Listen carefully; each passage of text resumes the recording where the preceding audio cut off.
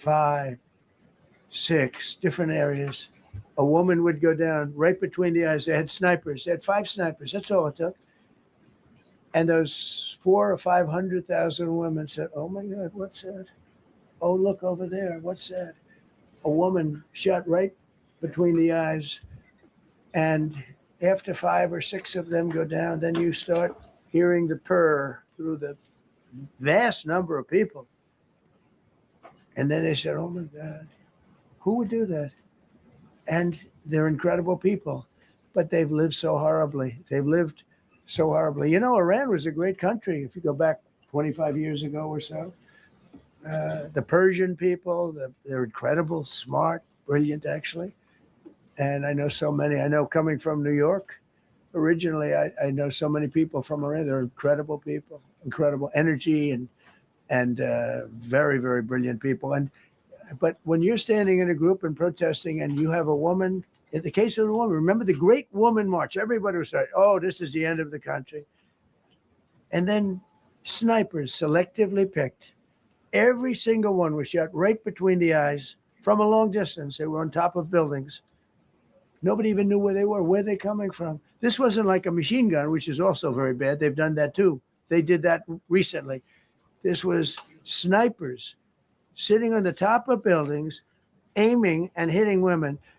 And when they see people go down, and all of a sudden there's a riot in the reverse direction, and they never came out again. And a lot of the news doesn't talk about that. They talk about, oh, women's rights. You want to see women's rights? You're not going to see it there. It's amazing when I see some of the stupid people like, you know, AOC +3, all that group. They talk about, oh, freedom for Iran. They don't tell you the real facts. Women, men, gays. How about gays for Iran? They kill the gays. They throw them off buildings. So I wonder what's going on. I can only say this. They want us to keep bombing, even if it jeopardizes, because their life is in much greater danger. They want freedom for Iran, but it's very hard for them to protest. I actually tell them, I said, "Don't go out." I fully understand. Nobody in this room would go out. I don't think there's any, because frankly, it's not a question of bravery. We're all brave, right? You're brave. I'm brave. We're all brave.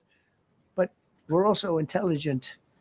If you have people shooting at you, expert shots with the best rifles you can get, and hitting you right between the eyes every single time, and you're looking here and you're seeing and you're looking here, you're out of there. I don't care who it is.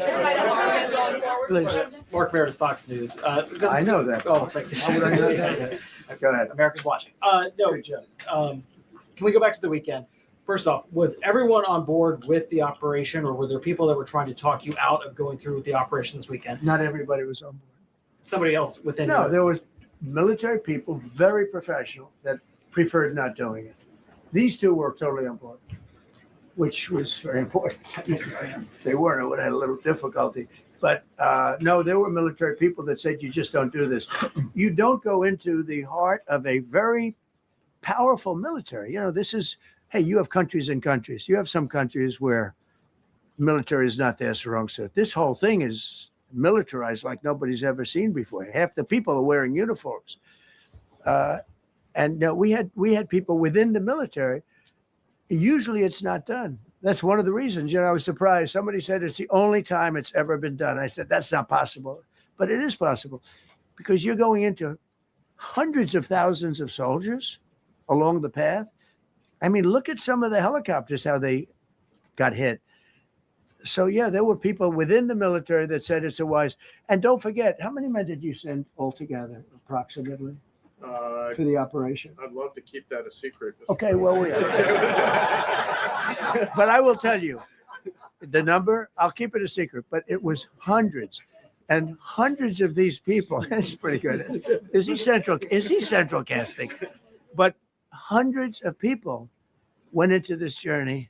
Hundreds of people could have been killed. Forget about the equipment. A lot of equipment. Nobody cares. Hundreds of people could have been killed. So we had people that were within the military that said this is not a wise, and I understood that, but I decided to do it. Was there a point that you were thinking there's too much on the line, and somebody was saying maybe we abort this now and wait? I mean, given the resource like the general said, it seemed like there was so much on the line here. You must have been thinking, Well, this could have completely changed. so the the first one, which was in many ways as dangerous as the second, I guess it gets, because we're flying over daylight. You know, we're the best at the world at night. We have goggles that nobody, we have goggles. I've tried them. They're unbelievable. I see better with the goggles at night than I see without them during daylight. I mean, daylight today, we have a beautiful day. You see just as well with goggles. In many ways, it's enhanced. So we have the best in the world. So it's much safer for us to do it at night, whereas other people, no other country has that capability. They don't have that particular piece of equipment like we do.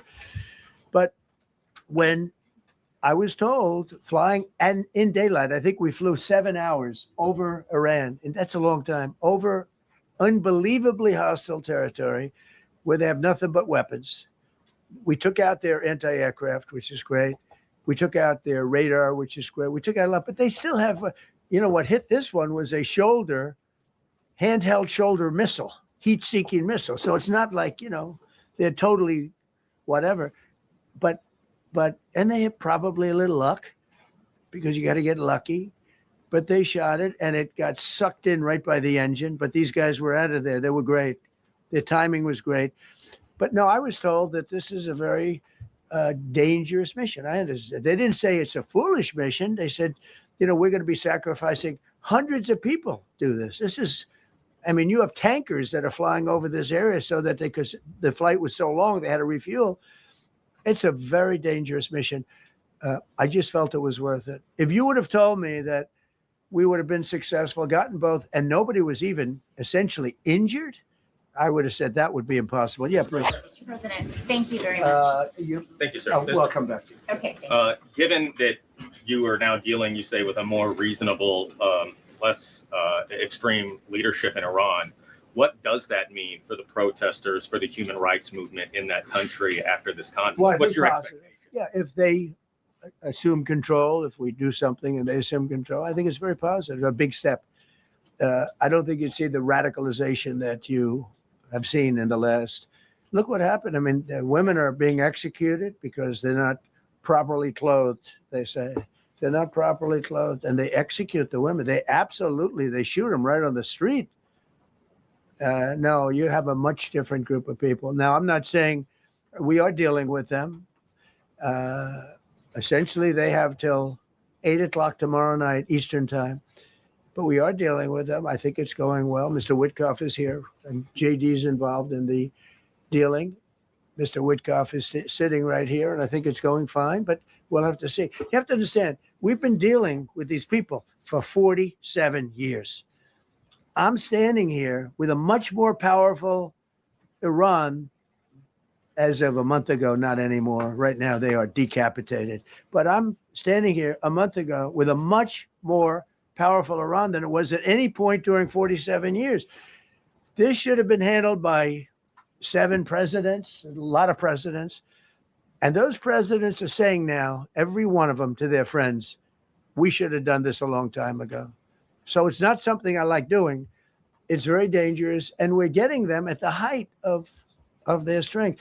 If I didn't terminate the Barack Hussein Obama Iran nuclear deal, they would have had don't forget, that was a path to a nuclear weapon. Remember this. He chose Iran over Israel, pure and simple. How Israel can vote for a Democrat is if you're Jewish in New York City or any place else in this country, and how you can vote for a Democrat is unbelievable, because he chose Iran, a very hostile Iran. Remember when he filled up a 757 with cash, billions of dollars of cash, and he sent it over to them. Then they gave them tens of billions of dollars. He chose Iran over Israel and really the Arab world, if you look, because, the other, Saudi Arabia, Qatar, UAE.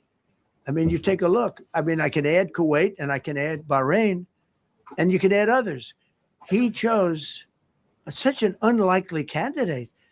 Nobody could believe it. Frankly, if you're going to. All right, so we just broke into the algorithm lightly. Chris, Fisher, and others, please call in. The number's down there, 602-730-01 2-2. I want to hear all about it. Tell me how Donnie's the best daddy ever. Tell me how he's a great president. You love him. Tell me why we need more of whatever it is that we're experiencing, because I can't figure it out and I need to know, right? And the people would like to know as well. So, yeah, we're here for you. To choose between or do hundreds of years. You don't do a 10-year deal. For a country, you need, this isn't, you're a landlord, you're renting a store. Oh, we got a comment down on a there. certain street, and you give somebody Levi. This is a country. Levi writes, we want him to choose America, not Israel, not Iran, America. Sir, we need to get into a dialogue at some point when you and others are ready. I can give you the mainstream history, and we can get over why this is actually happening, right? How these 3 world wars have been forecast over 200 years ago. There's documented evidence of that. There's a conspiracy theory.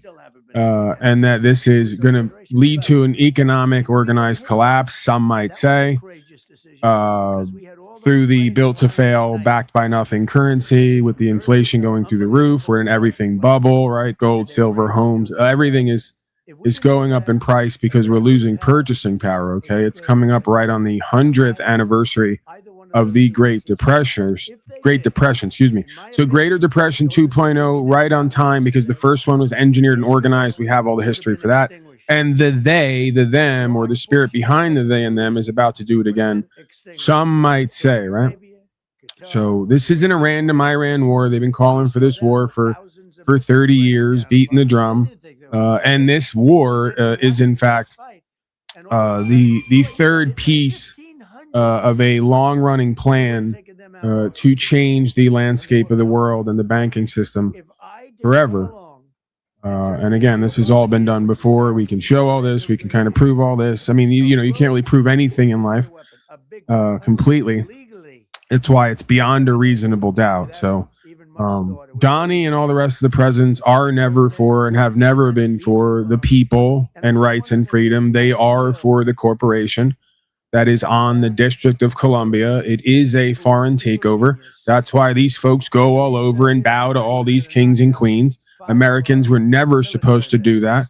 Okay, and this is why you're all voting for presidents, because presidents, vice presidents, and treasurers are all part of a corporate structure. So you've inserted yourself into a corporation and a corporate structure. You're begging for elements of corporations to run your life with statute, policy, and code. That's what corporations do. They make policy, and then they run their subsidiaries with that policy. So, like, the truth is stranger than fiction. It's stranger than a lot of you can imagine. You probably haven't looked into the history of corporate takeovers and how this works, and pretty much goes on every land since the beginning of time, to some extent. And, you're probably not symbol literate, right? So when you go to court or you go to these speeches, you completely ignore that on all sides of these people are like fascistic symbolisms, like the Roman fasci and other symbolisms, or symbols rather, pointing out who or what this is and how this system works, just on many different levels, okay? So America as a spirit was never supposed to be this. We were never supposed to be taken over by a corporation you call the United States. We were never supposed to have our men and women run by statute, policy, and code. And we were never supposed to have to pay to use our own property. If not, they come and take it. It's called land tax. And we were never supposed to give 40% of what we make to the British Crown. And it's subservient corporations who have a special relationship, they say. That's right out of Donnie and everyone else's mouth. They have a special relationship with the Queen and Kings of England, right? The same people who we supposedly fought a war against for independence. So this is what usually happens, right? The people, this is a eternal dynamic in this place, in this simulation. The human spirit struggles and yearns to be free. It breaks away. It attempts to establish itself. And the demon, if you want to call it that, the deceiver, tracks it and follows it across the lands to come back and take it over with various forms of overthrow. One of them is, of course, fascism, which means the merger of state and corporate powers. It's essentially a corporate takeover. That's what's happened. And it's got nothing to do with Donald Trump. This is George Bush, Jr., Sr. This is Barry Obama. This is Billy Boy Clinton, and all the rest of them. all the way back. We can trace it back to LBJ, where he admitted they faked a war. They faked an attack to go to war. The boys are floating in that water, the Gulf of Tonkin. They were never there. This is all published in his memoirs. In his book later, he admitted to lying to all of it. So who or what is working through these politicians that keep staging attacks to get to war so they can expand their business and turn the whole world into a corporation run by statute, policy, and code and pretend that it's for everybody's safety? No, they're turning you, or they've turned you into a product, and they've turned the whole damn world into a business. And you fucking pathetic slaves are so dumbed down and sort of narrowed in your vision that you don't even want to study the history and figure out what's happening in your life and around you and potentially bring the solutions, right? So once again, we're here again today. We're 2 days in a row now. We've been taking a break recently, but we're doing the loop again today. I am your cosmic bus driver. Welcome to the Magic Slave Bus.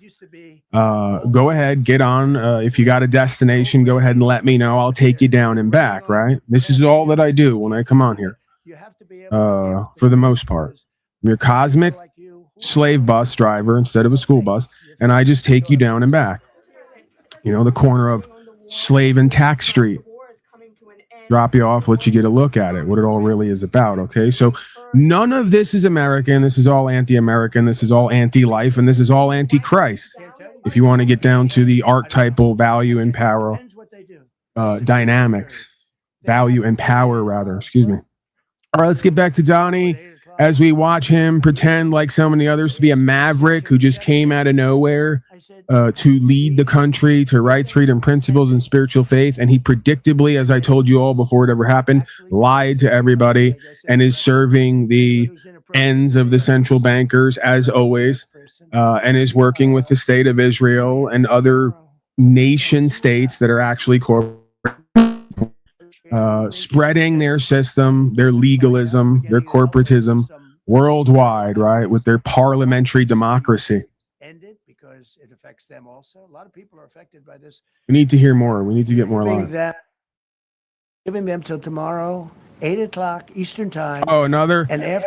By the way, in between all of this, right? Because there is a subjective component here. Don't kid yourself. In between these puppet politician clowns working for their cabal central bankers, quite literally in front of the scenes. They're not even behind the scenes anymore. Donnie and others are like doing what they always do, which is figuring out how to get a quick cash grab going, right? So every time they say peace deal on, peace deal off, peace deal on, peace deal off, the markets go crazy. They go down, they go up, they go down, they go up. Do you think Donnie and everybody around him who create crypto coins recently aren't taking advantage of the ups and downs of the market by literally having their hand on the pulse and creating the pulse to some degree? Of course they are. They always do. And again, it's not about Donnie. It's about all of them. This is what legalistic, corporatistic scum do when they rule that Supreme Court, that the news, all the news, Fox, left, right, center, they all can lie to you now legally.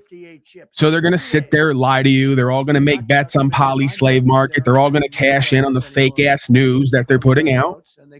In between mocking you, humiliating you, gaming you, getting you convinced to follow their statist corporatist system and pay for it with 40% of what you make and convince you it's all about safety and that it's patriotic.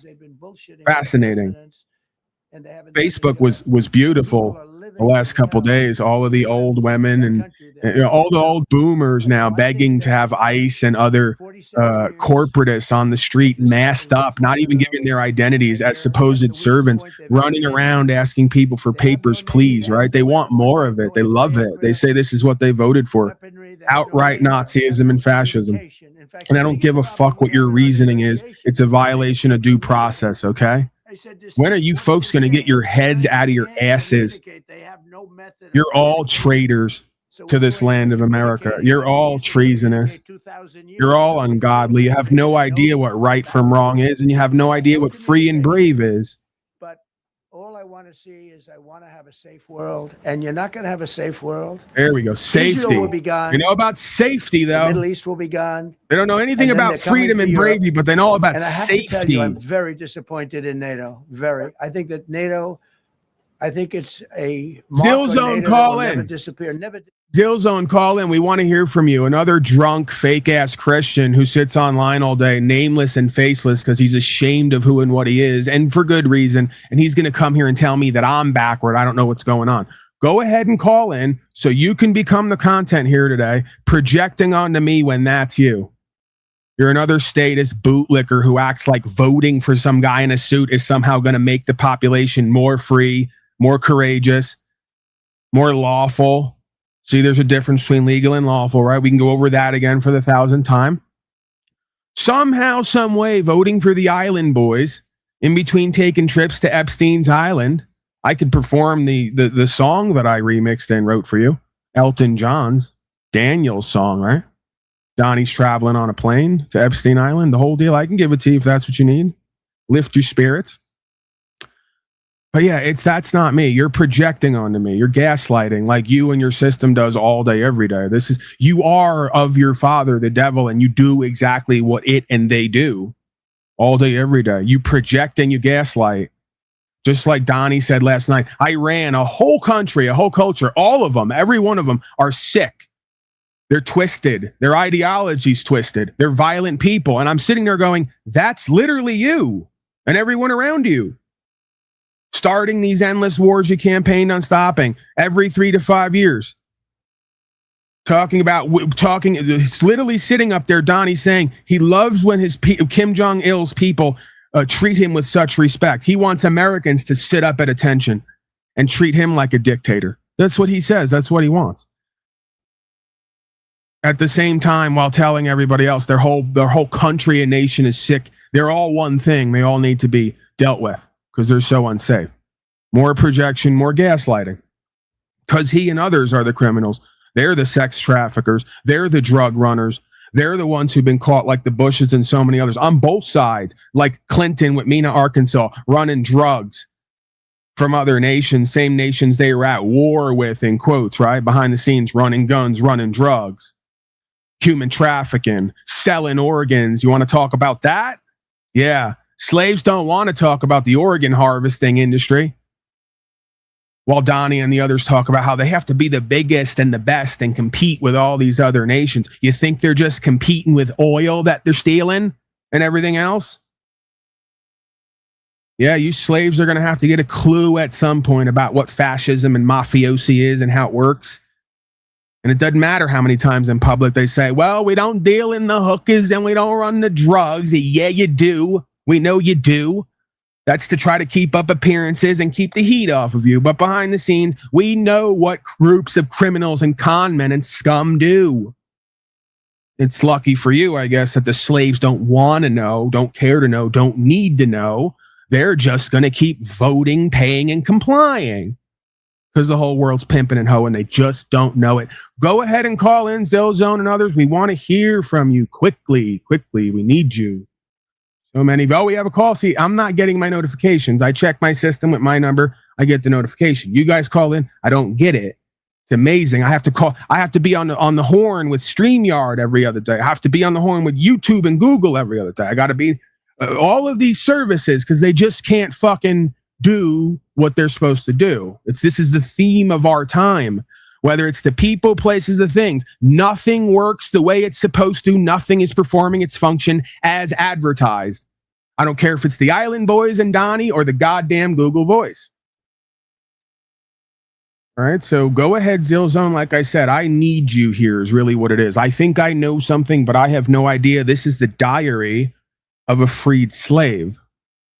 So please help me and the others out. We'll get back to Donnie in the meantime. I know you folks don't want to hear from me. I'm a poor, broke nothing. I'm not important and valuable like Big Don. 40 years, he said, I've never seen it. They hit us from 17 different.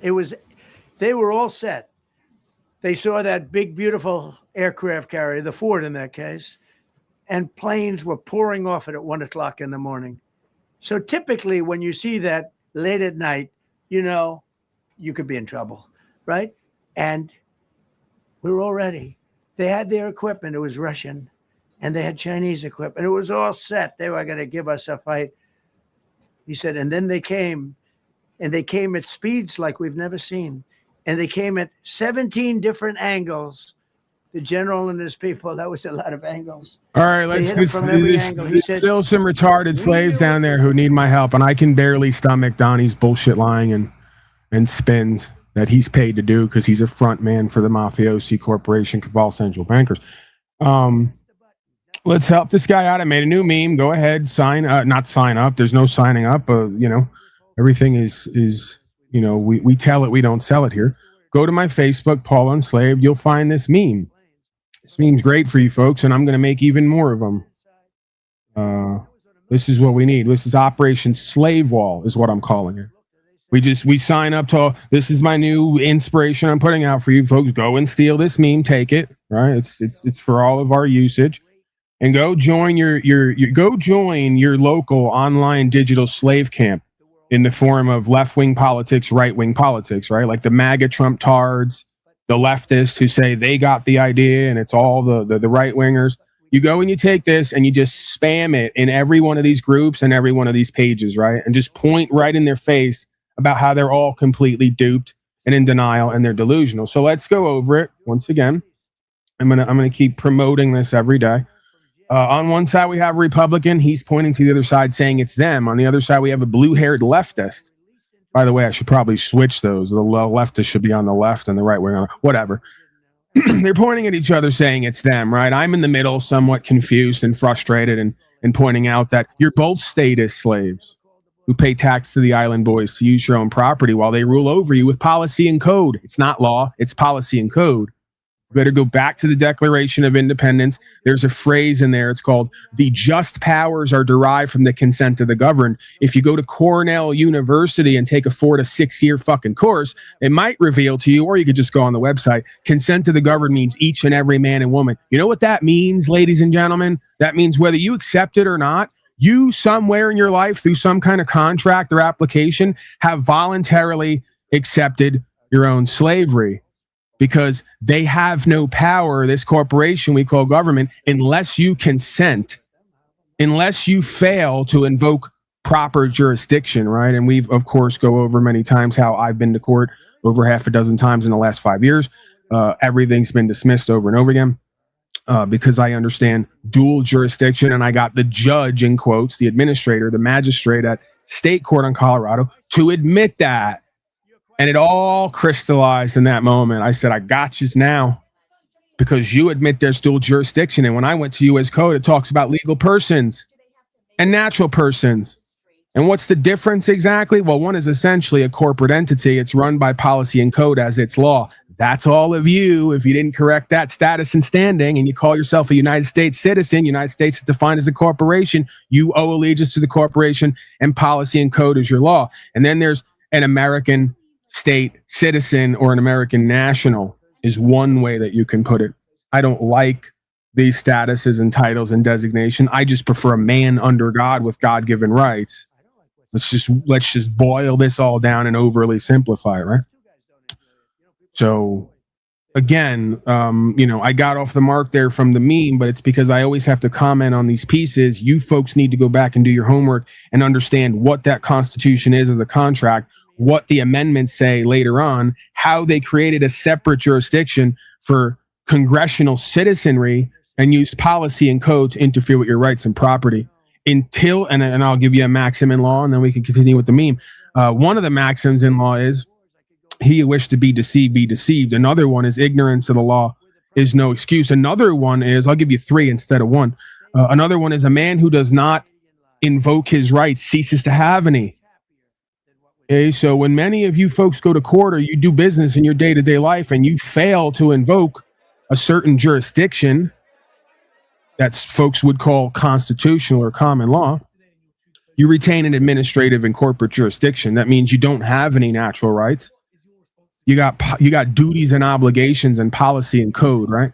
This is the unspoken social contract so many talk about, but few, if any, understand. And the ones who do understand, they ain't telling the rest of you because it's a damn good fucking frauded pimp game. The only problem is under federal code, they could put a bullet in your fucking head, hang you, or bring you to prison for 20 years because it's treason and sedition. You're doing fraudulent contracts and misuse and abuse of official positions. Okay. And this all has been ruled on at Supreme Court. I could bring up a case from the late 1800s where an administrator, you call a judge, ruled on and said the people need to be very aware that there is, in fact, something going on this land where the people are made to believe that a citizen is a free man or woman, but in fact, they have been duped and deluded and deceived, right? This has been spoken about even in the chambers with the quote unquote judges / administrators. Yes, folks, there's a Cold War on this land. Yes, there's a corporate takeover. Yes, we go on the location of the debtor in U.S. Code. United States is the District of Columbia. Columbia is a foreign nation or corporation. We got 2 constitutions. We got a 1776 at least and an 1860. So yeah, all roads lead to Rome. All signs point to us getting away and establishing something and then having a corporate takeover come in and reestablish its parliamentary, democratic, statute, policy, and code-based system. And it happens to work because most of you keep begging to be ruled over by presidents, vice presidents, and treasurers. Those are corporate positions and parliamentary processes and procedures. And you beg to pay more tax to do it. And then you blame the gays, the trannies, the illegals, and the terrorists and all the rest, just like your pimp daddies tell you to do. Just that slaved out. Let's get back to it. Y'all pay tax to the island boys to use your own property while they rule over you with policy and code. The most embarrassing part is they've now convinced you all to fight each other while they take your rights and property and you pay to be ruled over. You both blame each other. You both support the system. You both fund your own enslavement. You both defend your oppressors because you're so mind and heart controlled. You don't even know you're fucking oppressed. That's when you know the mind and heart control is really working. By the way, Aldous Huxley said that over 200 years ago at this point, I believe it was 100 years ago.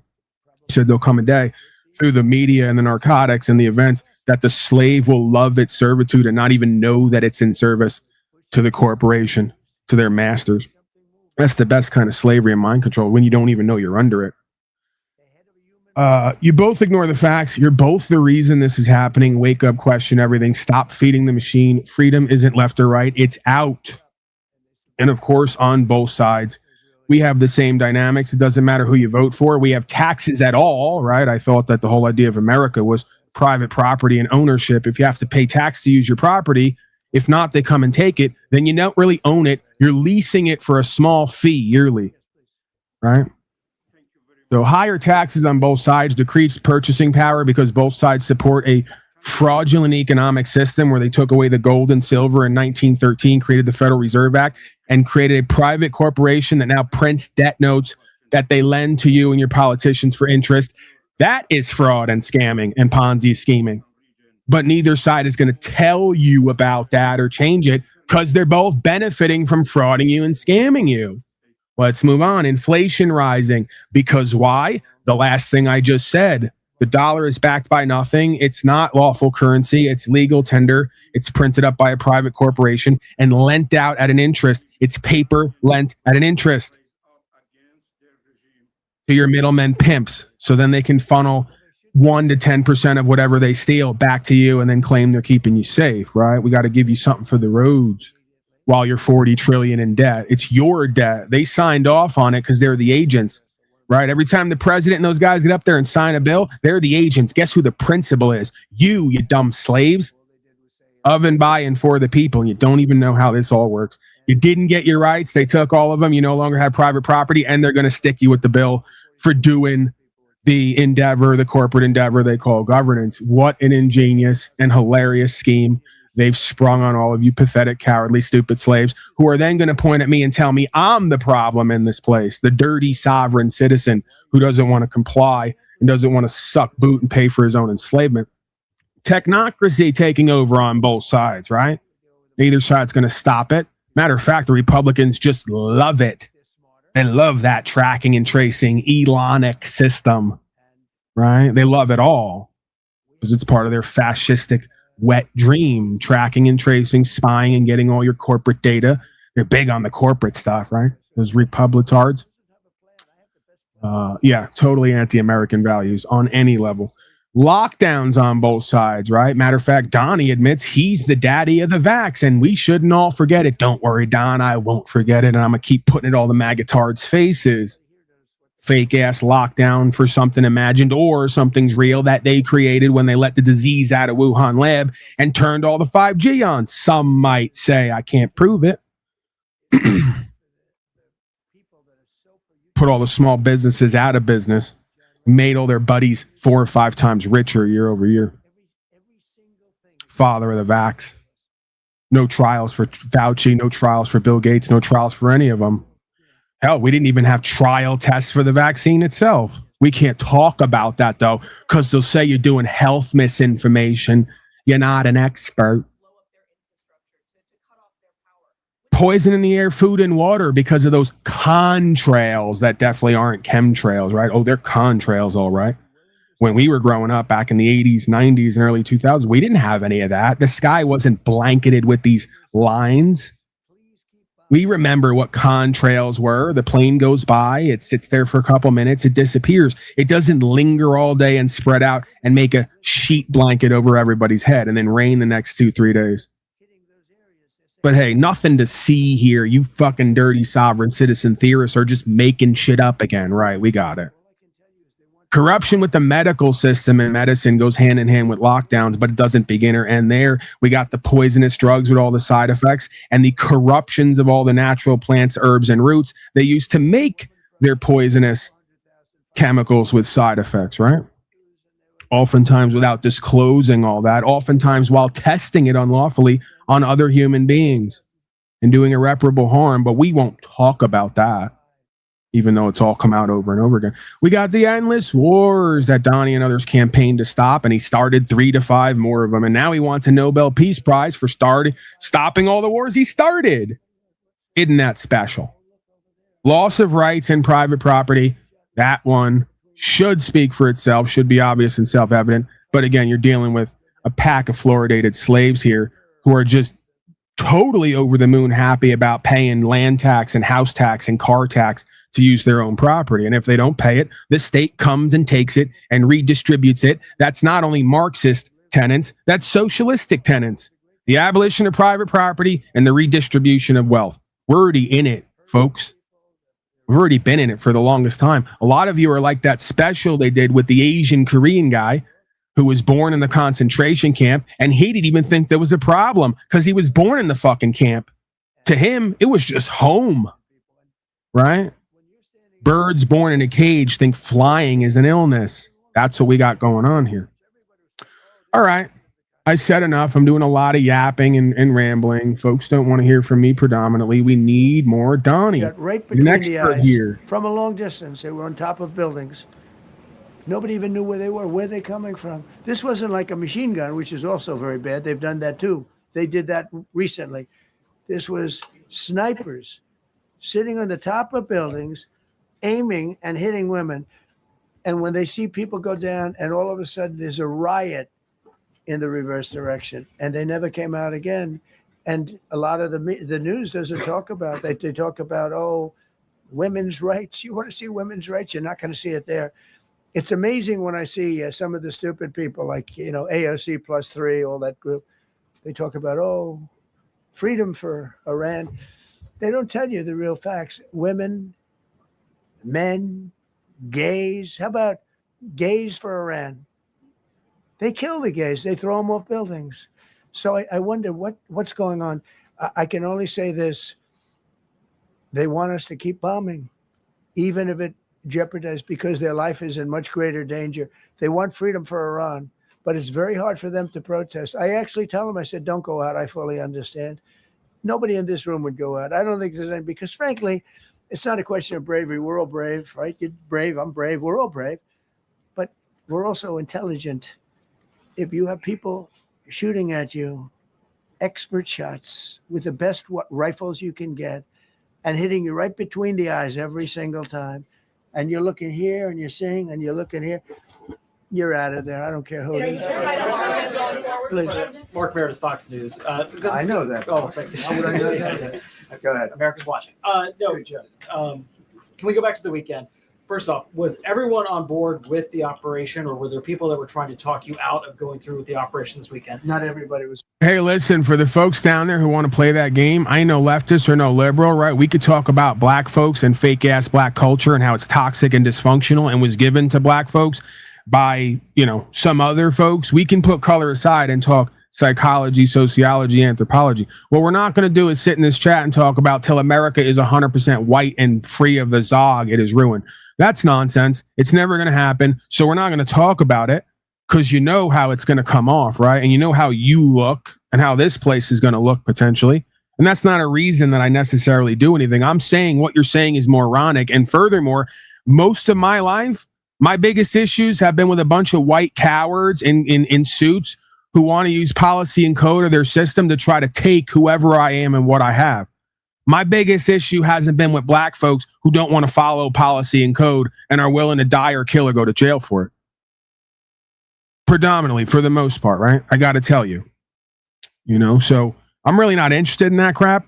I think most of you white folks in your suits at your corporatist jobs are the biggest punk cowards ever. Do I have my issues and gripes with the quote unquote black communities and the ghettos, color aside, when it comes to the culture? Absolutely. Should they with themselves and each other, color aside, have an issue with the culture and how it's destroying them and each other? Absolutely. Do I still almost get turned on a little bit by the spirit of I'm going to do whatever I want to do and not listen to any of you punk cowards? And I may even kill for this shit? Somewhat, yeah, I do. And I'm not necessarily like happy or proud of that, but it is what it is. And I oftentimes question myself and wonder, is there a place for righteous indignation? As long as we watch ourselves and make sure we focus on where it leads to, right? As far as peaceful, righteous disobedience. So again, I don't like bringing color into it, but we can if you'd like. And then I could tell you my own firsthand experience being on all sides of the dynamic. And then we can look at the actual world, right?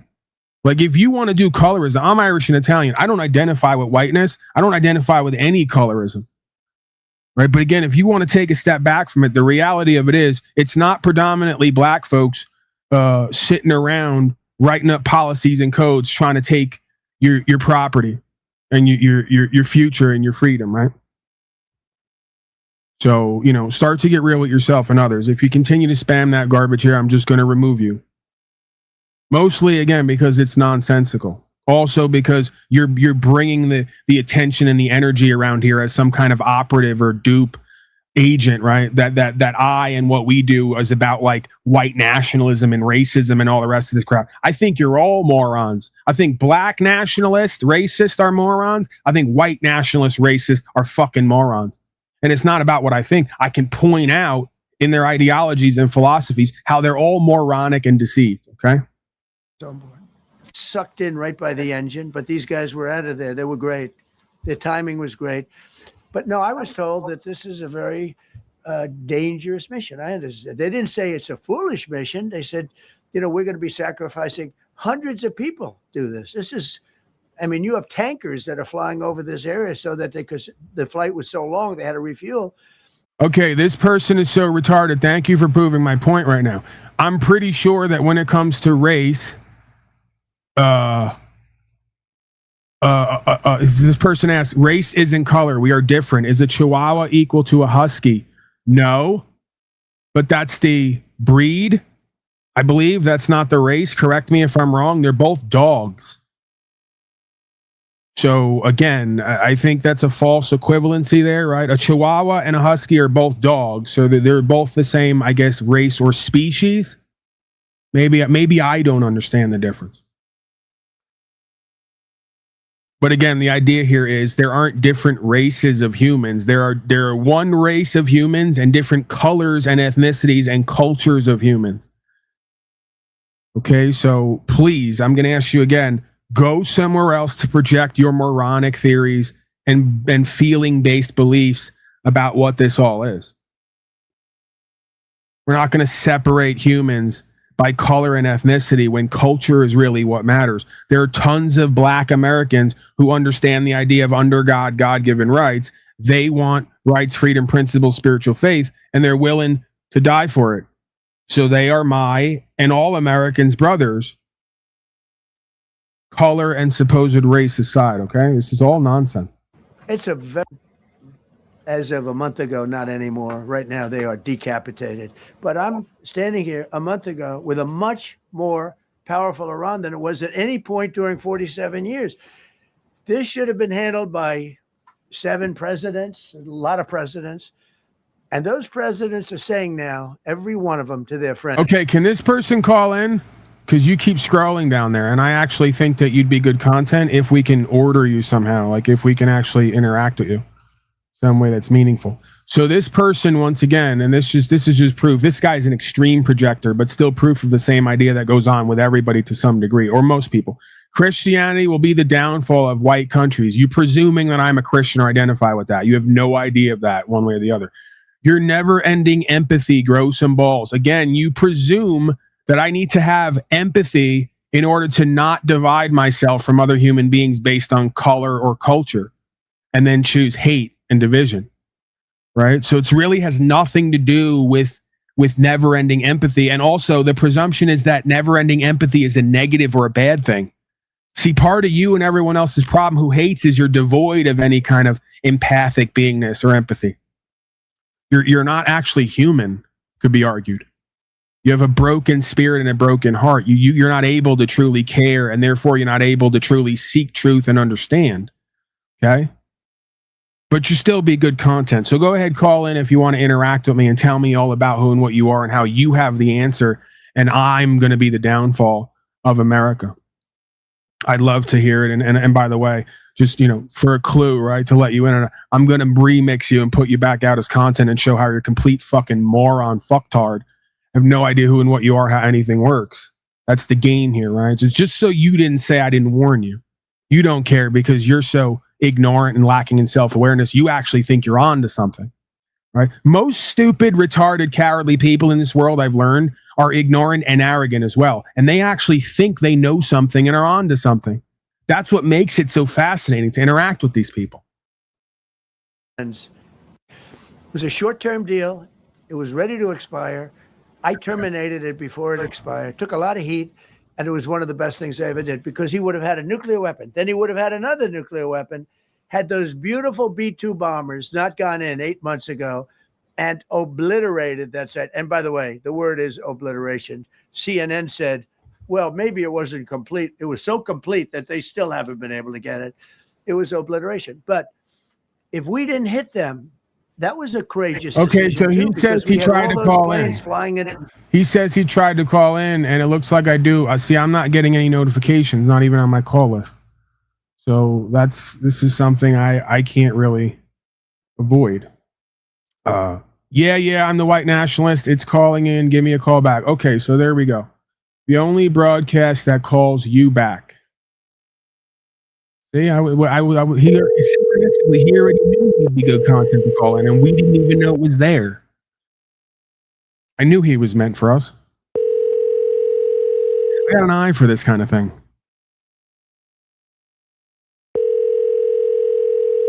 Now he's going to do the whole I'm not here thing, right?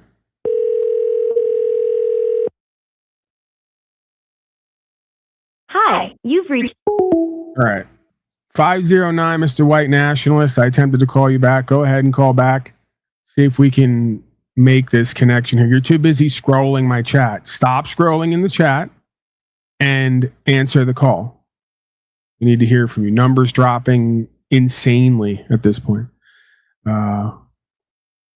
No, dude, I have no empathy for those who want to troon out children. So I guarantee this person's under 25.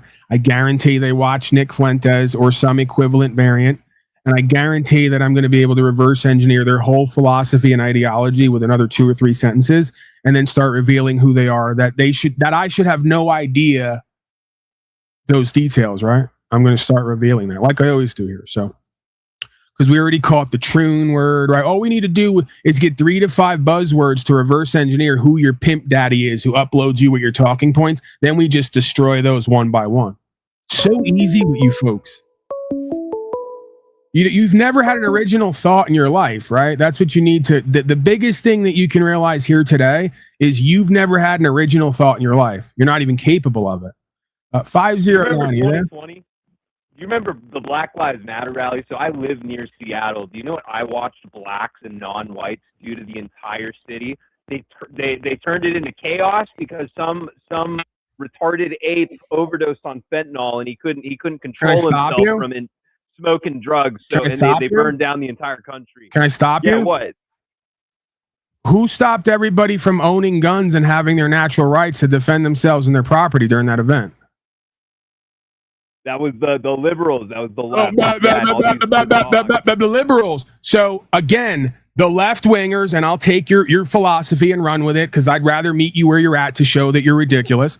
So the leftist overthrew the law of the land. Where are the right wingers with their civil war, with their prosecutions, with their persecution? Why are they going along with it as well? Many right-wing states are now doing sensible gun reform as well. So you want to put it on the left when this is a centralized authority.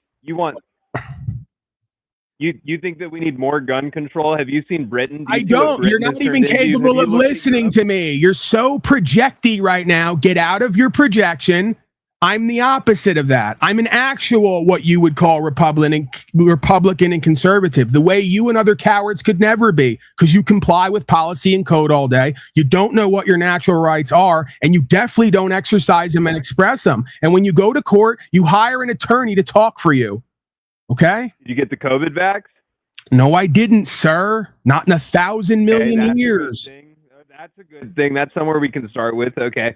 What about, so homosexuality, right? What do you think of the gay agenda, right, and how it's pushed? And do you know who actually started the first transgender surgery? Do you know who did Not that? interested in what other people want to do with their bodies and in their private rooms. Okay, so that mentality of every libertarian idea of where everybody has control over themselves, that leads to this sort of destruction of the country that we're seeing right now. People do need order because a lot of people aren't smart enough to make the right decision for themselves. Sir, that's you. You're one of the people you're describing.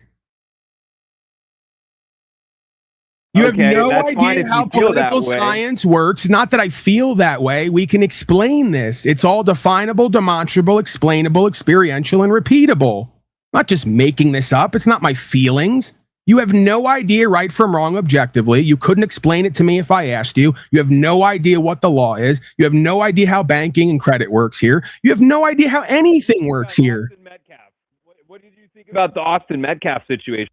I don't know. See, now you're going to do the mountain goating where you start jumping from subject to subject based on the talking points your TV gives you. I don't know anything about Austin Metcalf, and I presume you don't either because you weren't there.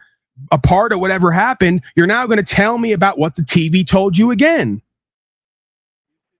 Black people are reacting to it. They're begging that this murderer should get out simply because he killed a white guy, all because it was a black dude that is getting thrown in jail. And you're so stupid you can't figure out George Soros is gaming the leftist in order to game you. Because now you're focusing on what black people in quotes are doing and how they're getting reactive. What you're not focusing on is the Third World War, the planned economic collapse, a food and water crisis, AI data centers being a part of creating that, the poison in the air through the chemtrails, and now you've lost your property and rights. You stupid fucking slave. Like Alex Jones.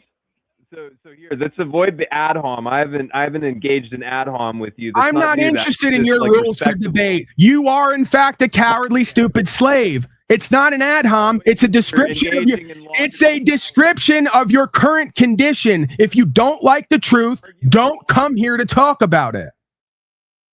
I know. Well, let's try to have a logical debate. We are having a logical debate. That doesn't change the fact that you're a frustrating, duped out slave who's arrogant and going to come here and talk to me like you know something. You want to start somewhere? Admit to yourself you don't know anything about what you think you know, and you met your match here today. Then we can go from there. Because I'm tired of a lot of you who show up on my comment section and in my email box and then get on the phone with me and try to LARP and role play. You're a coward. You're a statist. Policy and code runs your life. You have no idea the difference between right and wrong. And your family's never been free. Do you watch Alex Jones regularly? I've watched him in the past. I used to have a modicum of respect for him. He, like most others here, is a money-hungry, power-hungry fraud who, when he showed up at court, embarrassed himself and everybody else and paid to do it. It's another fraud. You know, so very reason. And he also The reason I asked. And he also continued to suck. I agree. I don't like him either. It's not about. I don't like him either. Sir. So This is the next thing we need to go to with everybody, especially men. I don't give a fuck about what we all like and don't like. This is about honor, good faith, and respect. So if you're not honorable and you don't have good faith, then you're not respectable, and you're not entitled to be respected. As a matter of fact, you're entitled to be disrespected. Trump has transgenders. I don't give a fuck about transgenders, bro. You and the other magatards are obsessed and fixated with everybody's dick and balls. I don't give a fuck. I'm not MAGA. Whatever you are, I don't care. White nationalist, another clown. Just by the name, I know you're a clown. Somebody told you to be that. So you should watch the Alex Jones interview with Handsome Truth. It happened about a week ago. You should watch that. And you should come back to me, because what you really aren't aware of is that there is a race war going on. And I'm not interested. What you're not aware of. What not even aware. Hello. What you're not aware of is your given heroes are all gaming you from all sides and trying to get you all involved in these various wars. I don't believe in idolatry. I don't have idols. I don't worship Why anyone, are you telling me about a war that neither of us are going to be part of? You coward punk. What's the point? Part of my life. It's going to be part of my life. Be part of your life because you won't ever pick up a gun or Bible or anything and stand for anything when it comes to you losing your freedom or your future. We know that. So why are you LARPing on the internet again? You're saying I'm a LARP. I'm like a well-known white nationalist. Like I don't care if you're well-known. What do you do? What do you do? I go out. What do you do and what have you done? Advocate for white people. There you go. You know what that's code for? You yap from your feelers about colorism. We don't need another retard who's deceived. We got plenty of them. But you think that we're all one race, we're all equal. Do you know that the average IQ of a black male in America is 85? I don't care about your presumptions, assumptions, projections, or coloristic facts. I'm not interested. It's a culture. It's not their culture, man. It's because they're genetically inferior. I don't care. So they're subject to this sort of stupid culture. That's why. You're genetically inferior to me. I guarantee. Get on this panel right now. I'm going to give you a link. I want to look at you. No, shut up. Get on this panel. To admit you believe in eugenics. Give me your name or get on this panel right now. I want to look you up and lay eyes on you. I want to see what you look like, how you walk, how you talk. I want to make the egotistical judgment of you because you want to talk about everybody else being weak and inferior. I want to see your genetic line and how you express.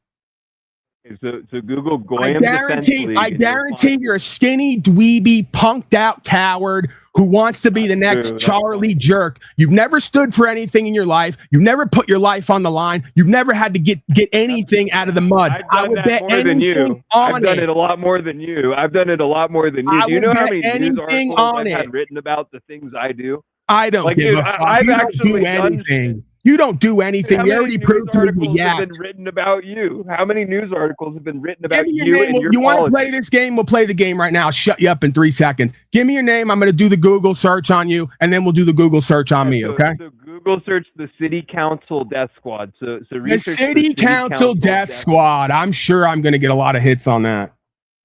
Search it. Once again, we don't know him because when we went to search about him, he didn't have a name to be searched. We had to search a group Shut up when I'm talking. I talk over you. You don't talk over me. That's how it goes here. You don't like it? Go somewhere else. Well, no, you're just chimping out, dude. You're acting like a nigger. You're now using a phrase that I came up with 5 years ago that your influencers stole off me and these communities and are now using as a racist gesture. That's fascinating. Would you like to talk to the audience? We never heard anybody say chimping out till I did that interaction with Zach Hubbard and said, you're chimping out. You got your collar popped like chimping ain't easy. Now, you fucking frauds and thieves all stole another line that I came out with, and you're perpetuating it as a racist gesture. Because again, I've never heard of you before. So maybe I know. That's another theme that goes on here is because I'm shadow banned. and people who are subscribed to me don't even get notifications, and a 25,000 person channel was halted. I had to give it up, and all the rest of it because you never heard of me. I have no influence and don't do anything. That's what the system. I'm neither, retard. We're 20 minutes into this, and you still can't figure out that I'm not a left-wing, right-wing, statist, indoctrinated retard like you. A centrist? How would you define yourself then politically? I can say I'm a white nationalist. A non-statist. So you have no beliefs. So you're saying you have no beliefs. No, you're confused again. You have no idea who you are, what you're talking about. Policy based on that. You can't create policy based on. There we go. I can't. He's revealing himself again. We can't create policy based on where I sit. You're not offering a political solution. Precisely. You're not offering a solution. Precisely. I'm not operating in a delusion or illusion. I am the actual. You're not giving a solution. If you keep talking over me, I'm gonna have to let you go. You're not in this. I know what you're trying to say, and what you need to understand again is it's not my arrogance and ego. You are outclassed in this interaction. You're the arrogant, ignorant tard who thinks they're in the know. You are my content. You need to act like it, or I can't have you here. I know that's tough. I know it's tough for you not only to admit the truth as you reveal it all here subconsciously, right? It's also going to be difficult for you to shut up sometimes and realize I'm more interesting, entertaining, a better speaker than you, and a better illustrator than you. I can paint a better picture than you. I mean, you can think that. I mean, you've just been yapping a lot, but what I'm trying to say here, sir, what you don't understand is your voice and your energy makes me and others here cringe. It gives us the chills because you are every beta male who feigns false confidence and false strength. Okay, I'm being emotional like a woman. Okay, that's a great talking point. Calm it down just a little bit. So any energy and motion, any sentiment, any emotion is automatically effeminate and womanly, right?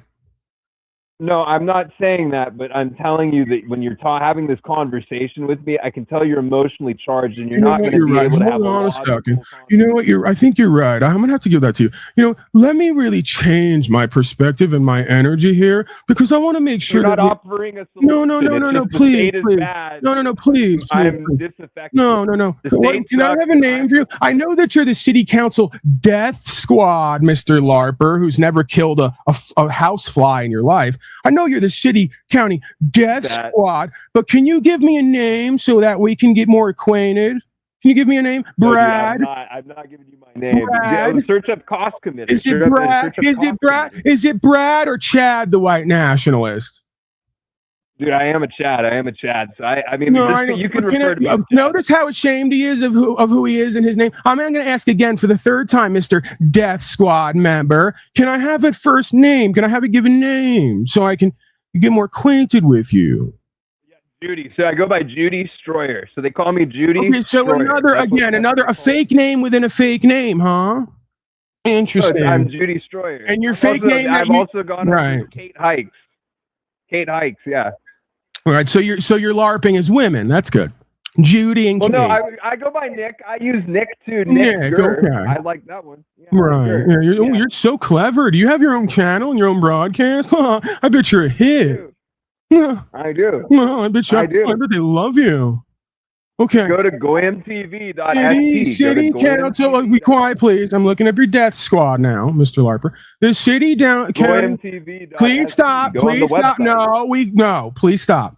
The city. No. Please stop. I heard that. I'm going to have to remove you if you keep trying to plug and promote here. Please stop. The city council. That's how you can find it. I'm not. I'm finding you right now. I'm doing the search. The city city council death squad. Oh, by the way, sir, 40,000 results. Right? 40. Yeah, there's a lot of news. It made a lot of news. There's 40,000 results. So it went viral. There's one in Denver. There's a Denver one that went really viral. Right. What do you consider viral? I mean, I don't know. It got covered by the Young Turks. It got covered by CNN. Or no, it didn't get covered by CNN. It got covered by a lot of news stations, though. I think you really hit the big time, huh? You got your house slave pimp daddies to cover you yapping about. So you're anti-state. Oh, now you want to ask for the. Oh, okay. Thank you for asking me. So if you go to my channel, hello. Hi, it's Paul Enslaved. If you go to my channel, you're going to find one video that's been stricken, right? So as it stands right now, one video I've uploaded 3 times already has more views than all of your results. Okay, and that original video has over 1 million views. I think it's something like 10 million views on one website alone. And I'm glad that you asked on what the solution is, because that's a video of me traveling freely and not following policy and code, not begging my masters for permission to move my property around, traveling without license, registration, insurance, and plates. There's about a half a dozen other videos and experiences where I get arrested for not following policy and code, and I go to court and I don't hire an attorney and I get dismissals, and then I produce that for other people, effectively taking our power back from the ground up, because we now no longer have to follow statute, policy, and code, because we understand the law of the land and dual jurisdiction. And now we've taken our sovereignty. Hello, I'm not done. We've taken our sovereignty and therefore our freedom to pursue our happiness back. See, from the ground up. I'm not a yapper. I'm an activist. And I'm showing a whole bunch of other hundreds and thousands of other people how to replicate this. And that's why, sir, JD Vance and others have been commenting lately that we all need to become sovereign citizens, because I and thousands of others on this nation are not going away. And for the last decade, we've been making a lot of noise local and statewide and federally in those courtrooms, you know, actually doing the work and not being a punk yapping coward talking about people's color of their ass cheeks. Yeah. You wouldn't know anything about color. That. It's because they're genetically inferior. Okay? No. I just told you you're genetically inferior. I wouldn't get next to you in 3 seconds. I know you're a punk beta male coward. It bleeds through in your voice. I don't care if you LARP as a death squad member. You're a punk coward. It bleeds through your voice. Okay. I'm not done. You have no passion or inspiration. It bleeds through your energy and your voice. In your area. You're laughable. You're not the least bit intimidating. You're not going to be able to lead a physical revolution. You'd be lucky if you can get out of your own way. Okay. You are? What's your solution? I mean, you're saying you're going to lead it. I'm not going to continue to loop with you. I don't need you here. I'm giving you the benefit of being here to show how retarded you and your whole group is, to turn you into content. If you're going to repeat, then I got to let you go. I just give you the solution. You're spurging out right now. It's not about spurging it. We got another buzzword. He's got all the buzzwords for the millennials and the online warriors and death squads, right? Who've never been in a fight in their life. You've never been in a battle, an extended battle war fight in your life. I would bet anything on it. But you're going to LARP as a death squad member. Well, so you're the chubby pale white kid who sits next to Joe Rogan with the dark circles around his eyes. You're that guy, the death squad online LARPer, right? Okay, so you would blow over in a weak wind, and we all know it. I mean, if that makes you feel better, go ahead and. If that makes you feel better, I go by Brad Chip Nicholas. I'm a white national. We're part of a city council death squad, and I think I went viral because when you search me on Google, I have 30,000 results. And I'm going to say I'm doing something and you're not, even though it's exactly the opposite, because this is what we all do: projecting gaslight. Country. Fascism is the only way you're ever going to get anywhere and actually rebuild the country. Fascism's the only way we're going to get anywhere here. I'm in the know. I'm intelligent. Now those left wingers, they're Marxist, socialist, communists. They have no idea what the solution is. Now we fascists, we have the answers. This is why you and your whole generation need to be taken off to camps and thoroughly enslaved. And that time is coming, because you sound ridiculous. You sound selfish, greedy, entitled, spoiled, weak, cowardly, effeminate, and like every other white punk asshole out here that wants to LARP as some kind of activist when you couldn't stand up against a weak wind. But we've got you support eugenics. Eugenics and you support slavery. There you go. He supports eugenics. He's now there, right out of the id, right out of the demonic. Getting somewhere with you. Right out of the demonic, effeminate, Luciferian spirit. What else is new? It's the same thing with all of you legalist, corporatist, punk cowards, even down to your names and how you talk. You're all the same person. You even have that same droning drawl to like I do a whole voice making fun of you guys and how you talk, because this has been day one with all of you in my life. My skin crawls just being around you. And your LARPing is even more embarrassing. You are the reason So why what were you arrested literally for? What were you arrested for? thank you. You're showing everybody why I have that side of me that I talk about in the past. I don't do it anymore and I'm not a part of it. But at one point I was with the black folks you would be calling niggers and talking tough about and how you're going to exterminate them. And I would hear you talking this shit at a party and you would be dumb enough to drop how you got money around or drugs around. And then they just pay you a visit. They put a gun in your face. We watch you wet your fucking diaper. Give up everything. We watch you wet your fucking diaper, give up everything, and we watch all of your ideology go out the window in one moment. And it's something else to witness. I have some faith in you. I have some hope in you, okay? You understand I don't give a fuck about what you. I don't want you. IQ, I'm done with you. I'm done with you. Yeah, low IQ. That's you. Low IQ, SQ, and EQ. Low everything Q. Another lily white queen LARPing as a warrior and an activist, attempting to compete with someone he can't even compare with when the rubber meets the road and push comes to shove. They wonder why I'm so bitter and resentful in these spaces. You're getting an up close look at it. This is what my message box is filled with. This is what my email box is filled with. This is what everything in these communications predominantly is filled with. You wonder if they ever wonder why I come into these venues acting the way I do. It's because this is most of the people I'm interacting with. Punk ass, fucking effeminate, droning cowards who are god awful boring. They think they're God's gift to women. They're LARPing as warriors. They're so ignorant and arrogant. They feign as if they're in the know and they're above you. They know something and they're trying to teach it to you. And they just don't get it. I want nothing to do with you. And in a past life, I'd have sat there, got you set up and robbed, and I'd have laughed my fucking balls off and taken 20% of the takings or nothing and still gotten a thrill out of it. Because I've been sick and tired of you punk cowards since fucking diapers. And you can ask anybody around me about it. I'm not necessarily proud of it. I'm also not necessarily regretful of it.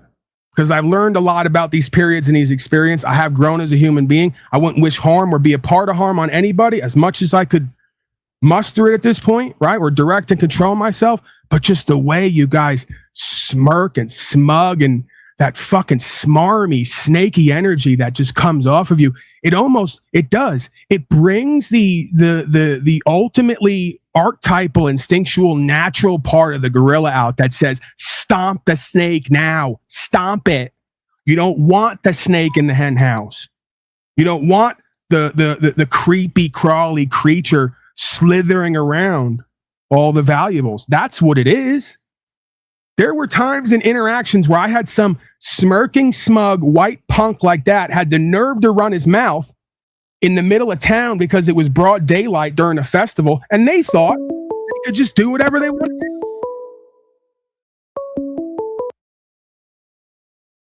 There's a lot of trauma there too, right? We got to go over the trauma at some point, because I'm not saying, again, I'm proud of it. There were times where I've seen guys like that get beaten what I thought was to death. That it's still... Excuse me, Mr. Paul. Yes, sir. I was going to get to you. Oh, my apologies. I didn't mean to interrupt, but... Are you an African American, sir? Yeah, I'm absolutely... I love you immediately right off the bat. Absolutely. Just because... I had to call in. Go ahead. You know what? No, I'm sorry. I'm going to stop right now for you. Because I could just feel your African American... on the situation that we have at hand. Okay. Go ahead. Because we're in a situation in a day and time where I want to give the benefit of the doubt to white people, because I know too many white people. I got white family the same way I got black family. Sure. And I got Mexican family. All right. But I don't understand where the white nationalists even fit into the equation in today's economy and time. They don't, sir. I don't know if you heard me tell him, but I have nothing to do with that. I think it's moronic. I've had these people approach me. I've had many groups approach me. And again, just like I'll tell you black nationalists, racist, are moronic, I'm going to tell you the same thing about the white folks. We don't need more planned division and war within the ranks of supposed civilians, right? We need the opposite of that. We need men and women from across this globe and this nation putting color aside. This shouldn't even be a discussion at this point. coming together to push a culture of rights, freedom, principles, spiritual faith, inspiration, and empowerment for the individual, right? Because we're on a modern day plantation here and it's getting worse.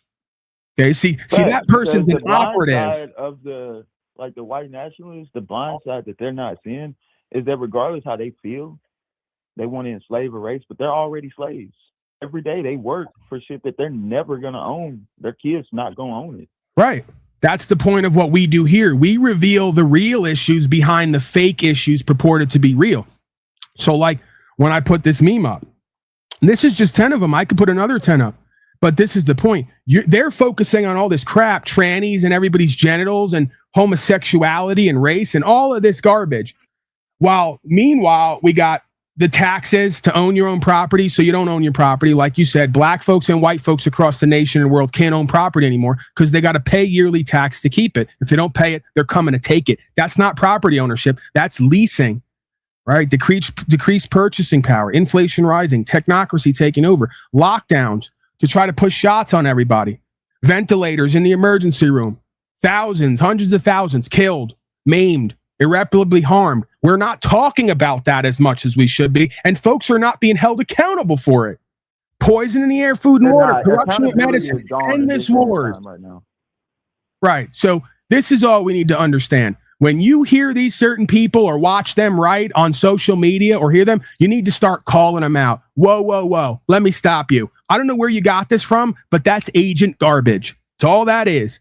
Operative agent distraction, deflection garbage. And they're all going to start coming out of the woodwork. And I'm not saying they're paid directly. The best agent doesn't know they're an agent. See, this is why this simulation is going to be so fascinating, because you have so many people who are put forth in media to be deceivers, either directly or indirectly, that now so many people are being uploaded day to day.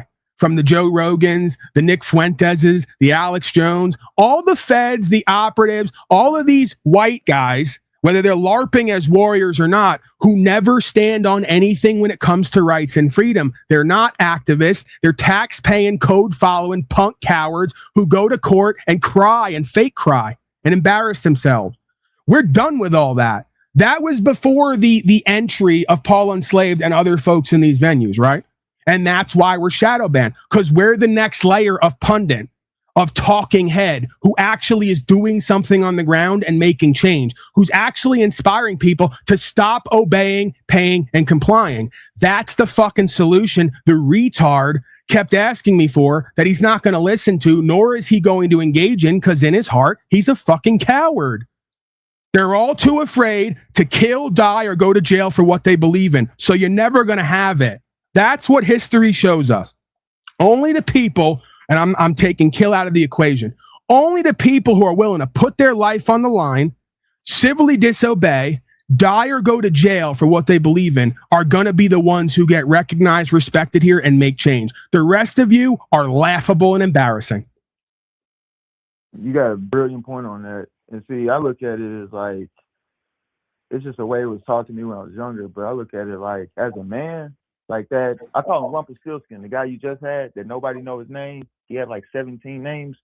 It's Rumpelstiltskin. So you know that person? No, I don't know who he is. Oh, I get what you're saying. Yeah, you're doing a bit, right? Yeah, Rumpelstiltskin, right? Yeah, okay. Yeah, it's Humpty Dumpty, man. Person. Yeah. Yeah, and he considers himself such a successful man, but you tried to Google him and nothing showed up. He didn't even give me a name. He said City Council Death Squad. We can't verify he's a part of that. And again, when you got to tell me a group you're a part of instead of who and what you are, that means you ain't shit without that group, is what I found in life, right? Real motherfuckers in the town who are about something didn't have to claim blood and crip. They're banging on them. They're claiming them and what they do. And guess what? Everybody respects it and gets out of their fucking way. People who are really about something, who are about the action, who do something, they don't have to talk about, look at my group.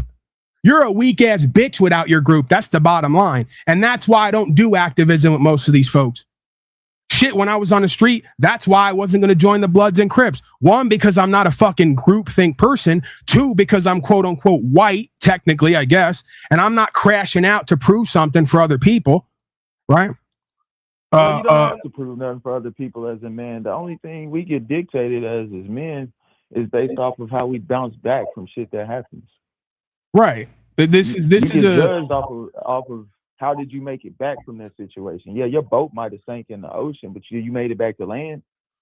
right. This is a journey to actualization and realization. We could take it to the story of the Christ of being in Scripture, right? Because it's the same idea. Jesus didn't need, nor did he want a group to experience and express who and what he was on the purest level. That was enough and more than everybody around him, right? That's what we need to understand, and we need to reflect that.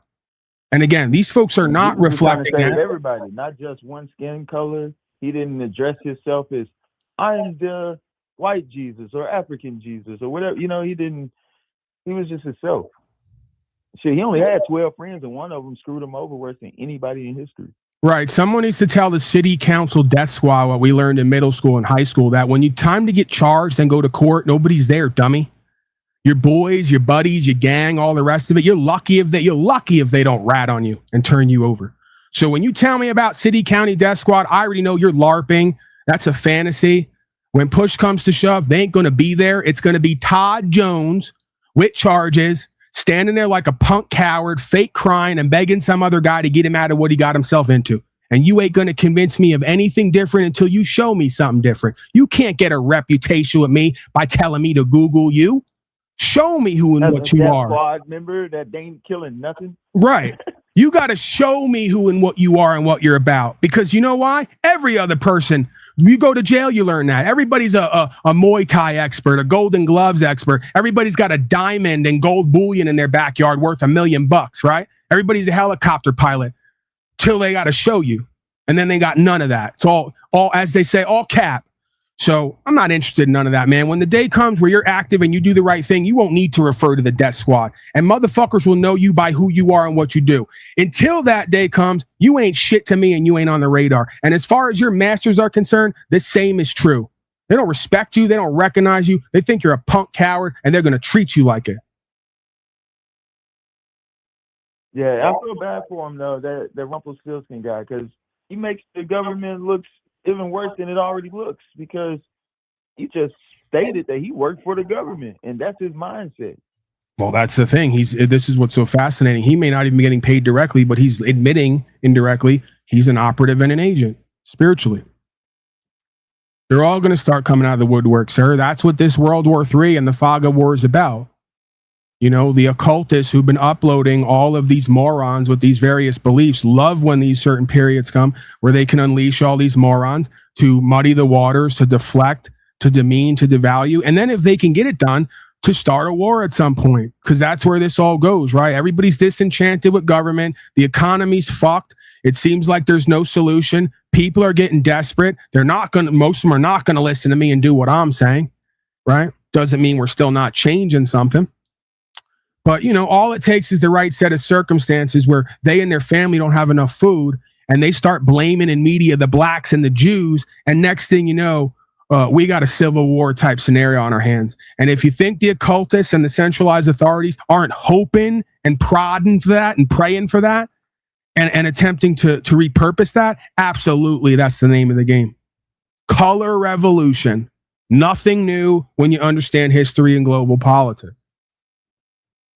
I got to thank somebody here real quick. They're promoting all kinds of racist violence on the news right now. So that's the agenda that they're really going for. They're really hoping for a civil war type fight going on in the country. Sure, you can tell too, because myself and others are being censored and shadow banned right at the same time that they're pushing this anti-Jew, anti-black sentiment.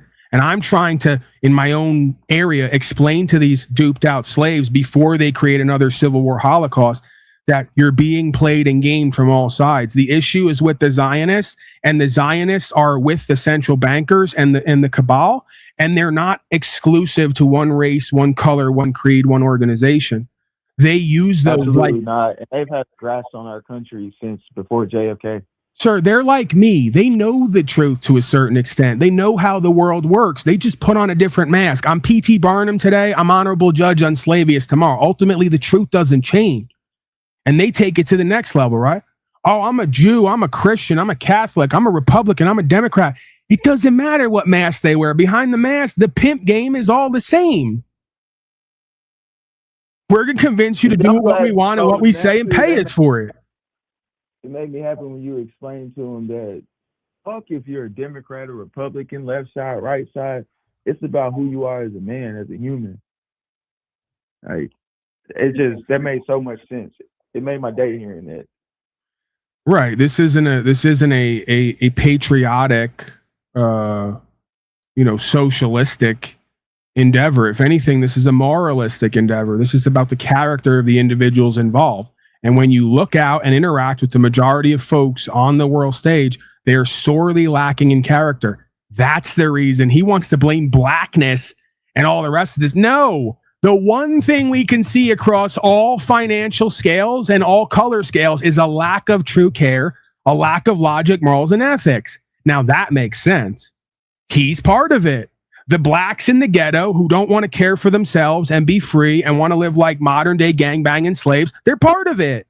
They're all part of it because they don't understand that it's even there. They can't see it for what it is. So of course they're going to be part of it. They don't want to see it for what it is because the day comes when they have to see it for what it is. They're going to have to do something different.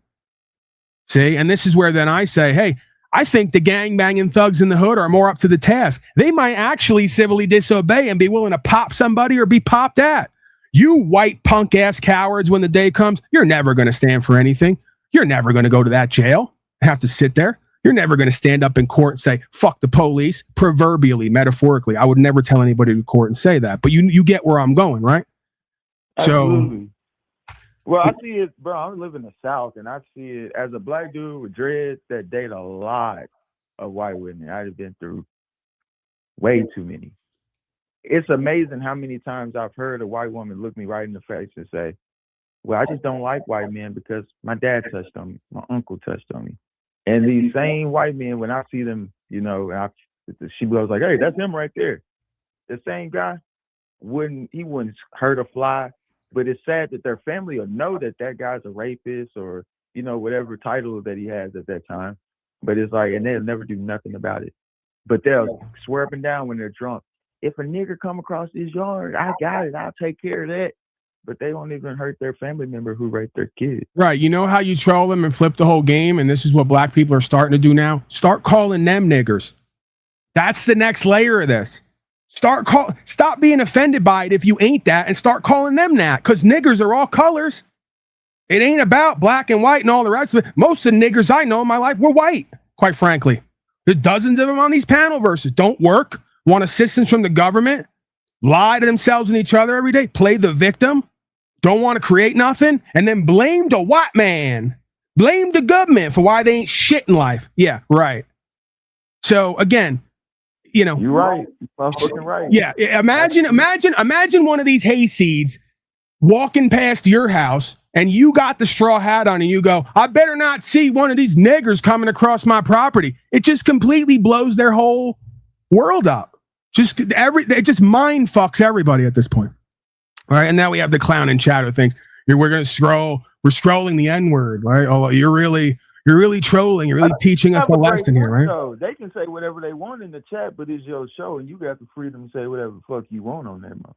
Yeah, again, I'm not saying nigger to try to be trolling or trying to play some kind of derogatory term like Chud the Builder was doing, running around. Right. I'm trying to point out how if we understand words have meaning, then it takes the color right out of it. And again, statistically, you could argue there's probably more white folks on government assistance than there are black folks. So technically, there's more white nigger plantation members than there are black folks. I don't give a fuck about. But you ain't lying because of the, what's that word, per capita? Like there's more white people in the country already than blacks. Right. It's a proportion thing. It changes it. Right. It could be a proportional thing. Again, it's not what they call you, it's what you answer to. And if you're a black man who understands right from wrong and you're trying to uphold the rule of law instead of policy and code, then you're a real American. That's what made America so great. This is what these tards can't figure out. America was so great because an Irish Italian guy like me stood up at one point, told the rest of these coward white clowns, you ain't going to sell these black people as property no more because I'm not going to look at it. And if I have to, I'm going to die or kill your punk ass to stop it. And the same black folks they were taking as property came over the fence, took a gun from me or someone else, got side by side with us and said, we're going down together if we have to, as cosmic brothers, under God, with God-given rights, for rights, freedom, principles, and spiritual faith. That is magical. That is miraculous. That is inspiring. That is empowering. Not the rest of this weak-ass, punk-ass crap that you talk about. Because subconsciously, you're just annoyed that the black slave is in the house at night when you're sleeping, fucking that daughter of yours with that big black dick. That's what this is really about, if you want to get down to it. When he says the genetics are inferior, sir, who's dominating all of professional sports? It ain't white coward punks like you. It's big black inferior Negroes, right? That's Who are sort of what I was superior saying to in the you comments when physically you in said every that. shape, form, and fashion. And that fucking drives you wild. See? Doesn't bother me because I'm 6'3", 250 to 280 pounds, depending on when you catch me. I don't walk around like a punk bitch like you do. But guys like that, right? He's intimidated. He feels insecure. He feels inferior. So he tries to LARP as someone superior with superior genetics. Laughable and embarrassing. Right. What killed me, I was like, in the comments when he said that, I was stunned. That was the moment I was like, I have to call, because I want to know, where am I inferior than, like, if you take every white person in my county, I won first in state for track back in high school. I don't think nobody in the state will ever beat my record. And that was like without trying. That was just as a high schooler running. Like, and that's with speed. I can jump. I don't see many 30-some-year-old white guys jumping as high as me unless they're literally a professional athlete. Right. I mean, we could attempt to try to use some stereotypical experience and maybe say that Europeans have more of an aptitude with literacy. You know, you could attempt to make that argument. Again, what is the argument all designed to do? To try to put somebody above somebody else and take us away from all this other shit going on over here, right? I don't see the purpose of it. When in all reality, we the same. Like, if a nuke came and was 2 minutes from hitting the ground today, we all gonna die the same death. Listen, every black guy I ever met, no matter how well he could read or speak, knew a bitch and a coward and a punk when he saw one, knew a liar when he saw one, knew some real shit when they saw one, and knew how to move accordingly as a result. That's all the fuck I need. I got too many white coward punks around me with too many big words and not enough balls in action and not enough ability to be discerning and read a motherfucker or read the room. We got way too much of that. I'll take me a dumbed down Negro who can barely read. And I'm telling you, you want to talk Django Unchained? You're doing it again. You just wrote Django Unchained again. I'm tired of you. I'm tired of you frilly laced, blue panty wearing, Southern effeminate corporate white males. Give me Django any day. Give me Frederick Douglass, by the way, the master speaker and orator with the soul and the spirit and the balls to go against the whole system at his time, right? Give me one of those any day, color aside. I don't give a fuck. You can keep your white nationalist coward Brad, who's gonna inform on me in 3 seconds. If it came time to get arrested and go to court in 3 seconds, he'd be up out of there. And he'd be putting a whole bunch of extra shit on me that wasn't true to get out of trouble. We all know it. He is a slimy one. You could tell he's slimy. Paul, you don't do any. Okay, I'm going to remove you because, again, you're just a projection of the inner voice in me that would be doubting to me and destroy me if I let it. I'm not going to let it inside of me, and I'm definitely not going to let it show up outside of me, right? So we put that to the side. Of course, it's not because it's testing and challenging. We like testing and challenging. That gets us right. It's because it ain't true. It's just not true. I had 3 to 5 more people call me this month and tell me they got dismissals and that more folks want to work on going to court, right? So you can suck me in public with your negative projections because you're demonically possessed and you want to stir up that doubting voice in me that tells me, Paulie, you ain't shit. Paulie, you got no value. Paulie, you can't make a change here. Nobody's watching. They got you shadow banned. You're not having an effect. Go back on heroin. Go back and be with the gang members. Go do the rest of your life in prison, Paulie boy. That's where you belong. That's who and what you are. That's the spirit of you and other folks who incarnate here and appear here. I know all about it. And I'm not going to have you here because we're on the next layer of our journey. I'm healing up. I'm feeling more and more pain-free. I've had 2.5, 3 years of sitting down, and I'm ready for some action as time goes along, okay? And I know there's going to be a whole bunch of people who are going to be involved in that co-creation with me, including getting more land, investing in more with gold and silver, We had a whole bunch of stuff going on that we're going to have to continue to loop on, if you want to call it that, right? Just like the news loops all day, every day with their lies and bullshit for 50, 100, 500 fucking years. We're running our loop.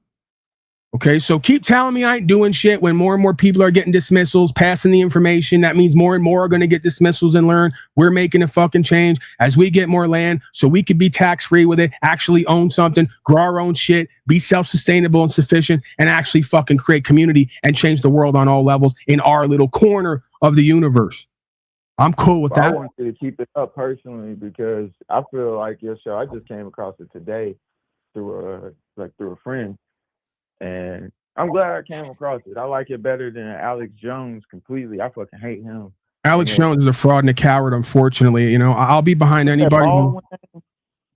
Yeah, man. I mean, he's telling us our only hope is Donald Trump showing up to court, hiring attorneys giving up all his shit, proving that you can't trust an attorney because attorney's a officer of the court. We've been over that by definition, right? These folks are gone, man. They're over. They're done. The next, I don't care if it's me or not. The next layer of this is going to be someone just like me if it ain't me, and they're going to be the ones, if they don't shadow ban and censor them, because this is the other side of it, you motherfuckers are going to have to get involved with talking to YouTube and Google and the rest of these folks, and we're all going to have to start suing them. Because that's the one thing standing in the way of replacing all these Hollywood clowns and these fake-ass alternative media clowns on the internet, is they're censoring and shadow banning all the real motherfuckers doing real things. See, they're trying to stack the deck and rig the game, just like they do in elections and everything else in life, right? So, you know, that's the next layer of this. But again, they can't stop it. They can't stop an idea whose time has come. Pandora's already out of the box.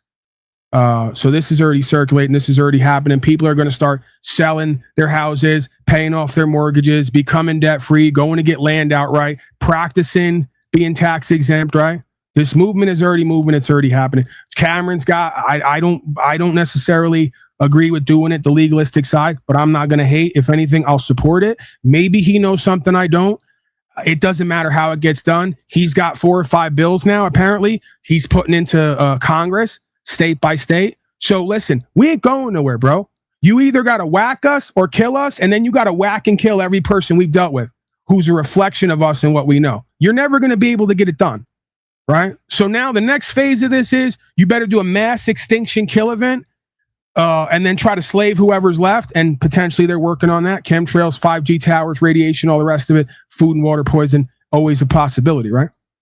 So this thing is going to make a determination at some point. Do we try to go for everything and exterminate all these folks and slave whoever's left? Or do we take a step back and try to wait another 50 years to bring this all in? Because as it stands right now, they got a couple thousand at least, and it's way more than that. I'm just saying, hey, we only need 300 Spartans to tie up this whole empire historically, right? We got thousands, and really what it is hundreds of thousands and potentially millions. Okay? So this is not going to go the way that they want it to go. And that's why, again, they're hoping they can do economic hits.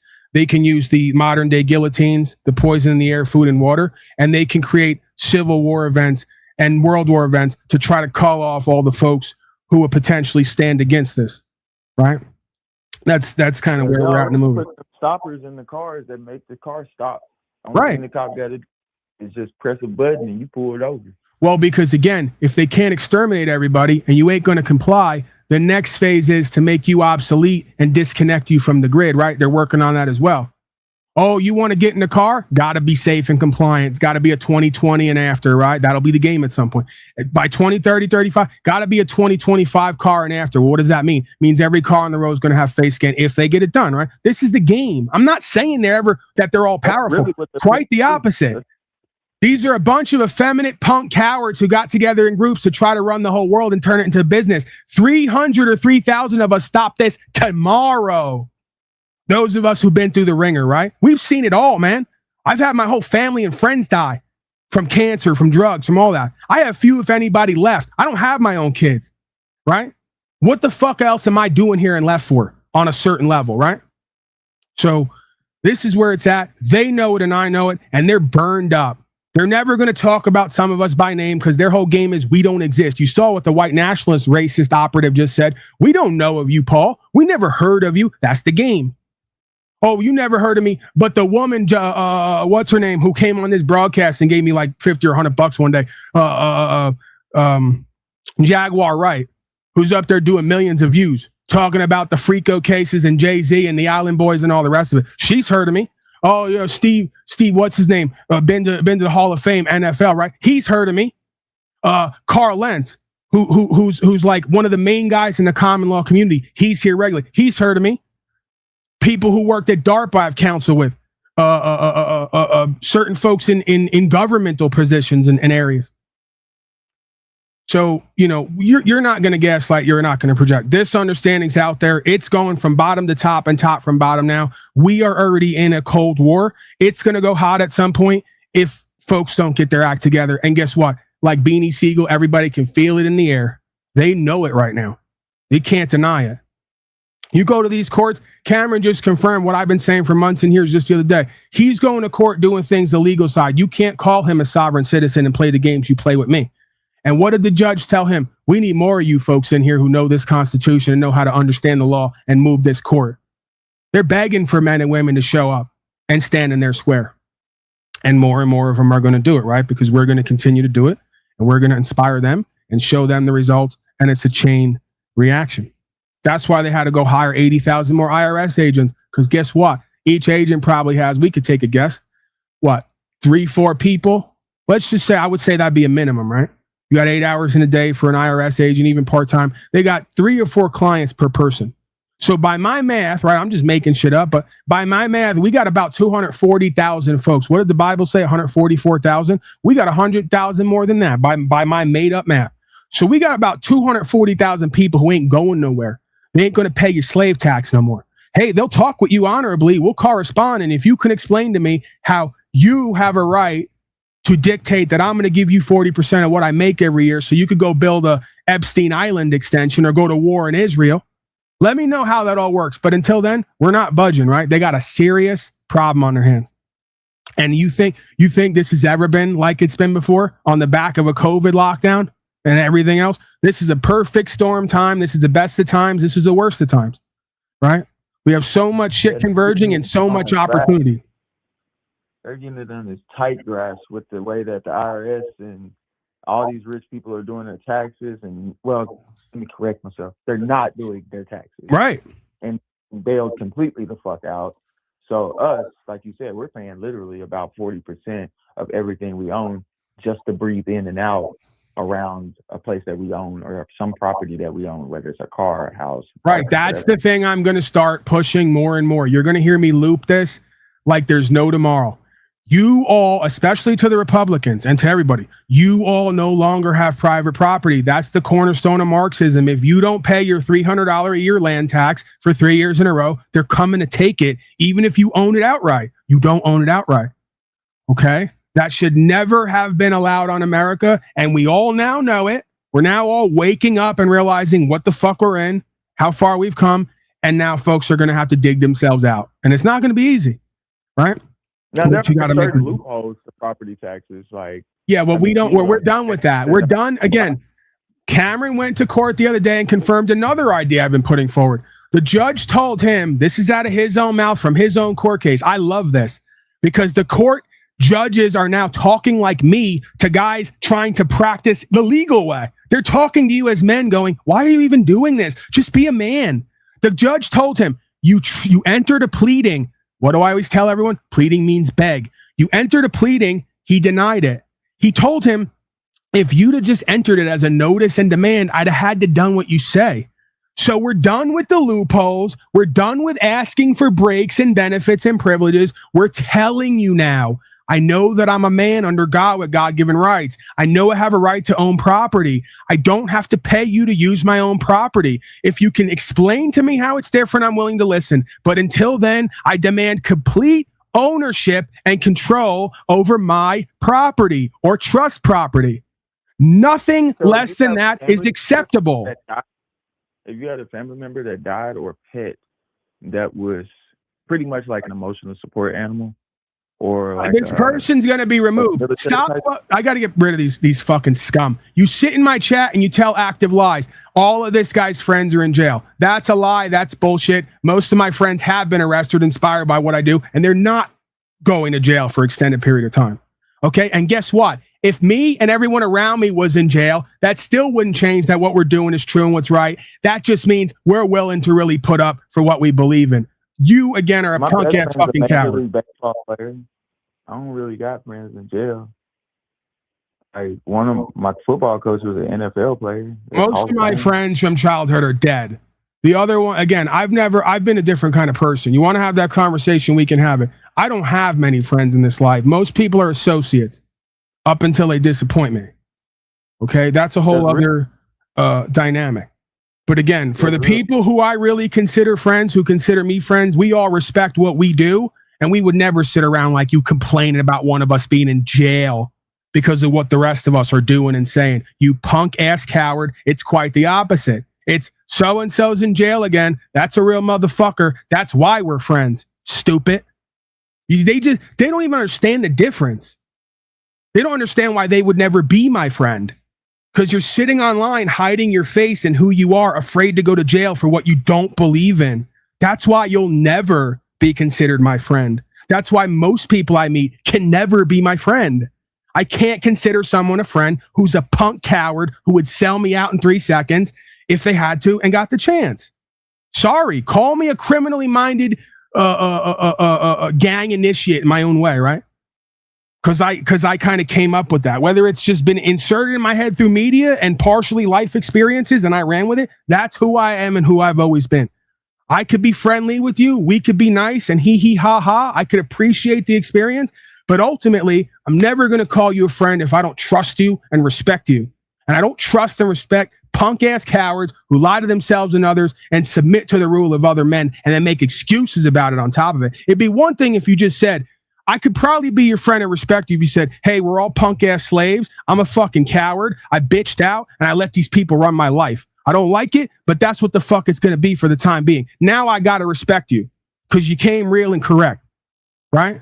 And I have to suppose that if anything happens, you understand that I'm doing what I'm doing, you're doing what you're doing, and there's a difference, but you ain't going to take it out on me, right? You do your thing, I do my thing. But these people who lie and project and twist it and try to deny and make excuses and call it something other than what it is, I don't trust you, I don't respect you, you're a liability. Just in your lack of discernment or willingness to admit the truth, you're a fucking liability. You couldn't be my friend, my family, or part of any business that I'd be running or a part of because you would be just that constantly. A fucking liability that I'd have to worry about. And I'd have to constantly teach you or counsel you, try to train you like some kind of child or an animal.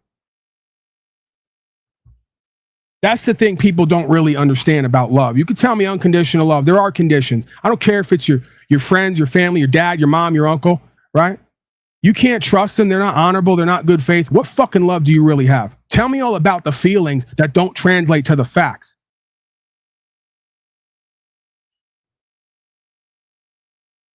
I would say we need more of that. I would say there might be more of that.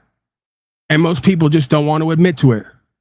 There's a reason why some people who come here, whether they like me or not, respect me more than others, whether they have more money in numbers or not. And it's based on what we do in the facts. And you can't run from that. And because we can't run from it, it's the best metric and rules for measurement. The best rubric. That's what glory and greatness was all about. When you talk about making America great again, the only times in history we talk about great men are men who were trustworthy, honorable, and good faith, who weren't cowards filled with fear. There isn't even anybody else in the conversation. And that's why they're beloved, right? The word is beloved. They're beloved because of not only who they are, but what they do and what they don't do. You can't truly love or be loved if you're not that. You're a fucking liability. All that is codependence and attachment and addiction. See, this race has been so fucking abused and mind controlled for so long, they don't even know what fucking greatness, goodness, true care, or love is anymore. They think it's some fleeting feeling or emotion. Some sense of euphoria. Where's all that love and that inspiration, that empowerment, that bonding when you slaves were getting told what to do and filing into my channel, asking daddy to love you because you couldn't do it for yourself or with anyone around you? Trying to bullshit me in new normal like I wasn't there, like I don't know the shot. Kid yourself, don't fucking do it with me and other people who can see and understand. You got any questions, comments, concerns, Mr. Lovely African American? By the way, a great response to our arrogant, ignorant white nationalist who thinks he's superior to other colors of people. Are you there, sir? I just want to let you know about the property thing. Like, I learned this in a weird way. It was like a terrible experience. But if you have a family member or a dog or a cat that you pretty much had for some years in your life and you loved it, it was like an emotional support animal or something, and you bury it on your property when it passes away, or that family member. Sure, it's tax free. It's a burial ground. Yeah, then you don't have to do it. Right, but you're still. But again, you're still. You see the spiritual game in the test. You're still saying anything other than I'm a man and I have a right to own property. So you could argue this simulation here is a test. It's holographic and reflective. There are certain themes that it wants you to discover, that it reveals to you, that it wants you to run. Absolutely right, because that's how it should fucking be. How about this, bro? Based on the Constitution, according to this government and this contract, you could kill an agent who doesn't follow the Constitution. Should I kill an agent, bury him on my property, and write him a letter and ask for tax exemption? This is laughable. I'm not saying we should kill people. I'm not saying I would do that or be a part of it. I'm pointing out how ridiculous and laughable the concept is. The Constitution says you can ignore policy and even alter or abolish, which means kill a motherfucker if they're trying to interfere with your rights. And you want us to start asking people if we can have tax exemptions because I buried Spot in the yard? It's not that. I'm sorry, bro, but that just ain't it. You get where I'm going with this? That ain't it. I get it though, because like you said, it's a right. We're supposed to already have. That's it.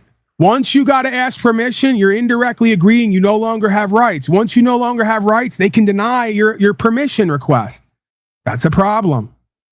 We need public servants to serve man and woman. We don't need public masters to tell men and women what they're going to do and not do with their property. The only way to flip that dynamic is become man again, become king and queen again. You don't ask, you tell them what's going to happen. You tell them what you require, what's necessary and proper for you.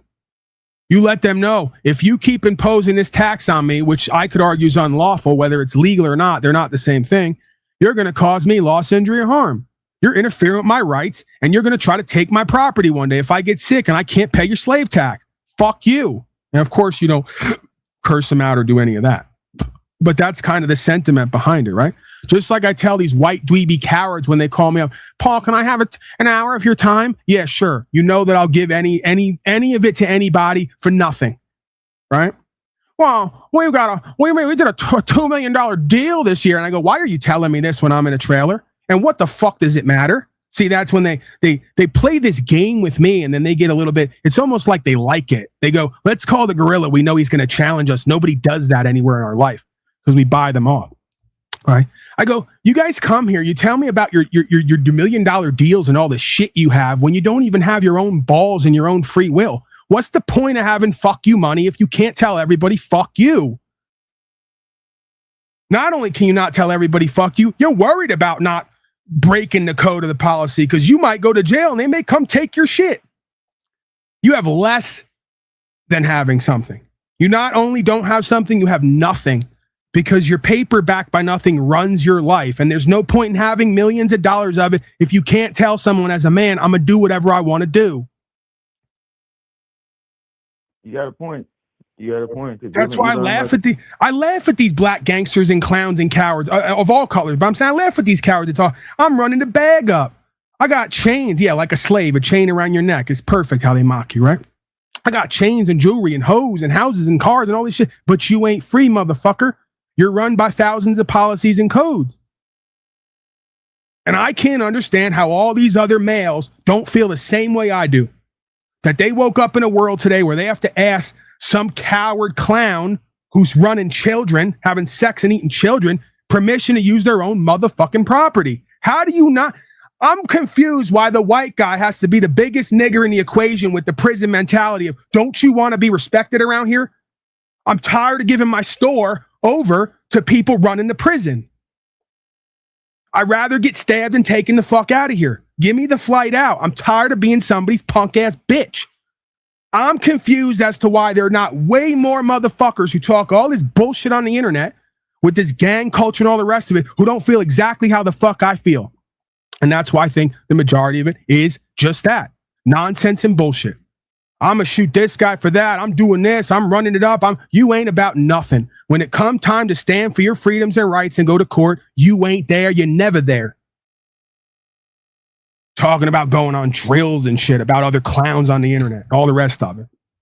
I may as well be in my own world here with a select few others who can see what I see and feel as I feel and then want to get active about it.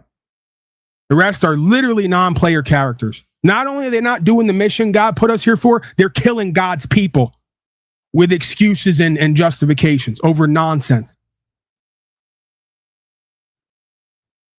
You're it, bro. Whoever you are, whatever your name is, right? The community you're in, you are the spirit and the face and the mouthpiece for everything that you have inside of you that I'm speaking, if it's there, right? And you feel it. That's all this is.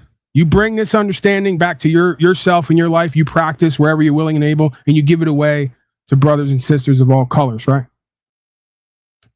That's the next step on this journey. That's what Kanye and Jay-Z and Diddy and all the rest of these clowns should be standing on. That's what Donnie and all the suits should be standing on. Why is Donnie not standing on this is un-American to tell us to pay 40% of what we make every year? This is un-American to tell us we got to pay to use our own land, or if not, we're going to come take it. Where are they at?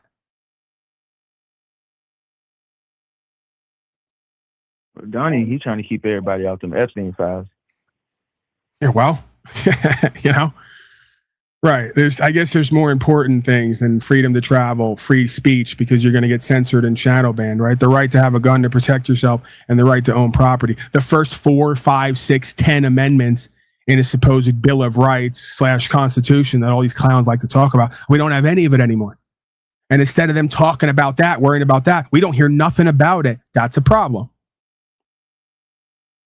But it's because of the grasp that they have on the media right now. They won't even let, they only let a certain select few come into the White House nowadays to even do the interviews with the press secretary and stuff. Like Trump got mad if like everybody can't come up in there, like CNN and Fox and shit. Like there's certain ones he won't let in there. Right. So, person down there asked, and it's a good question because we do have to always be clear and make clarification. I'm transparent about this, and I far from bullshit the audience. As a matter of fact, I tell on myself. As it stands right now, I've invested a minimal amount with the person who I'm living with. This person offered me a position. They have 60 acres.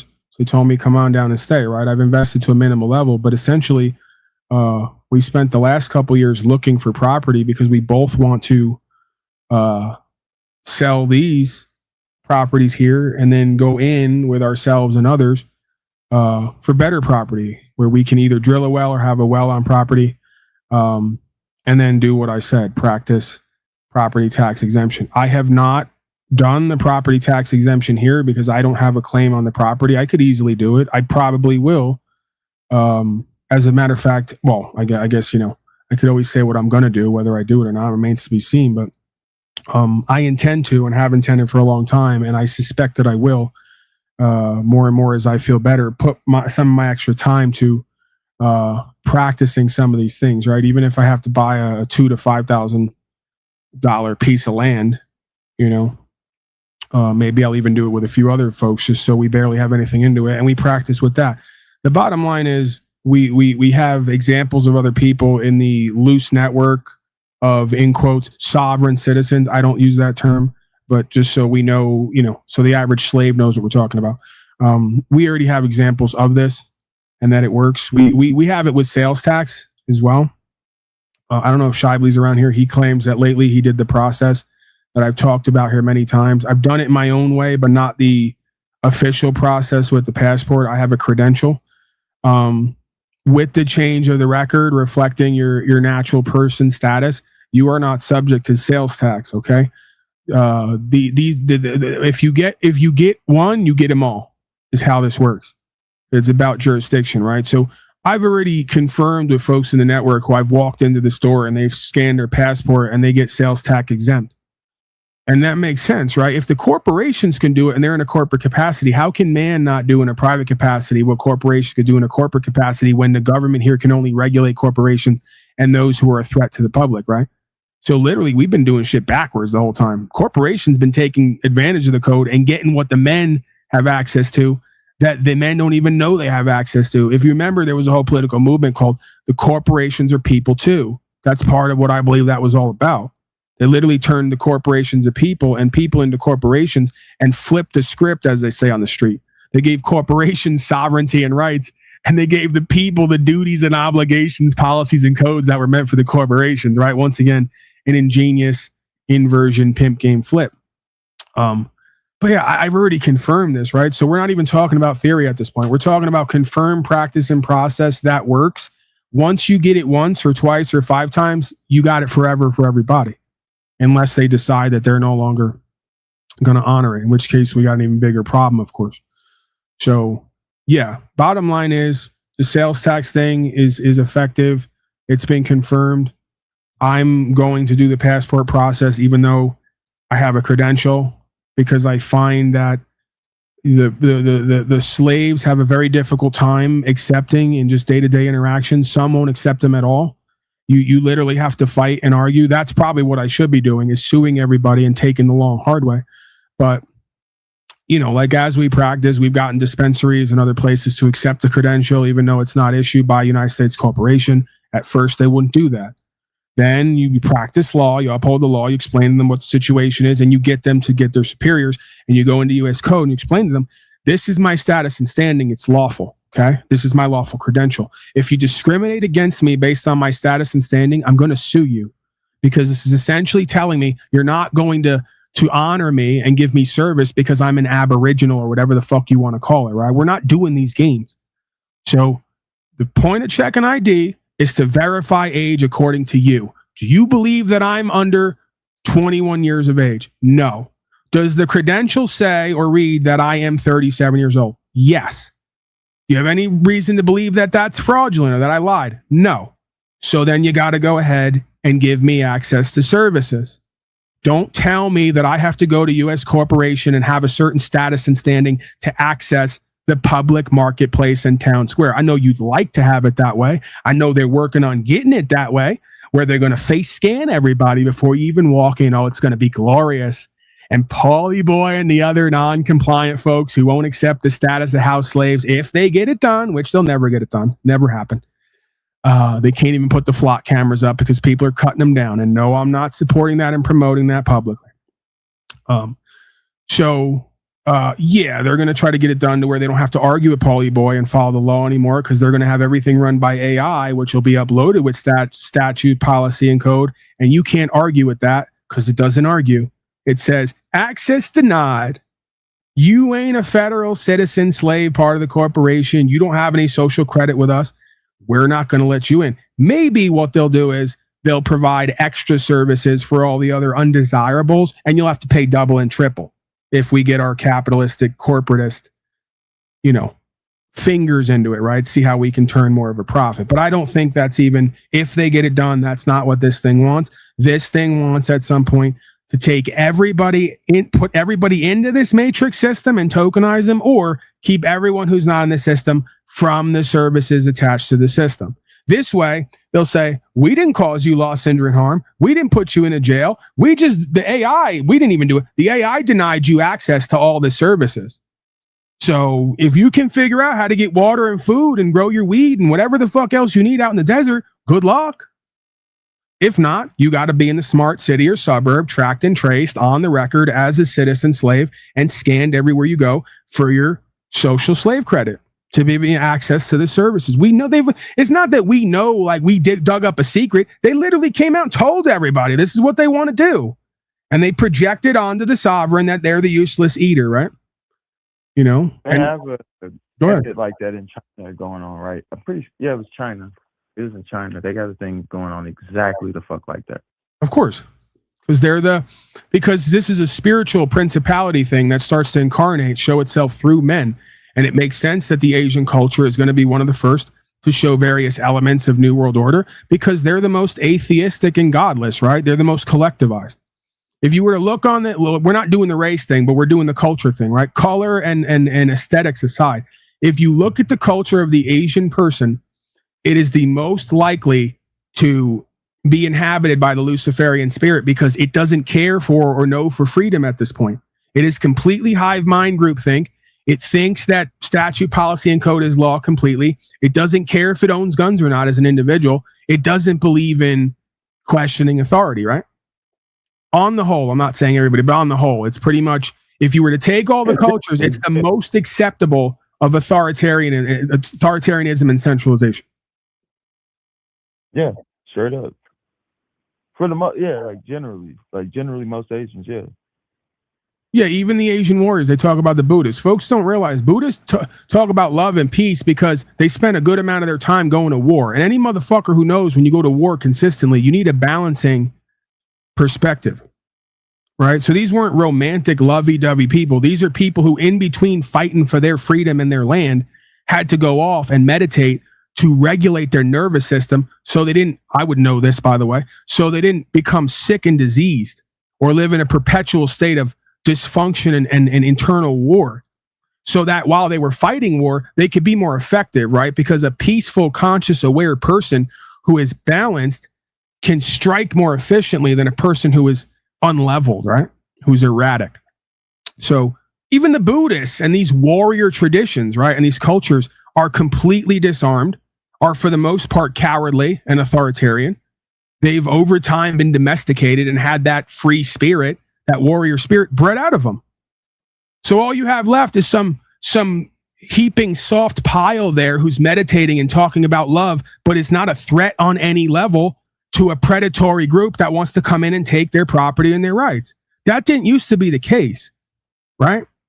These people were ultimately a danger because they were loving, caring, peaceful, passionate, inspiring people day to day who didn't start wars. But if you started wars with them, they'd end them in 3 seconds with a stick near them, right? They were so highly trained to be deadly with anything at any time, right? These are farmers and herders who were war masters. Go back in history and look up who all the best conquerors were or war masters were. They're all farmers and landowners, right? They're all folks who live a pretty day-to-day, practical, mundane life, but they had to become war masters because the nature of reality. From the beginning of time till the end of time here, there's always some predatory group of scum just over the hill who's looking to take everything that you got, including fucking your wife on your wedding night. We know that story as well. That's not a fantasy. That's a reality. You think human beings have changed so much over time? No, you're kidding yourself, right? The names change. Even the names don't change, by the way. Paul, Luke, John, Jacob, all the rest of it. But the names change. The faces change. The game doesn't change. And the rules to the game doesn't change. You could argue. The practice for the game doesn't change. So, yeah, you know, that's, again, this is the whole in the scripture, right? Be caring as doves and wise as a serpent, right? And the serpent is not only known for its wisdom, it's known for its ability to strike at whatever interferes with its forward movement, right? The snake is given safe passage pretty much by all animals across this world because it's known to be something you don't want to fuck with. Predominantly, right? People need to get more of that going in their life again. And no, I'm not saying it has to be a physical, violent thing. They need to be practicing something where the group starts to say, let's not mess with them because they're going to cost us a bunch of money, time, and attention. And that's what we're doing, right?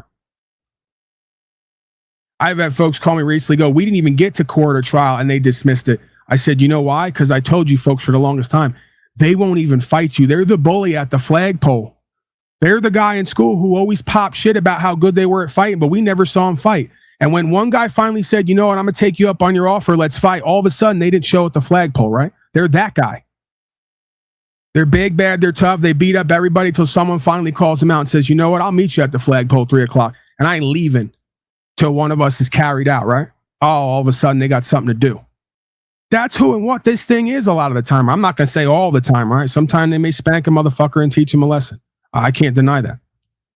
But the surprising part about courting in this system that we found out is oftentimes everybody loses because they never really try. If they just show up to the slightest bit, right? Don't give them the facts. Don't turn state witness on yourself. question certain things, call out proper process and procedure, they literally got to get you the fuck out of there, because their whole system operates on you not knowing it's a fraud and that they're not following policy, code, or proper process and procedure. Once you start making them aware that you got to go, because you're going to cost them money and time with the other slaves, right? You know how many times I've had people confirm to me they do with them what they do with me? Once they put in the claim of the paperwork, they keep them for last.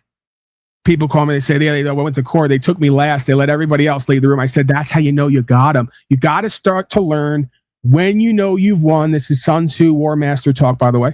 You have to learn to know when you've won without fighting and when folks are beaten before they started. It makes the in-between dance that we call warfare so much simpler and more rewarding, right?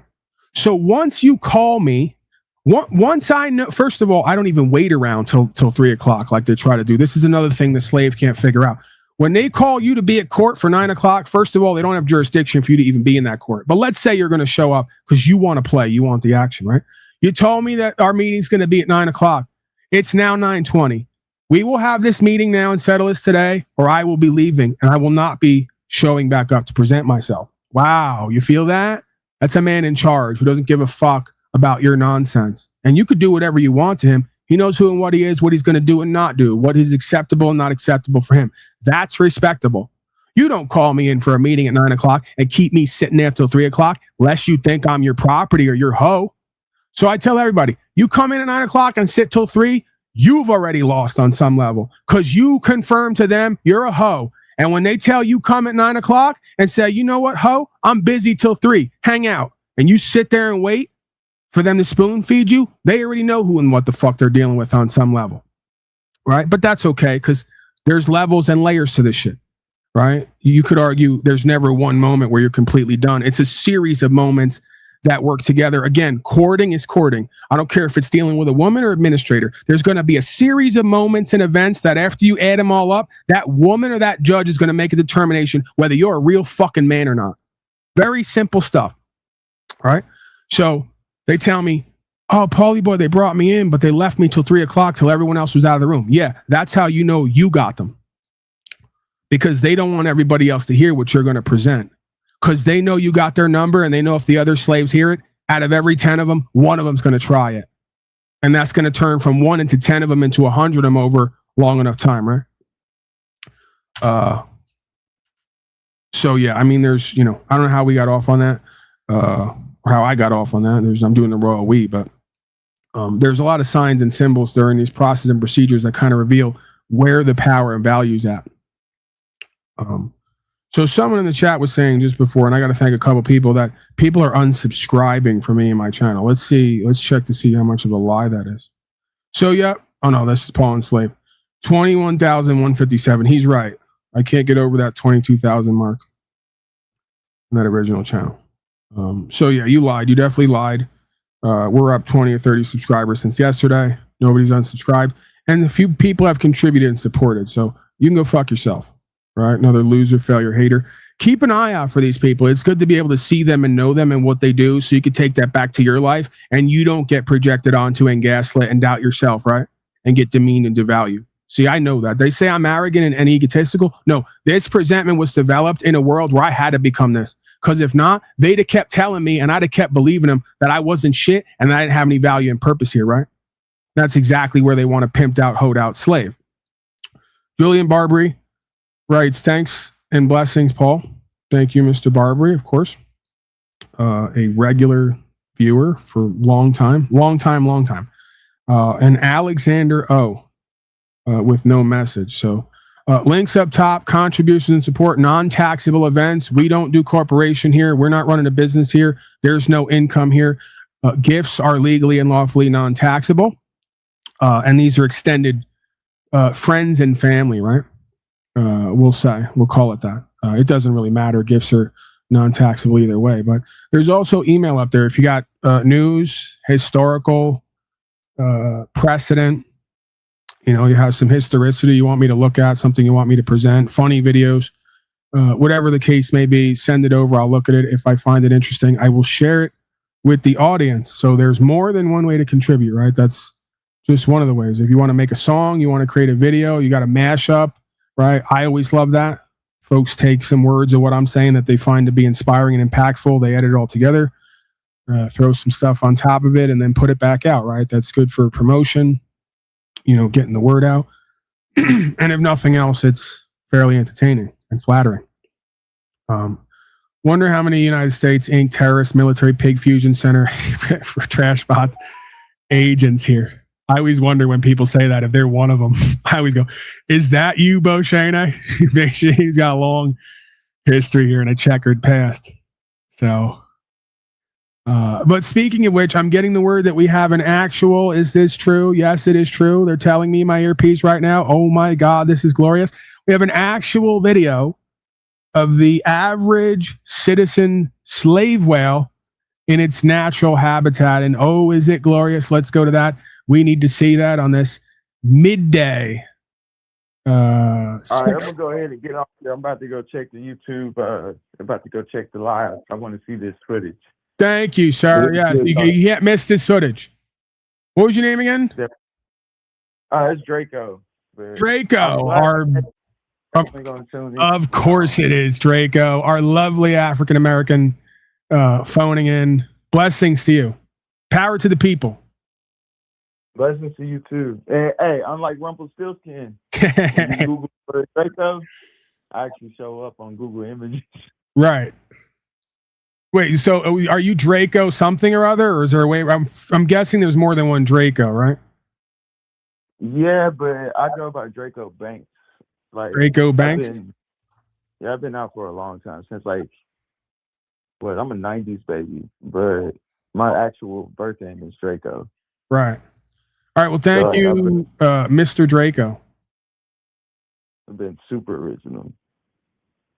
But it is a bunch of copycats in this generation that try to copy my stuff, but I don't do music and stuff these days. Now, have you seen or heard my music, the King Von remixes about rights and freedom? You haven't gotten that yet, have you? I haven't, but I definitely. Oh, okay. Yeah, no. You get down there right now. You need this. You're gonna enjoy this. Definitely, it's on your channel. Yeah, I'm gonna play it right now. I'm gonna give you maybe one or two songs from my album, some remixes starring Paul Enslaved AI with King Von and others. And it's from hell to heaven, right? We're taking that street inspiration, that kill or die for what we believe in, and we're bringing it to rights, freedom, principles, spiritual faith, right? We're trying to do some alchemy and bring a different perspective with a similar energy. So that's just. Yeah, I'm always down to check out some new content for sure. All right, get down there, man. Now I'm excited. I'm excited to always share some new stuff with some new viewers, right? That's what makes this fun. All right, I'm going to go. Let's see. What do I want to pick? Certified Gorilla. That's one of my favorites.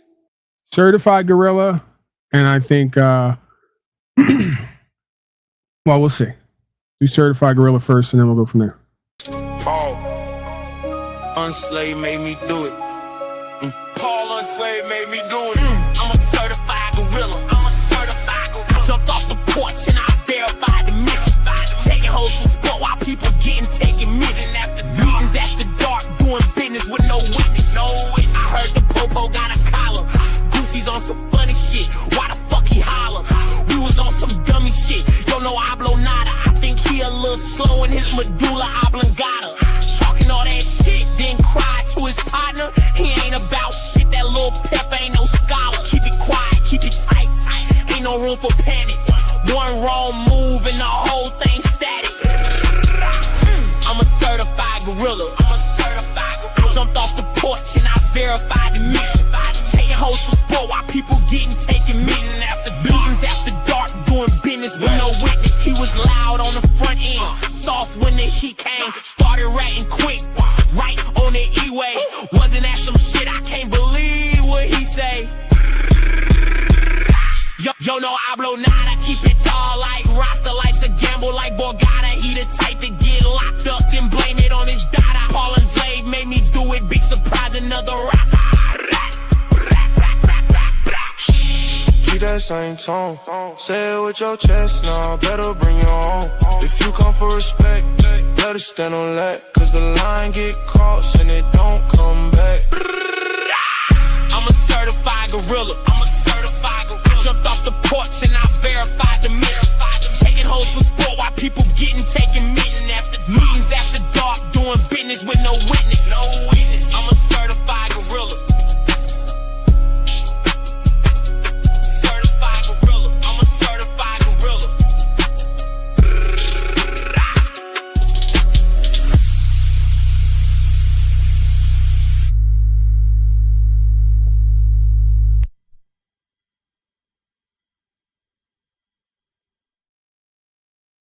All right, so they don't know the lore, as they say. A lot of folks who show up here, they probably don't know some of the lines in there referring to some of the characters that we've come across here who claim to be legal scholars, claim to be about it, and then when push comes to shove, they're none of that. And then it's revealed there's a whole other personality going on here, right? So, yeah, if you want more details on that, we could get into it. But for those who know, they know, right?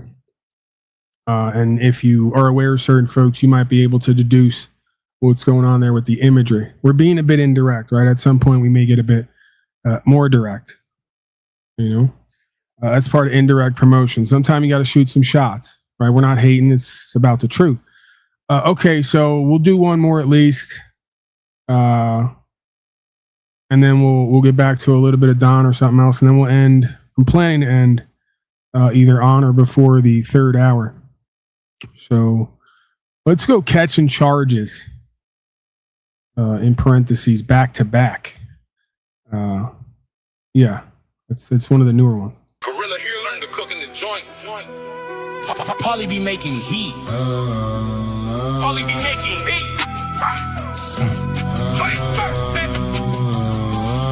We catching charges back to back and we ain't ratting. It's okay. The ops ain't never on they block. They busy acting like some slaves. We on the street 300 deep. Bitch, get out my way. Fuck your crap out. I'm on time. If the cops got shit to say. You in OD, acting like a slave. Can't believe he act this lame. Cut him off, this fool of goofy. We gon' leave him where he stay. Hey. God on my side, I don't trip, I've been ready for the pressure. He was talking out his neck, now he crying, learned a lesson. No cap, we don't lack, we just move, we don't need extras. If he reach for that car, bet his daddy gon' correct him. I was posted West Cold, rotten apple was the borough. He got locked, he's still outside, got no choice but keep it thorough. Came up off the mud, not a whole hood, no, it's tryna run out with his cars, now it's pepper that we smoking. We catching charges back to back and we ain't ratting, it's okay. The ops ain't never on they block, they busy acting like some slaves. We on the street 300 deep, bitch, get out my way. Fuck your crap out, I'm on time if the cops got shit to say. You in OD, acting like a slave. Can't believe he act this lame. Cut him off, this fool of goofy. We gon' leave him where he stay. I've been heavy on my own, never needed extra manpower. They love to speak on smoke, to that pressure bring the man out. Brody got a couple views, wolf and let his mask down. If it ain't about the money, you don't never see these damn clowns. I remember long nights, suicidal in the town. Same ones used to call me crazy, ask me what we gon' do now. Keep it all in motion, I can't stop this train for nothing. We bringing the real shit back, these other slaves just bluffing. We catching charges back to back and we ain't ratting, it's okay. The ops ain't never on they block, they busy acting like some slaves. We on the street 300 deep, bitch, get out my way. Fuck your crap out, I'm on time if the cops got shit to say. You in OD, acting like a slave. Can't believe he act this lame. Cut him off, this fool of goofy. We gon' leave him where he stay. Oh.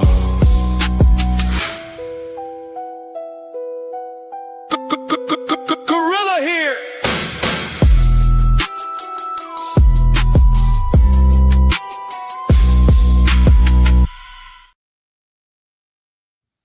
All right, we're gonna keep going, and I'm feeling it today. Yesterday I wasn't really feeling it, but the energy is there, man. The vibe is there.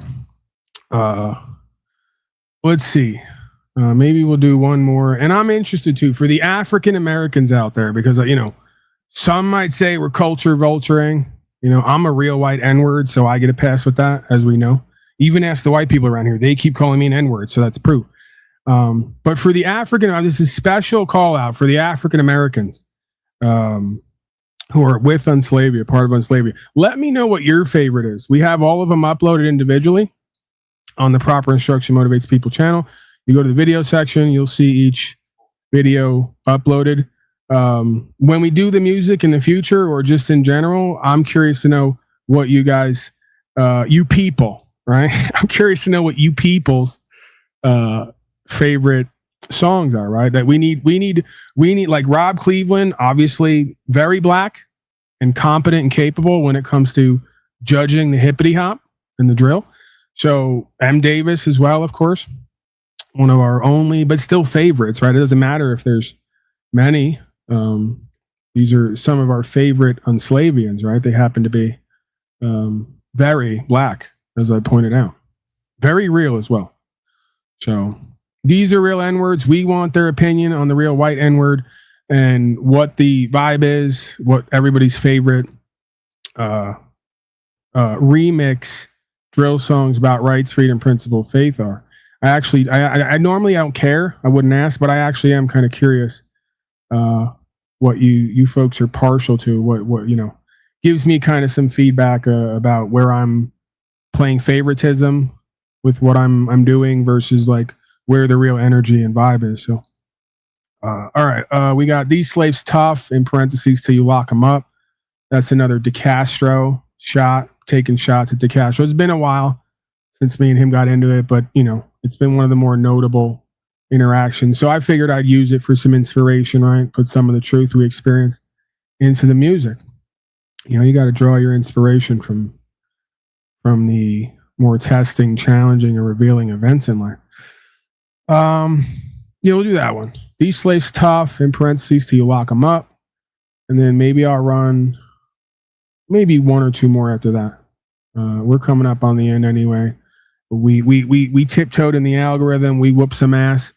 The algorithm gods kicked us back out, right? Or the algorithm gods took its flock of slaves back with it, is really what it is. And now we're left. It's just you and I, right? Mr. Unslaved and the Unslavian. So we can kick back a little bit, take it slow, play some music, do whatever we want to do. We did the loop for the day, right? As your cosmic bus driver, we put in our time. Gorilla here learned to cook in the joint.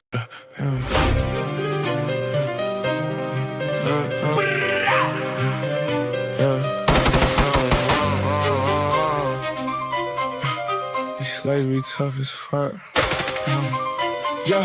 These slaves be tough as fuck until they lock them up. Nah, I ain't got no chill. I'ma keep this shit real simple. Slave, if you fuck this up, you get killed.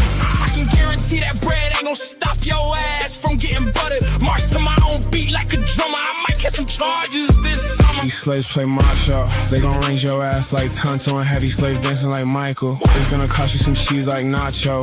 I ain't with the cap though, ain't got no license. This like extortion. Feel like I'm drinking one and pop a 4/5 punch that is clock, that's the end of his shift. I don't got patience for fraud and we already exposed him, the scholar just talking. Oh, you didn't pay attention, you know that it cost him. Acting like he be on that, so they offed him. I live with a chip on my shoulder, you get on my nerves and smoking and coughing. Get your ass clapped like Lena. Since he thinking he tough, well, a slave, they about to lean you. Boom! These slaves be tough as fuck until they lock them up. Nah, I ain't got no chill. I'ma keep this shit real simple. Slave, if you fuck this up, you get killed. I can guarantee that bread ain't gonna stop your ass from getting buttered. March to my own beat like a drummer. I might get some charges this summer. I know my rights. I don't bow to no fake crown. Freedom in my chest, I won't let them shut me down. The badge ain't legit and I don't comply. I answer to the truth, not the lies they supply. Hands up for the people, not the ones who in line. Stand firm in the storm, I get stronger by the hour. Can't on my mind, can't make me cower. I move with the free and I'm staying empowered. It's fucking till they lock them up. Nah, I ain't got no chill. I'ma keep this shit real simple. Slave, if you fuck this up, you get killed. I can guarantee that bread ain't gonna stop your ass from getting buttered. March to my own beat like a drummer. I might get some charges this summer.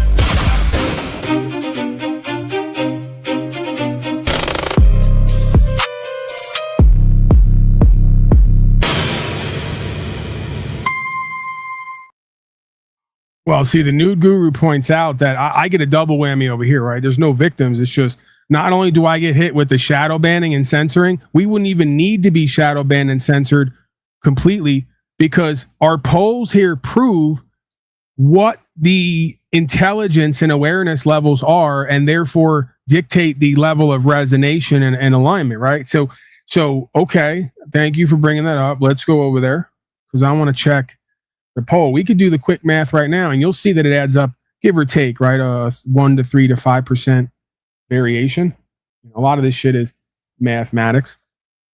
So even if they didn't censor or shadow ban me, I'd probably never do more than 1,500, 2,000 live viewers, maybe up to 3,000. X amount, hundreds of thousands after the fact, just because you're talking about at best. That's at best. That's like with all the work we're doing, pushing shit constantly, getting it out there, getting other people to push it constantly. We can only get 25% at best of folks to even understand this shit, right? And resonate with it. So, yeah, the market, it's like dating, right? I could have 20 women who are interested in me. There's literally only maybe 1 or 2 of them who are an option to even date, let alone actually be in a relationship with. Because they're vaxxed, taxed, lax, they're slaved out, they believe in a bunch of shit that's nonsense. And then you combine that with traumas and reactivity on both sides. And now you just took 100% of a dating pool down to like 3 to 5% just to date.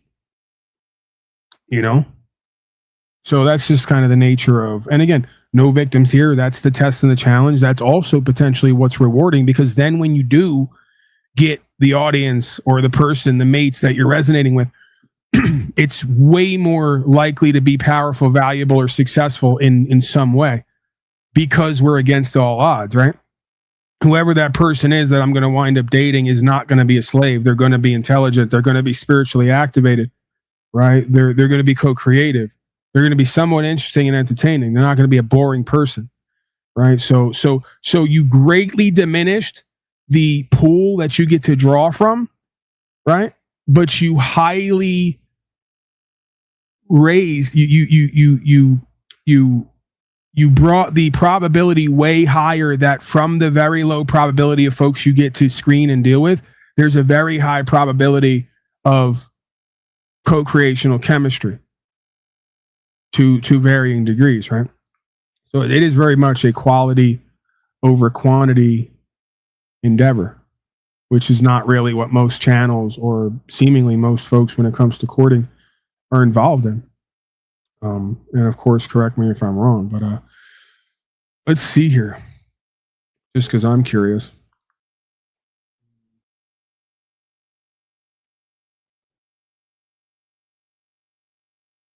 All right, so poll time, 409 votes, right? Okay, so 409 votes, 10% of that right off the bat is 40. We're going to round down, and we're going to round to make it easy. So 40. So out of 400 to 500 people, you're looking at roughly 80 people who can even start to have the conversation. I'm not even saying are down for the ride, are going to put in the work, get me and where I'm coming from and what it all means. I'm saying just a date, right? If you want to call it that. So, and that's, it's starting to be on par with what the percentage is, right? It's the same thing if you go on Facebook. If I go on Facebook Match, I could match with or put in front of me 400 people. 80 of them are even going to be at all a starting point, right? And then out of that 80, you reduce another 90% probably. So we're looking at like 8 people out of 409 who really get it, know that thing inside of them, will express it, will roll with it unapologetically, and co-create from that space.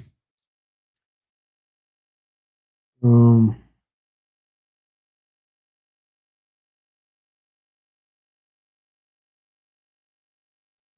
right, what else do we got? I'll do one more song. We'll do one more song, and then maybe we'll do 10, 15 minutes of Donnie. And again, if you guys got questions, comments, concerns, there's folks who've been talking to me privately. They want to talk legal, lawful.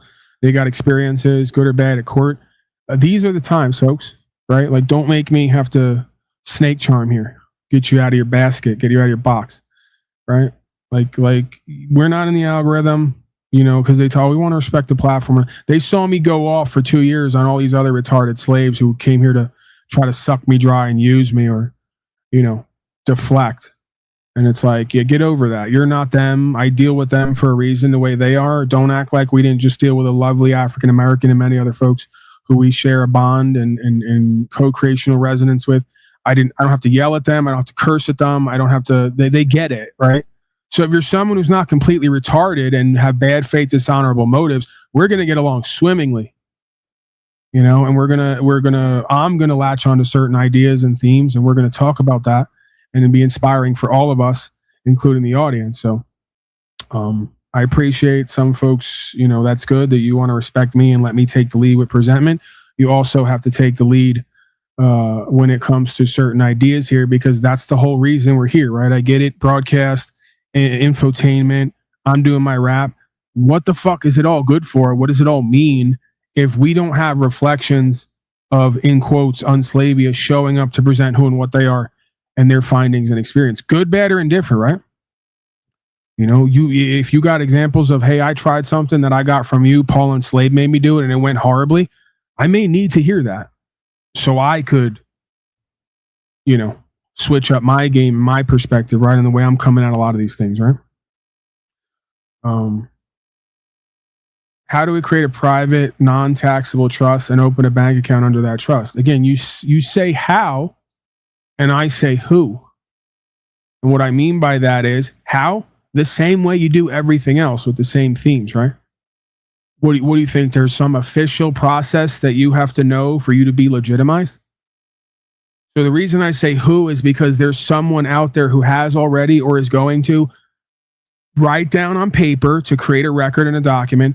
I now create the existence of Jack Off Trust. And all of what I don't own or create is now held by Jack Off Trust for the benefit of given name, family name of all the quote unquote individuals, for lack of a better term. I don't like that term. All the men and women involved. This trust exists for the benefit of these folks. It is not able to be revoked or terminated unless upon a claim made by the original grantor or whatever. You're building a world, man. It's like God. Slaves want to like play God or be godded so often instead of like do the actual thing, right? I'm not picking on you halfway. I'm doing my bit, right? So, but you know, it's like you get to build a world right there on paper. This is Hefe's world, and these things are a part of Hefe's world, and these people are going to administrate this property. And if any property is taken, it is lawfully to be returned to one of the named trustees. You know, what makes it a trust? The fact that you have created the record detailing certain property and practices that are to be done by certain beings. What makes it private? The fact that you didn't give public notice. It exists. You know of it. You're aware of it. It started in your mind. You made a record of it on paper, and you will present the record of its existence if necessary. But why should it be necessary when no other man or woman can rebut your presumptions unless they have a claim? Affidavit on record stands true. All I have to do is, I don't even have to do this, but all I would have to do is make you aware that a trust exists. I don't have to prove anything to you or anybody else. The bottom line is possession is 9/10 of the law. Are you trying to take property of me that I'm in possession of? Are you trying to take that property from me? How are you going to do that lawfully when a trust exists? Oh, we're not. We're just going to seize it without any clear and present authority and blah, blah, blah, blah, blah. Okay, yeah, whatever. You know, we're going to go to court, and that's where the situation is handled at court. Again, I've used a trust in the past to get guns returned back to the trustee without going to court. We should go over those emails. And when you say how, I'm going to tell you who.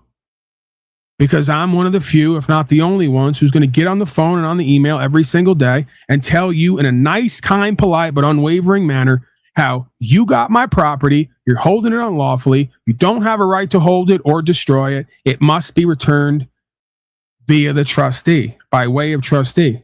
It will be done.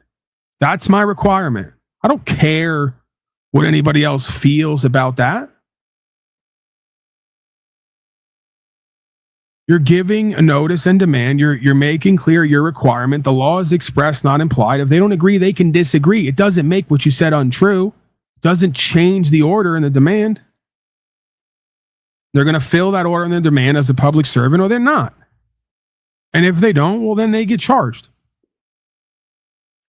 And you got to try to hold them liable at court. They're holding trust property unlawfully. They refused to return it. The property was not used in any crime. And again, this is where it becomes a joke as well, because I'm going to go to court to get some guy who's my servant to write up an order to return property when I'm that guy. I already wrote up the order. Notice and demand. Here's your order. I'm as good as a judge, if not better. This is part of our problem here. These folks have created a world and everyone's bought in where someone in a costume has more rights and abilities than the person they serve. How does that work? And the answer is it can't and it doesn't. And I'm not even going to listen to it because it's nonsense. So, again, stop looking for other people with their official process and procedures. That's how you're going to run into an Alphonse Fagioli. That's how you're going to run into a Chile decastrated. That's how you're going to run into a fucking Brandon Jerkoff Williams, who I understand is a Scientologist and is bullshitting about half the shit he puts forth. And the other half of what he puts forth is somebody else's words. He has no experience at court or anywhere else with it. And he wants to make up what could be potentially deemed as forged and fraudulent instruments that bear resemblance to federal property, which is a fucking very fascinating and interesting game if you want to play it. And hey, bravo. I'm totally interested to see where this goes. Keep looking for somebody else to be your daddy in your hair. You're going to run into all these fucking schemers and scammers and these corporate beta males who blow over in a weak wind, who fake cry when shit gets hot for reprieve. And they're going to sell you some bullshit practice, process, procedure that may work for them, sometimes may not, other times if you're lucky, and isn't yours, so it doesn't matter. You got to go to court and swear on a stack of Bibles that what you got in front of you and how you're operating came from your heart. It's part of your beingness and your conviction. If you can't do that, let's not talk about it. Because I don't even care if you can get a process and procedure that works. I don't think it's legitimate. And I'll be right there to tell the administrators, if they want to make me an honorary Mason and put a costume on me, I'll sit right there and tell them, you know what? You shouldn't be giving these slaves reprieve. Because they're coming in here with somebody else's words and read it off paper because they got some jerk-off's process for $29.95 a month. A population like that spiritually doesn't deserve their rights and their freedom. That's how we got here. Okay?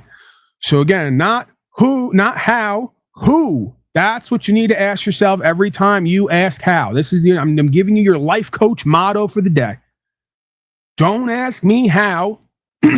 Ask yourself and everybody else who. And if not you, then who else? And if you, then what? How are you going to do it? That's what you need to ask too. You want to ask how? How are you going to do a private trust? Because your word is as good as gold and the closest thing to God in this realm of and by and for the people.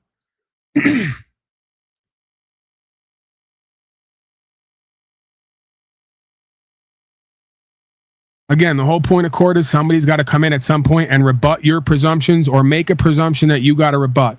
If you got a claim on file that creates a record and understanding and you're moving on that, somebody else has to deny that. And they can't legally or lawfully, so there's nothing to talk about. That's why I laugh. They pulled it with me a couple times, and all this means is I got to go back in there and get in their face again. That's all this is. They want to Paulie boy filed a federal case. And they dismissed it without even hearing the case because they wanted to stack the deck like always and play technicalities. Paulie boy, you didn't stylize your case properly, right? Well, yeah, but the only problem is, administrator, you have certain judicial canons, and one of them is if you become aware of a wrong that's been done, then you are supposed to. You're legally, lawfully bound to try that case. Doesn't matter how I stylize it. I'll give you an example, right? If a fucking black slave comes off a plantation and doesn't know how to speak English and he points at someone and says, that person's been doing me wrong and trade me like property, are you going to deny his claim because he didn't stylize it with the King's English? Right. Is that lawful? Is that moral? Is that legitimate? Is that ethical?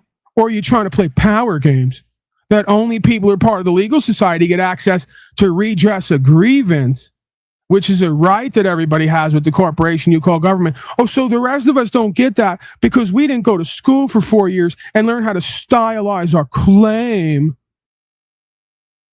See, that's bullshit nonsense. That's borderline, if not directly criminal. That is unethical when it comes to their society and their culture. Even their legal society and culture says either you dismiss somebody because they're not part of your culture, or they make you verbally aware of a wrong that's been done, and you have to hear the matter, because if not, you just turn somebody out from justice who had a wrong done to them because they didn't stylize their claim properly. All of us sitting around asking ourselves and each other, how? What legal beagle corporatist is going to come in and be our daddy for the day and tell us how we bring a claim of loss, injury, and harm before a supposed court of justice? How we can turn 3 lines into 300 lines, 3 lines into 300 pages of nonsense and extras, so we can really seem intelligent and sophisticated, right? Tired of it. Nonsense. Criminal. Needs to stop. And you need more and more people flooding into these arenas. And this is the part they don't like, because they don't want to have to do the work to be recognized and respected. You need people flooding into these courtrooms saying, I don't know nothing about legal society and legal process. I don't care. This person interfered with my rights and did wrong to me. Either you're going to hear this matter and be legitimate and honorable, or you're not. And if you're not, we don't have nothing to talk about, because I don't talk with dishonorable, bad faith fucking slaves. And of course, you don't say all that. That's just what it is. That's what daddy was supposed to teach everybody, but never got taught that, because motherfuckers didn't have a real man daddy that was interested in raising real men with some kind of honorable, good faith integrity and some kind of value fucking system. Used to be America was great because you had a value standard. What was it called? Great value, American standard, shit like this. Right there. That's all you need again. You need great value in yourself and your truth and the truth and American standard. And you don't give a fuck about what the corporatist English parliamentary legalists have to say or think about it. They're not your people anyway. They're not there to administrate over your affairs. You're a private man with a private trust. You're going to remain in the private as much as possible. I'll show up for special presentment to put myself on record. The rest you're going to have to drag me to, unless you can legitimize it. And if you don't have a valid verified claim and a third party impartial witness and all the rest of the elements of process and procedure, well, this is not even a conversation at this point. And this is when you flip it on them. I hope you're not going to make a mockery of this justice system. That's when they really, they get wet then. See, because now we got a player. Oh, this motherfucker's good. Paulie boy just sat up in here, had the nerve to ask me if I'm making a mockery of the justice system when I'm supposed to play that pimp game card on him. He played it first. Now, I don't usually play those kind of cards, but I might sometime in the future, just to give everybody some excitement and fun, right? Because they know that's them. The state of versus John Jones. There's your mockery of the justice system. You just brought in a fucking what? You just brought in a scarecrow, a literal straw man, and claimed it was a valid, verified claimant. And we're going to hold court here today without the state of in the room. That's what you need to understand. You need to understand these people are playing a very dangerous, potentially, game for everybody, pimping on everybody with lies and deceptions and fraud. If you're going to show up at all, it's simple. This is assuming what I am and what I'm not. The rest of this is kangaroo court. You're going to make a mockery of justice or you're not. You know what I found 9 out of 10 times? The mockery, the jokes, the pimp game is for them, for the others, right? When you show up as a man, with the truth, life, and way for men and women, right? For Alvin, by, and for the people, tends to be a way higher percentage that this is going to go a different way. There's going to be a completely different energy behind this proceeding. Really, it's what you put out is what you get back.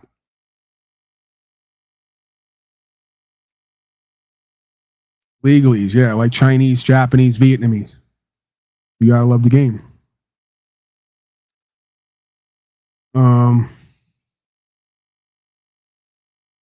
Yeah, court is all a claims process. That's what moves the court. Claims is the beginning and end, the alpha and omega of everything courting related. If you have a claim and there's no claim on the other side, then this is over before it started. Then just the bottom line becomes everybody in the action is going to be honorable or not. And if not, well, then we should stop talking anyway. There's no point talking to dishonorable slaves, like I said. So I'm going to leave it at that. You got any more questions, comments, concerns regarding that? We can go there.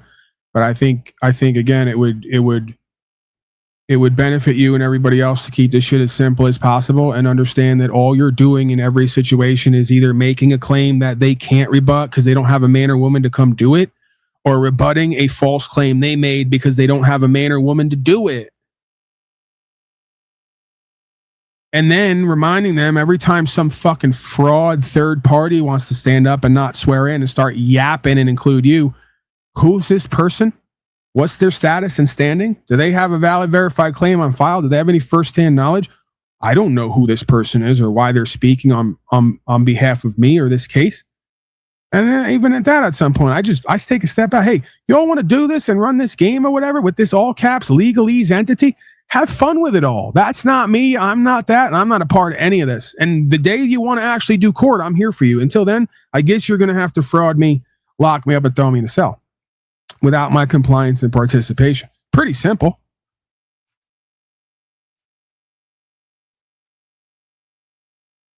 Or, you can do like the slaves tell me to do, like the other day I came across it. Hey, we're going to tell everybody how to really win in the court system. Whatever judge you get, look up the judge's charity foundation and then look at who their top donors are and then hire that attorney who gave the judge the most money. This way you can pay the attorney to pay the judge to all be part of the corruption and maybe get you off, right? Yeah. And then they all sit down there, the slaves. They don't understand that's dishonorable and bad faith. And that's why they get the system they deserve because it reflects them. And they all sit in the chat on Facebook and go, yeah, you're right. This is totally a great fix. Man, I'm glad I joined this group. I'm really going to get something done now. And then guess what Paulie Boy's got to be? The supposed bad guy hater with the truth they all don't want to hear and keep avoiding. That's right inside of their heart. But that's the last place a fucking slave hoe looks. And you wonder why your system treats you the way it does. Not a wonder to me. I see you all how you act all day, every day. I see what you pass off as value and power. I see what you pass off as right from wrong. I see how you'll exploit any one of those corruptions of the system to try to better your life or keep your ass safe. You're no less dishonorable and bad faith than all these scum you complain about. That's why you don't respect them and they don't respect you. And I got to tell them, hey, imagine just showing up to court and doing the right thing because it's right and forgetting about trying to figure out how you're going to be part of corruption and buy people off who are bought off or trying to buy all this shit. Imagine that. That's why they say that I'm crazy. At this point, I'd rather go do fucking 6 months straight than go search up who gave the most money so I can beg some guy to do corruption and fraud for me. Are you kidding?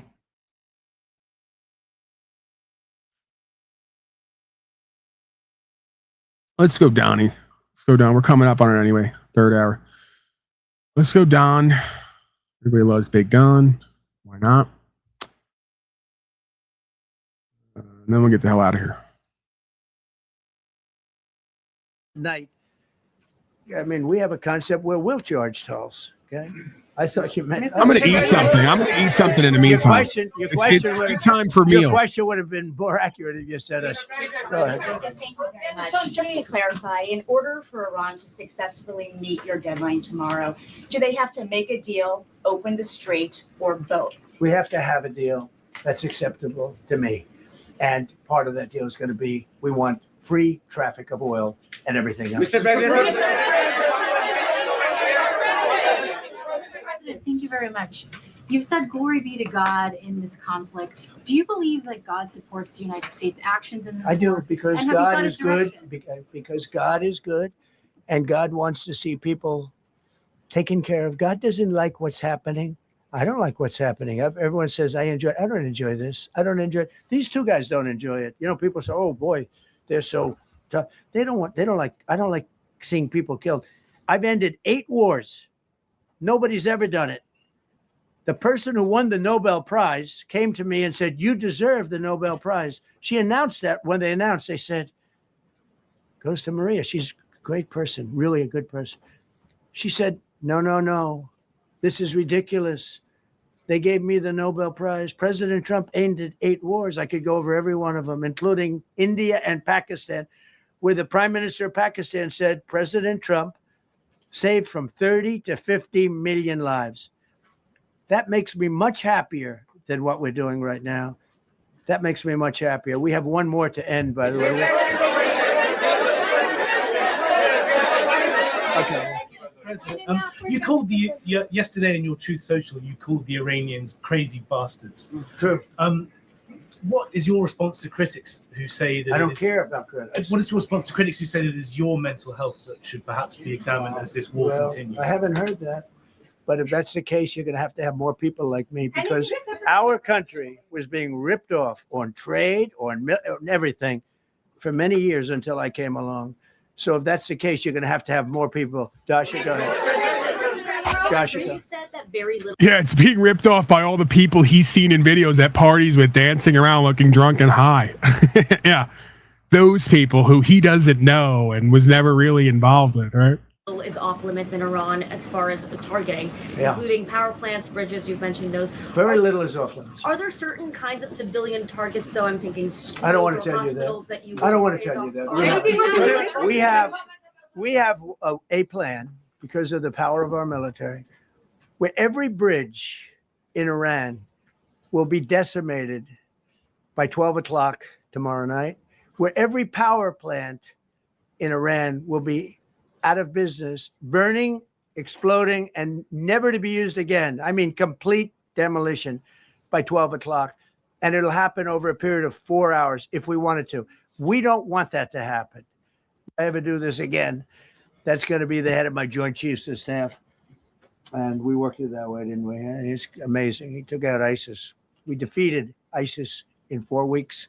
I was told it would take 4 years. I flew to Iraq to find out with the greatest equipment in the world, why would it take 4 years?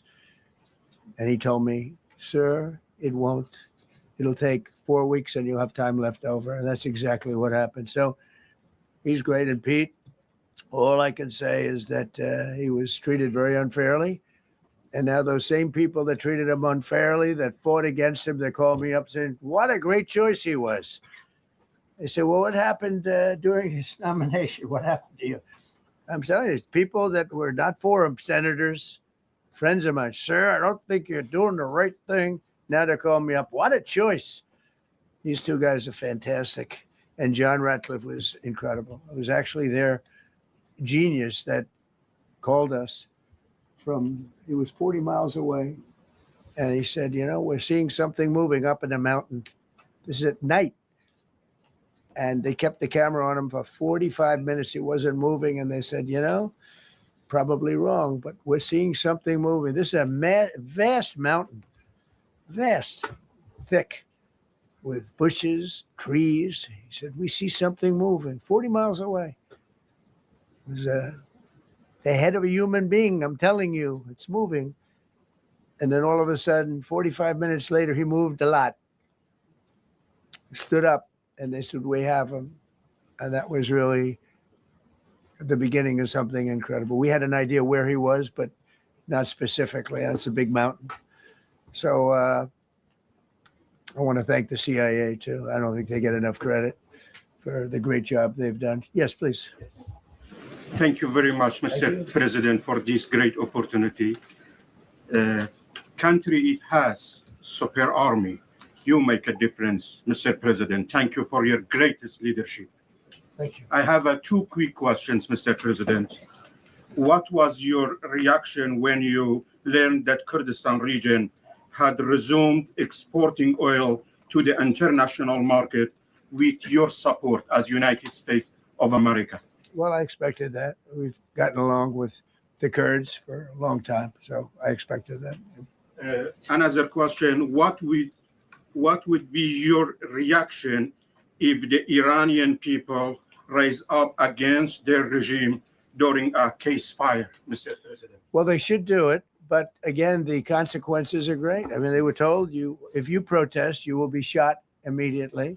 You saw what happened to the young wrestler. He was a great champion, by the way. He was a great wrestler, one of the top in the world. And he and his 2 friends. Okay, so this is one of those questions that kind of makes you look silly. All they did was say a little about liberty. Bing Boom Bam writes, we have a war in Iran going on. In Little Marco is at the USA Paraguay game on TV. Who's running the ship? You know, when somebody stays in a house. The idea that you would believe Marco Rubio could run anything, including a lemonade stand, is hilariously laughable to me. Right? So like just start there. None of these people are running anything. It's a ruse. They're front men. There's been people running this whole thing from the background the whole time. And then they just cycle out the front men to give you slaves the illusion of choice. So like why even, we're going to ask the question we should already know the answer to, proving why they keep gaming you. Because you think Donald Trump's running the free world. You think Marco Rubio's like, you know, running the, you know, the military or whatever the fuck. I don't know. I think it's absolute nonsense. I mean, you saw me play the head of the the financing and economics for 5 administrations come on, and he had no idea what money was or how it works. And he literally said, he goes, I don't know, we don't know, what's the difference? Right? And then you want to sit down there and act like these are the most competent, capable, authoritarian experts, and they're running the whole show. By the fake news, but you can't. It's inmates running an asylum. That's what you have going on here. That are you just saw 2 great, and John Ratcliffe, 3 unbelievable people. They have a plan. Every single thing has been thought out by all of us. But I can't reveal the plan to the media. So, you know, but we're just thrilled by the success of this operation. Yes, please. Thank you, Mr. President. You've said Iranians would be mad if you stopped these attacks, but why would they want you to blow up their infrastructure, to cut off their power? Wouldn't that be punishing Iranians for the actions of the regime? They would be willing to, and it's suffering. They would be willing to suffer that in order to have freedom. The Iranians have, and we've had numerous intercepts. Please keep bombing. Bombs that are dropping near their homes. Please keep bombing. Do it. And these are people that are living where the bombs are exploding. And when we leave and we're not hitting those areas. I always picture Pete Hegseth in like some van that's been converted into a command center, fake text messaging Trump as an Iranian going, bomb more, bomb more. We love it. It's a violent, horrible world where if you protest, you are shot. Remember the great woman protests where they had 400,000, 500,000 women, and they were all enthused and they were going to protest, and everybody said, oh, the rape. Okay, we have one down there. The baiting is still working. We're still getting a few. Jacob Braswell, please call him. Tell me all about how Trump is doing this all because he wants to free the Iranian people while the United States / America has less rights and freedoms than ever. Is Trump going to bomb us to get our freedoms back too, or how does that work? I'm just asking. You can let me know, right? Again, this is the level of, this is how easy it is to game a bunch of slaves. Trump just says, we have people in Iran who are begging for their own enslavement and bombing. So because they want it, it must be good and legitimate. No, because you would have slaves here right now who would say Trump should bomb Seattle and Denver to get our rights and freedoms back. They would totally support it. They'd be right there begging for it. A slave wanting slavery and genocide doesn't legitimize something, okay? Nice try, though, guys. You almost got somewhere with that. The regime's going to come standing in a group and protesting, and you have a woman. In the case of the woman, remember the Great Woman March. Everybody was saying, oh, this is the end of the country. You a moron. And that's you, sir.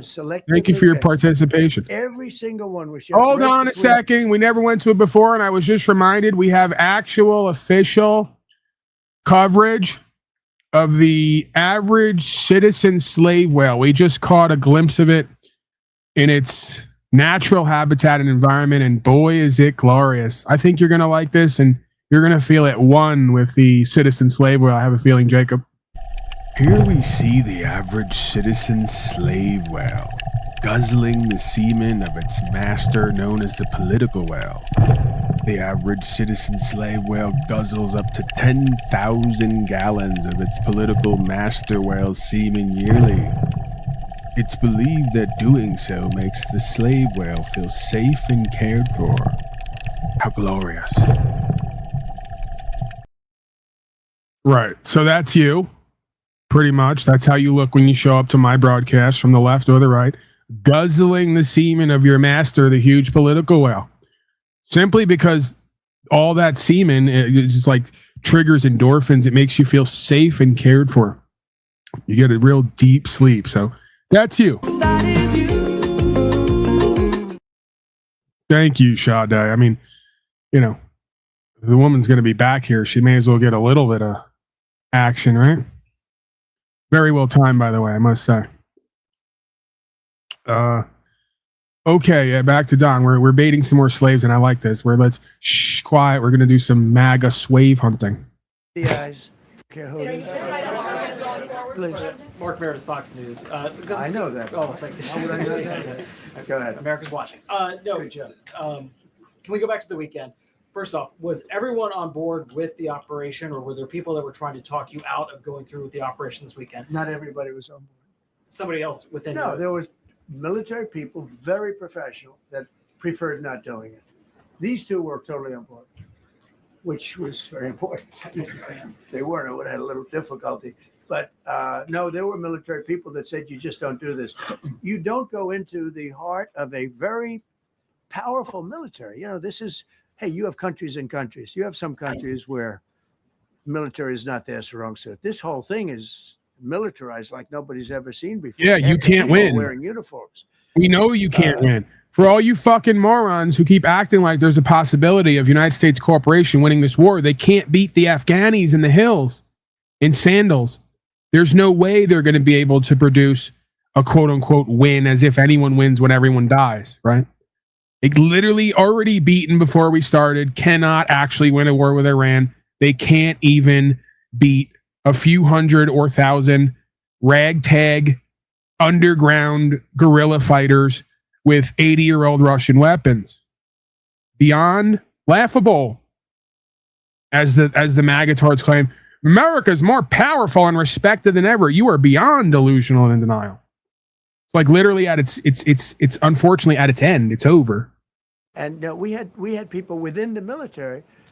Usually it's not done. That's one of the reasons. You know, I was surprised. Somebody said it's the only time it's ever been done. I said, that's not possible. No sit, call in. Possible. You guys keep commenting down there, and I have the number down. Call in and tell me all about why we're in Iran, because I don't know about it. Please stop being cryptic and generalized in your comments, right? Be very direct and present it for the rest of us. Help us out. Because could have completely changed. So the first one, which was in many ways as dangerous as the second, I guess it gets, because we're flying over daylight. You know, we're the best at the world at night. We have goggles that nobody. We have goggles. I've tried them. They're unbelievable. I mean, those goggles like I do. The goggles at night than I see without them during daylight. I mean, day like today, we have a beautiful day. You see just as well with goggles. In many ways, it's enhanced. So we have the best in the world. So it's much safer for us to do it at night, whereas other people, no other country has that capability. They don't have that particular. Thank you, Mr. Ryan Horde. But appreciate, sir. I was told flying and in daylight. I think we flew 7 hours over Iran, and that's a long time over unbelievably hostile territory where they have nothing but weapons. We took out their anti-aircraft, which is great. We took out their radar, which is great. We took out a lot, but they still have, what hit this one was a handheld shoulder missile, heat-seeking missile. So it's not like, they're totally whatever. And they have probably a little luck because you got to get lucky. But they shot it, and it got sucked in right by the engine. But these guys were out of there. They were great. Their timing was great. But no, I was told that this is a very dangerous mission. I understand. They didn't say it's a foolish mission. They said, we're going to be sacrificing hundreds of people do this. You have tankers that are flying over this area so that because the flight was so long, they had to refuel. It's a very dangerous mission. I just felt it was worth it. If you would have told me that we would have been successful, gotten both, and nobody was even essentially injured, I would have said that would be impossible. Yeah, please. Mr. President, thank you very much. Thank you, sir. I'll come back to you. Okay. All right, Mosick is writing down there that he tried calling in and the line's not working. That should not be the case. I could try it again right now. 602-730-0122. Are you sure? Yeah, it's working. I hear it right now. Hear that? I think a lot of you folks are too fluoridated or medicated. You can't dial the phone numbers correctly. If you need assistance over there, please let me know. I'll send someone out. You say with a more reasonable, less extreme leadership in Iran, What does that mean for the protesters, for the human rights movement in that country after this conflict? Well, I What's think your positive. expectation? Yeah, if they assume control, if we do something and they assume control, I think it's very positive, a big step. I don't think you'd see the radicalization that you have seen in the last. Look what happened. I mean, women are being executed because they're not properly clothed, they say. They're not properly clothed, and they execute the women. They shoot them right on the street. No, you have a much different group of people. Now, I'm not saying we are dealing with them. Essentially, they have till 8 o'clock tomorrow night, Eastern time. But we are dealing with them. I think it's going well. Mr. Witkoff is here, and JD's involved in the dealing. Mr. Witkoff is sitting right here, and I think it's going fine, but we'll have to see. You have to understand, we've been dealing with these people for 47 years. I'm standing here with a much more powerful Iran as of a month ago, not anymore. Right now, they are decapitated. But I'm standing here a month ago with a much more powerful Iran than it was at any point during 47 years. This should have been handled by 7 presidents, a lot of presidents. And those presidents are saying now, every one of them to their friends, we should have done this a long time ago. So it's not something I like doing. It's very dangerous. And we're getting them at the height of their strength. If I didn't terminate the Barack Hussein Obama Iran nuclear deal, they would have had don't forget, that was a path to a nuclear weapon. Remember this. He chose Iran over Israel, pure and simple.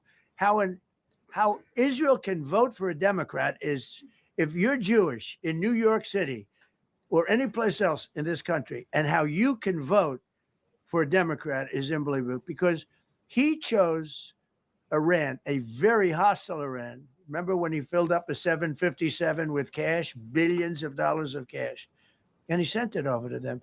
Then they gave them tens of billions of dollars. He chose Iran over Israel and really the Arab world, if you look, because, the other, Saudi Arabia, Qatar, UAE, I mean, you take a look. I mean, I can add Kuwait and I can add Bahrain, and you can add others. He chose such an unlikely candidate. Nobody could believe it. Frankly, if you're going to choose between Iraq and Iran, he should have befriended Iraq. He went in the exact opposite direction of all thinking, and he made a terrible mistake. But that was a road to a nuclear weapon. And when I terminated that, everyone said, oh, he terminated it. It was one of the best things we ever did because he had a road to a nuclear weapon. And it was a very short-term deal. Countries don't do 10-year deals. Countries do hundreds of years. You don't do a 10-year deal. For a country, this isn't, you're a landlord, you're renting a store on a certain street, and you give somebody a 5-year or 10-year lease. This is a country. It was a short-term deal. It was ready to expire. I terminated it before it expired. Took a lot of heat, and it was one of the best things I ever did because he would have had a nuclear weapon. Then he would have had another nuclear weapon, had those beautiful B-2 bombers not gone in 8 months ago and obliterated that site. And by the way, the word is obliteration. CNN said, well, maybe it wasn't complete. It was so complete that they still haven't been able to get it. It was obliteration. But if we didn't hit them, that was a courageous decision too, because we. So he just admitted indirectly, talking in circles, that we blew up the Iranian nuclear, not we, these people claiming it's we, because there's some cult hallucination happening. You got to watch that, right? It's very easy to get sucked in. He said they destroyed the nuclear weapons. They bombed the military, installations, but then it's continuing. So are you lying then or now? If you and this is years ago, right? They years ago said they first bombed the military installations where the nuclear stuff was. So they'll never get it back. It's not happening. But we got to continue. But we bombed it again and it's gone. It's obliterated. But we got to continue because we can't let Iran nuclear weapons. They can't even lie good. And it doesn't even matter because the slaves are so fucking culted out. They're just going to follow along whatever they're told to do, right? We know that. But even the fucking, as time has gone on, the lies are even getting worse and worse and just more obvious on the face of it, right? Fascinating. Had all those planes He's never been replaced, you know. And I did one other, but this one was not picked up. Osama bin Laden. If you read my book, I said you got to take him out 1 year before the World Trade Center came down. So I wish you'd read the book. But you, as a president, to be a good president, I believe you have to have good instincts. And a lot of this is instinct. Yeah, please. Thank you so much for taking my question, Mr. President. Mr. President, last week you suggested that Europe should take the lead on reopening the Strait of Hormuz. Has circumstances changed now that you're issuing a direct 48-hour ultimatum? And secondly, would a new ceasefire include Israel, or would it just be between Iran and I can't the talk about ceasefire, but I can tell you that we have a active, willing participant on the other side. They would like to be able to make a deal. I can't say any more than that. Because You've listed the goals. Excuse me. Please go ahead. You've listed the goals. Who are you with? Who are you with? My name is Dia Kurd. I'm with the largest Kurdish media outlet, Ruda Media Network. It's based in Iran. Go ahead. Mr. President, you said before that you don't want the Kurdish forces to enter Iran and deharm it. Do you still want them to stay away? Or what role do you expect them to play now? I'd rather have them stay away. And then, I'd rather have them stay away because I think they bring with them some problems and some difficulties. And I don't think they bring death, I mean, you know, to themselves. But I'd rather have them stay away. Go ahead. Thank you, Mr. President, for the question. Deliberate attacks on civilian infrastructure violate the Geneva Conventions and international law. Who are you with? I'm with the New York Times. Zolan from the New York Times. Are you failing? Are you concerned? Circulation way down at the New York Times. Are What's you going on concerned with that your threat to bomb power plants and bridges amount to No, war not at crimes? all. No. I hope I don't have to do it. But again, I just said 47 years they've been negotiating with these people. They're great negotiators. And because they're not going to have a nuclear weapon. And if somebody I want to switch to the proclamation. Is weak and ineffective, which possibly I want to switch to the proclamation here. That's apparently been within the last 24 hours. Very difficult nowadays to track what is updated, quote unquote, breaking slave news and the latest lines of bullshit, and what is just being streamed ad nauseum, right? Ad infinitum, just stuff from days and weeks ago, right? They're so desperate for attention and validation and you know, programming the slaves that they just run the same speech on a loop for days and weeks and then act like it's happening now. It's the weirdest thing. And it's like ET, like Times, Fox, they're all doing it. So yeah, it's definitely a time of we don't know what's completely up or down, what's even going on or not. And in a way, that's good because it just brings everybody back to themselves, their own day-to-day life, living with what they know and what they can find joy in. And, you know, we can mock this shit from time to time and point it out. But ultimately, who really gives a fuck? You know, they're going to do what they're going to do. We need to do what we need to do. If we focus on what they're doing or going to do and ignore what we need to do, we're fucking slaved out anyway, right? And that's another kind of theme here, I guess. So, excuse me. Your number is going to voicemail. Amazing. This is really amazing. So the guy isn't bullshitting. I just called and the number went through, and then you guys call and it goes to voicemail. Like Google is so, I can't use anything because it's all fucking scammed out. Oh, now all the calls are coming through. Hello? Now I got 2 or 3 at once. It really is incredible. All right. You know, you can't. And then look at this. What is this? I now pick up the phone call and it's just sitting there and it's saying loading connection. This never happens before. So they're not letting my stuff get through. When I use my phone to call, it gets through immediately. And none of it's connected. But then you guys are calling and they're not even ringing or letting you through at all.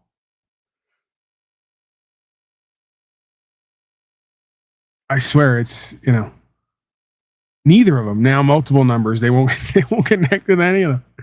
Thank you, Google Voice and YouTube, for your stellar services where you somehow, some way don't give people notifications when I'm on. They all tell me, you know, you don't count the likes half the time, or you cut half my likes out. You alter my numbers before, during, after the fact. And then I can't even take the calls either because maybe they just don't exist. Maybe I don't exist. This broadcast never happened. You never saw it or never were told, and you can't call me because as I'm sitting here speculating on what the potential future reality is going to be, they're doing it to me on all levels. And then I go, is this synchronicity or is this my schizophrenia undiagnosed? And then people come here and they go, everything that happens over here doesn't happen anywhere else. We don't have these problems anywhere else. And I go, thanks. Now you're really going to kick my paranoia into high gear, right? Like, what the fuck is that? I'm sitting there right now with the call answer, but I can't talk to anyone because they won't connect us. And then they're like, and for the last hour, none of the calls have been ringing or coming through. And they're like, hey, you're just a voicemail. And there's nothing. I'm looking at all the settings right now. Everything is normal in the way it's supposed to be. They're just like, no, Paul, you don't get a phone line. You don't get to talk to people. You don't get a channel. For safety is what it is. I'm a fucking danger to democracy. I get it.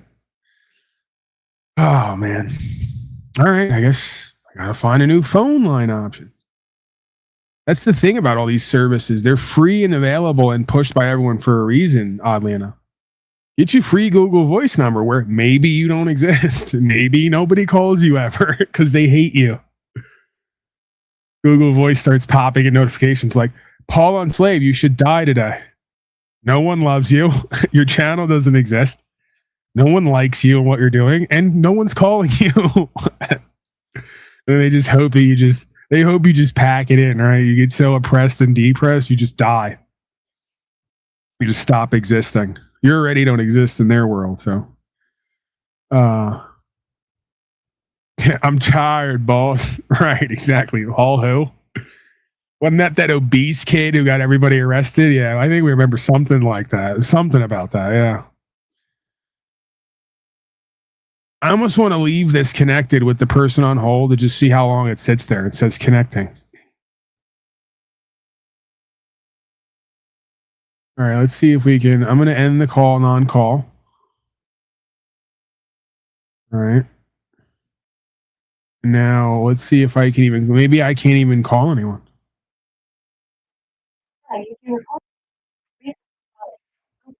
Is available. Hello? You hear me? Paul, what's up, brother? What's going on, man? I apparently don't exist sometimes, so if you can't get a hold of me. Man. What the fuck is up with Google? Well, yeah, I'm the enemy, is what it seems to be, right? That's I'm very unsafe. I'm a danger to democracy. You're the bad guy, Paul. You're the bad guy. You know what? The fucked up part about it is I love that even if I don't like it. I really do. I have a weird, morbid fetish where I kind of have to, I guess I've learned to get off on it, right? It's like a man that learns to turn pain into pleasure, right? Into some sort of fetish, I guess, right? That's my. Hey, this is Daniel, by the way, from the chat. All right. So what do you got for me? Questions, comments, concerns? No, man, just comments, man. Fucking A, bro. What's up with all these fucking slaves in the chat lately?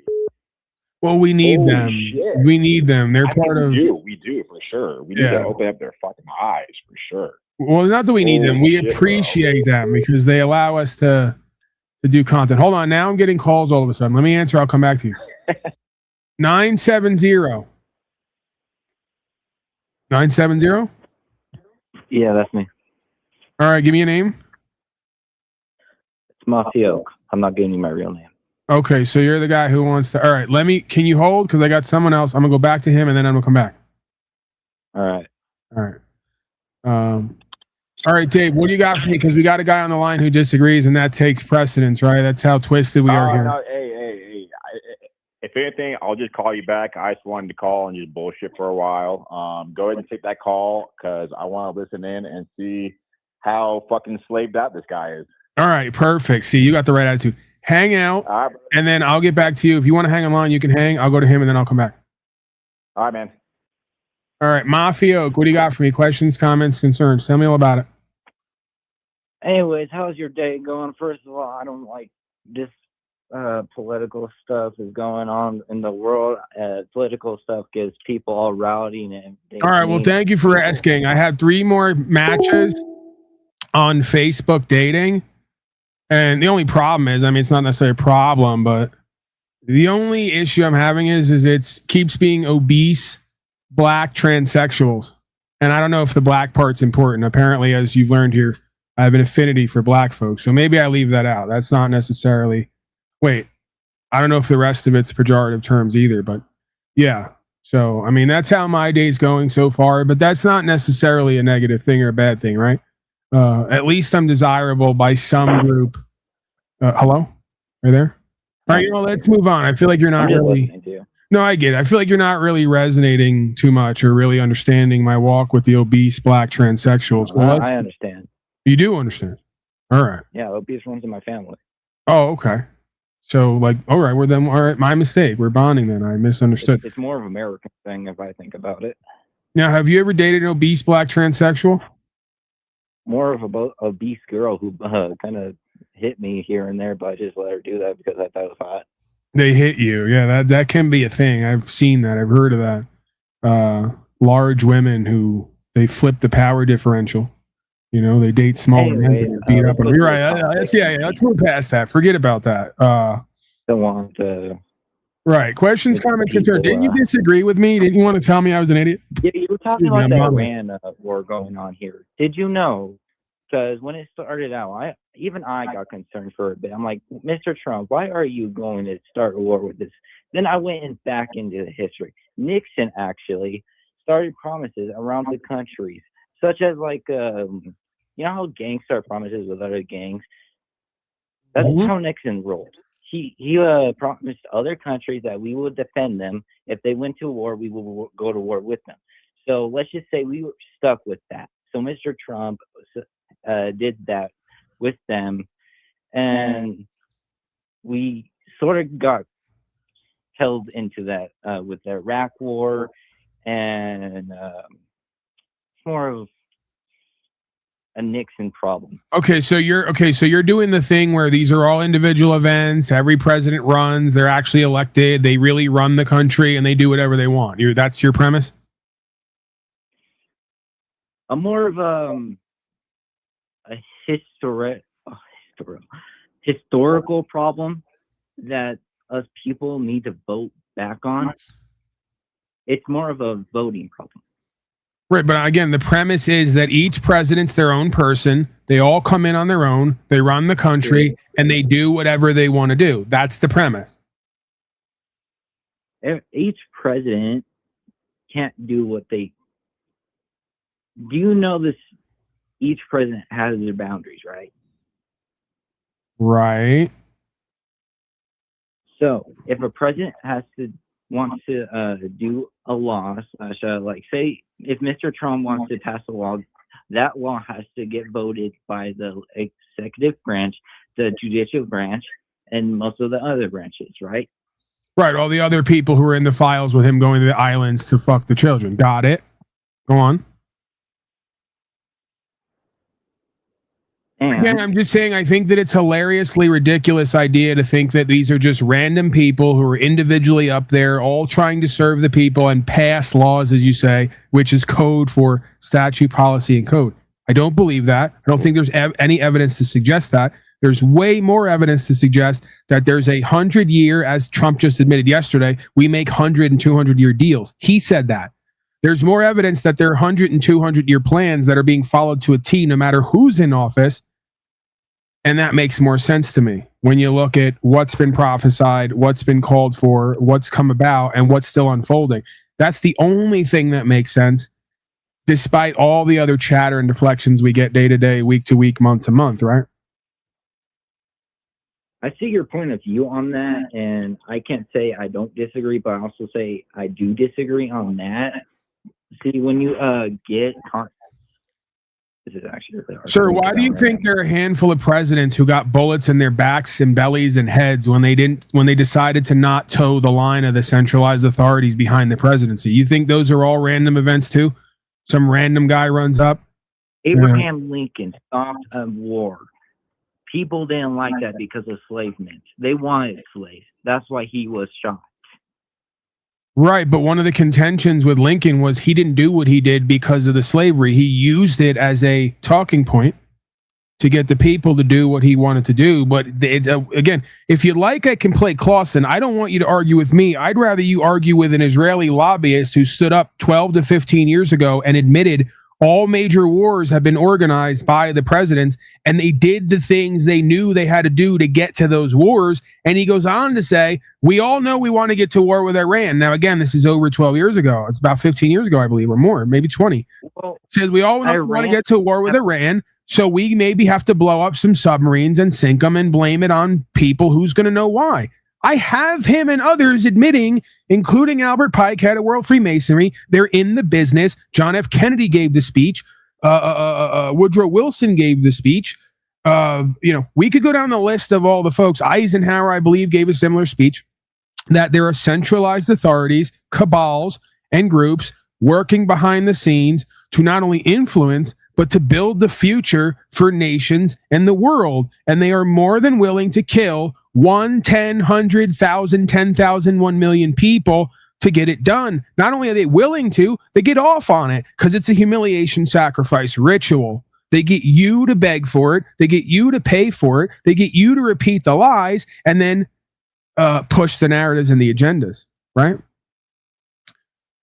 I see your point of view on that, and I can't say I don't disagree, and I see I disagree on it. But though Iran was a big problem back in the days, still is a big problem. What's the big problem, sir? We have ballistic missiles nowadays, and Iran was the only country now that didn't have ballistic missiles. So now that it had its hand on it, we went to war with it, called Epic Fury. Ever heard of that?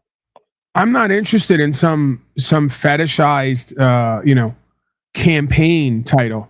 I asked you, notice when I asked you what the problem was, you didn't tell me the actual problem. You told me everything they told you. You're literally evidence right now of what I'm saying. So what's the problem? Let's go here right now. When's the last time Iran went to war before 2025? During the Iraq War. Am I right?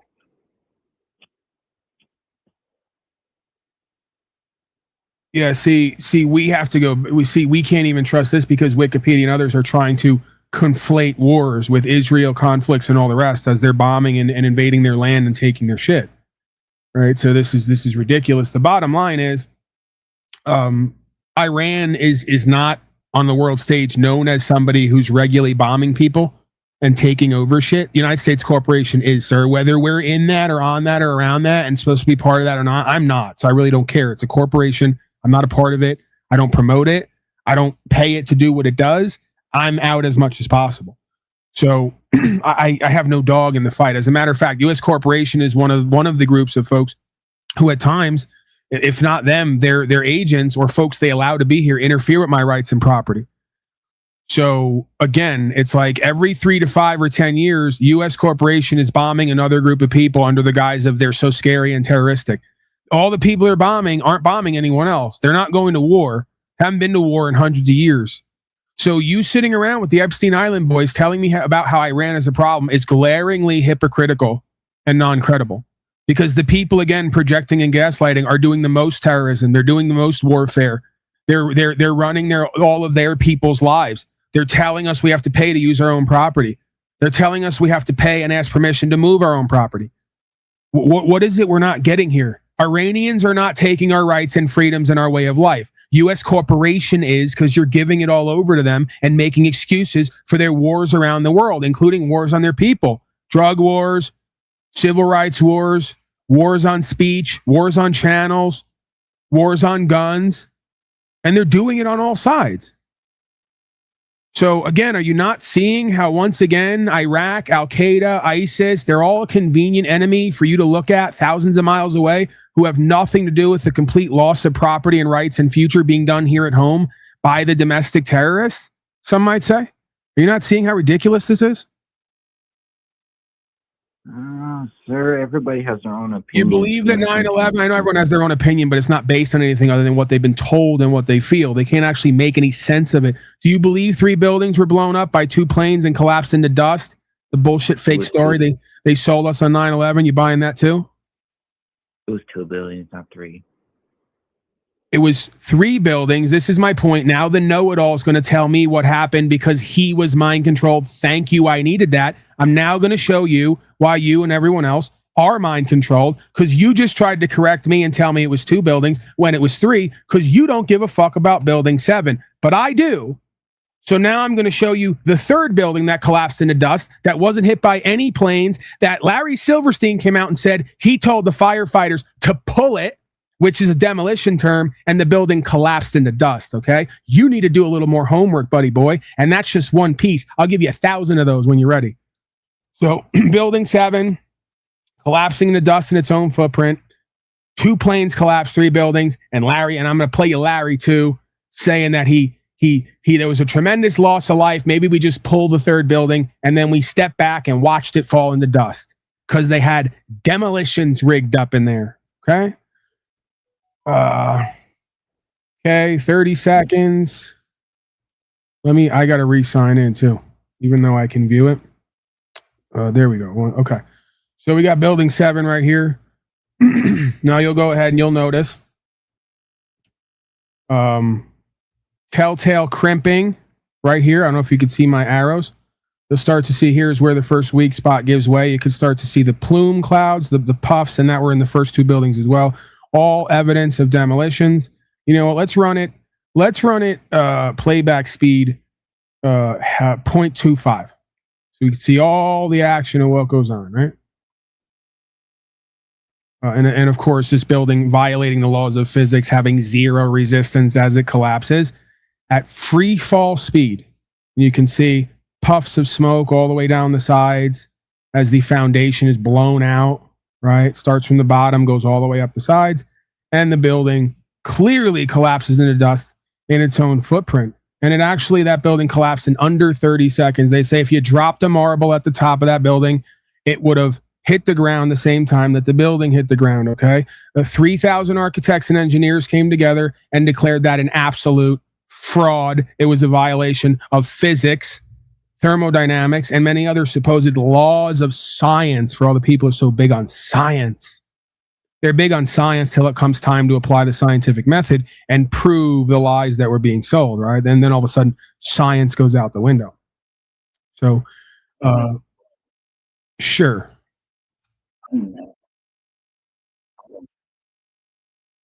Okay, what does that mean to me? Right. Okay, so you don't, but the rest of the audience just saw it. And if you want to go back and look at it, this is not going to be solved today anyway. You need to take about 1,000 hours out to look into who or what is running your life in this reality. And you need to do it from sources who are not legally allowed to lie to you, as ruled on at court, because they've ruled on it. They can legally lie to you, and they're not subject. Sure, they went to court to rule on whether the media can lie to you, and the Supreme Court administrators, being great judges they are, ruled that they can legally lie to you on Fox News and on MSNBC and everywhere else. And there's a reason that they wanted to get that passed, because now legally they can lie to everybody about anything and they can't be held liable. Right? So, yeah, again, all you got to do is look up Building 7 and you'll watch the 3rd building collapse from 2 planes into dust and telltale signs of demolitions. And then you can go, I'll play Larry Silverstein here as well. You may not be able to see it. We'll play it for the audience's benefit. Where he then got the nickname from me, Pull It Larry. Because he used the phrase pull it, which has been known to be a demolition term. So go to that. Go to Larry admitting indirectly that he's part of one of the biggest frauds. World Trade Center 7 had always been considered the starting point for rebuilding. Located north of the slurry wall, 7 had been cleared faster than the rest of the site, and there had been no bodies to recover. Pelted by debris when the North Tower collapsed, 7 burned until late afternoon, allowing occupants to evacuate to safety. I remember getting a call from the fire department commander telling me that they were not sure they were going to be able to contain the fire. And I said, you know, we've had such terrible loss of life. Maybe the smartest thing to do is pull it. And they made that decision to pull, and then we watched the building collapse.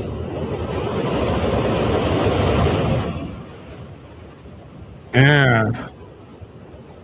All right, so go back and watch that when you get a chance. And then, as someone in chat pointed out, he also got a nickname, I guess, Lucky Larry, because that was the day that he collected on an insurance policy he took out 6 weeks before 9/11, citing terrorism. That if somehow over the next 6 weeks, let's say some terrorists blow up the building, well, then we get paid more than we would get if we would have had to put out money to fix all the asbestos in there, right? So there's 1,000 of these facts that kind of prove exactly what went on, but it's okay because the 9/11 Commission investigated itself and found it did no wrongdoing, right? So it's got to be okay.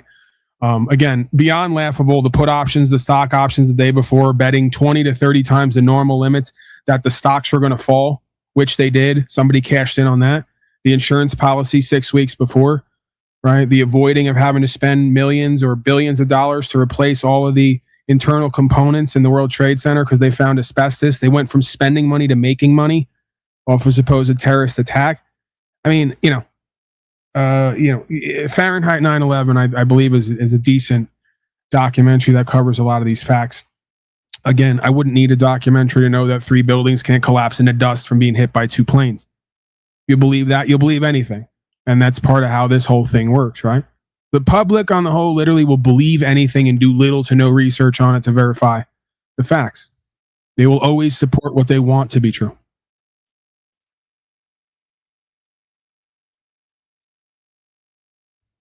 All right, so let's continue. You got anything else? Any questions, comments, concerns, beliefs, perspectives? You got anything else that I or the audience need to know, right?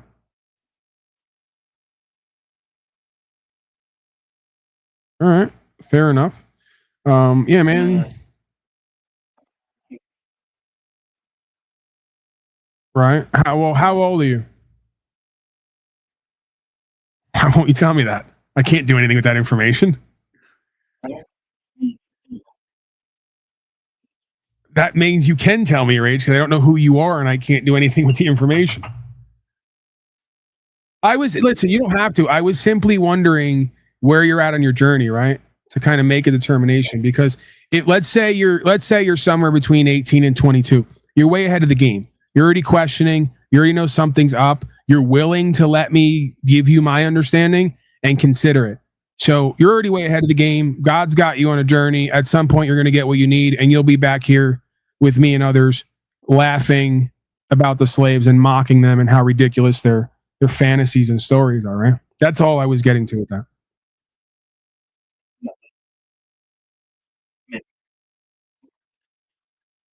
Yeah, you're on your way, man. I know where people are at on their journey. It might be difficult for you to realize that, but I'm pretty conscious and aware and intuitive.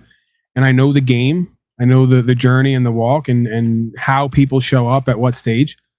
So I can see it. I can feel it. You're taking the walk, and the walk always goes that way. It goes left wing, then it goes right wing, then it goes mid wing, then it goes no wing, then it goes anarchy, then it goes trust, equity, and faith, legal, lawful, then it goes unslaved, right? I'll be here at the end when the universe decides. What now? Oh, fuck. I can't stand this system. I need to change it. They weren't hearing the last whatever you've been saying. Fuck, that burns me up. My mistake. You asked me how old do I think you are? Yeah. Well, I just said. I mean, I pretty much tipped my hand. I would guess 17 to 25. I'm 16. Okay. So you're actually a little bit younger than I would have figured, but that's even better because that means that you're ahead of the game, right? See, that's the thing. I'm giving you credit.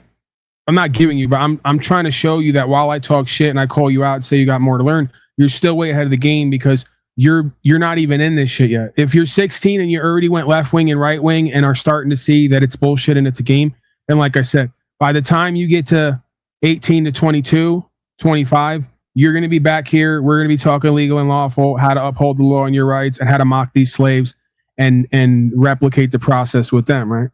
That's just what this is. Let's say I get some classes from that. Speak up, man. Speak up. You're mumbling. Yeah, sorry, I do that a lot. Yeah, well, that's something in life a lot of people do. Don't be a mumbler in life. Enunciate. Speak powerfully. Let's just say in RTC we get classes and how to do research. If you get a question, do some research. Don't just dive right into and start thinking it's right. Right. And I'm a history nerd, and that's how I answered most of your questions. Let me put a shirt on. They might try to accuse me of molesting you or something. I don't really care. What are you saying? Yeah, it's unbecoming of me. I can at least pretend to be somewhat professional and put together, right? I can at least do 1% of that work, non-work. You know, I can at least get a shirt on, right? Like I can get to that level of professionalism. No. Yeah. All right. Well, say that again. What you just said again. Repeat that to me.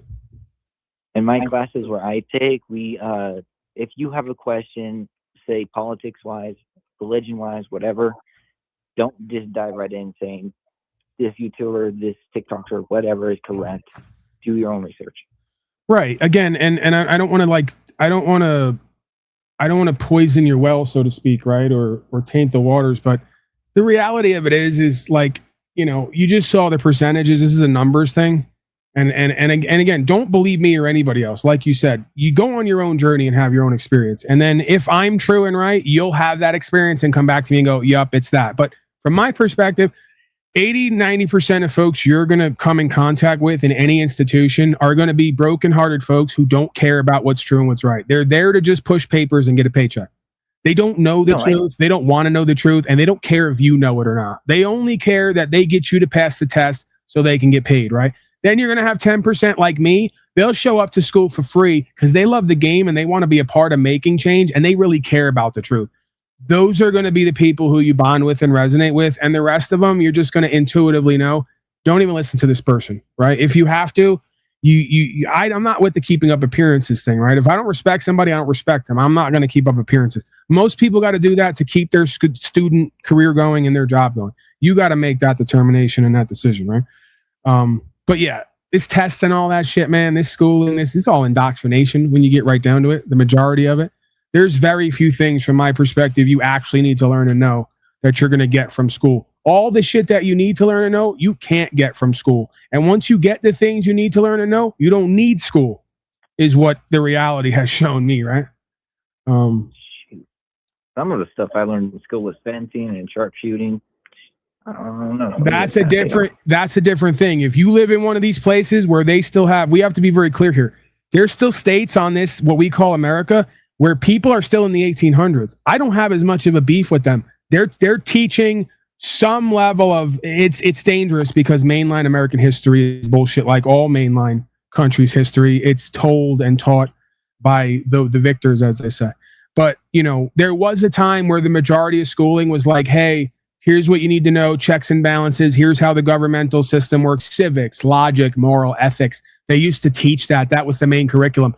Schools who still do that, they're few and far between if they exist at all. I don't have an issue with them. They're pretty decent in the community, right? They have school programs. They have sports. They teach the children crafts, how to make their own shit, how to cook meals. Remember all that, guys? Remember all the people who are 60 years old now? Used to be, the rest of us aren't going to know this, but used to be they had arts and crafts at school. They had home and careers where you learned how to cook and be a good... You may have that because where are you, sir? Let's put this to bed right now. Where are you? You're not going to tell me that, right? Yeah, I'm probably not going to tell you. I'm probably not going to tell you that. So, okay, I'll give you where the mountains are. You're in the middle of nowhere, country bumpkin, small townville. Yeah. Yeah. That's a different story. You've never left. I'm not down on it. I'm not one of these, oh, that's flyover country, big city boy. I don't do that. I do the opposite. I'm city boy New Yorker who says this is all trash. We got to get the fuck out of here and do what you're doing and they're doing. I'm the opposite of that, right? So you're making my point for me. There's certain places on this land where they've never left 1890 to a certain extent. They may have electricity and cars or whatever. The curriculum is largely logic, morals, and ethics and civics, home and careers, a little bit of physical education. We break for lunch. You go outside, you do your last whatever, and then we take it on home. And hopefully you got an actual man and woman at home that knows something about being honorable and good faith, right? That's a whole different story and lifestyle. That is not most of the city and suburbs when you cross this nation and this world traditionally in the modern day world, from what I've seen, right? There's no more home and careers. It's bullshit paperwork most of the day. It's little interaction with the teachers. The teachers don't give a fuck. The school's a glorified prison. You have no idea what school is like till you go to New York school. You've seen nothing like it. I can't believe it. Some of the shit that I saw, especially certain neighborhoods. So, yeah, there's little learning there. There's little growing going on there. There's a lot of fighting, tribalism, politics, bureaucracy, and bullshit nonsense. And a lot of kids gangbanging and doing drugs and being socialized. They love that term. Paulie, how are you going to socialize your kids if you homeschool them? You mean turn them into a tranny, a gangbanger, or a drug dealer? I'll take my chances, oddly enough. So, yeah, man, this, two different worlds, right? Odds are the impression I get from you and where you're at is they probably have something going for them still, some kind of last vestige of a culture and a society that was somewhat prosperous and successful, right? And if they stick to that, they're going to outlast everybody else. Because again, the main curriculum that made us society prosperous and successful was logic, morals, ethics, and civics, and a bit of mathematics, right? Right, son, I'm going to be a plumber. You're going to be a what? A plumber. So well, hopefully you're going to be a man who does plumbing, right? Yeah, I'm going to be an entrepreneur. All right. Well, I mean, listen, plumbers make some good bank. Again, I was kind of teasing on this idea that they'll say to you, what do you want to be when you grow up? And it's like, we equate what we're doing with who we are, right? Like, what do you want to be? I'm a plumber. And it's like, no, I want to be an honorable, good faith, truthful, empowered, inspired man who does some plumbing on the side to pay my bills, and if we can get some like freedom in there somewhere and not be a complete genocided slave, that'd be good too, maybe. Plumber, it's called being your own boss. Well, listen, I mean, again, then you're going to have most people tell you, but then you got to fill out a 1040-90 and you got to claim all these things and be a withholding agent and you got to pay them a percentage and blah, blah, blah, blah. That's not American fundamentalism. That's not free trade. That's not free and brave. See, so it's like we got an issue first things first here that we can't go off and do and be whatever we want and need to do and be because we're under the thumb of this situation. All right. So again, we go back to the founding fathers, what made America great. It wasn't a society of plumbers. Hey, these people did everything. Horseshoes, blacksmith, gunsmith, plumber. That wasn't the focus. That's just what they did to make a living. Who they were was honorable, good faith, freedom-loving Americans, right? And that's what we're doing here. That's what we need to be doing here, right? As far as I see it. I don't know. Besides Washington, they were kind of hypocritical themselves. They said freedom for all men, and in reality, they had their own slaves. Sure, that's the thing. There's oftentimes never an agreement amongst a group. That's why groups are most likely to be non-credible, right? Or as you say, hypocritical. So I'm not saying all. I'm saying there is a prevailing theme that you can argue the universe brought through some folks, some of which who even own people as property, right? That's how hilarious this whole simulation is.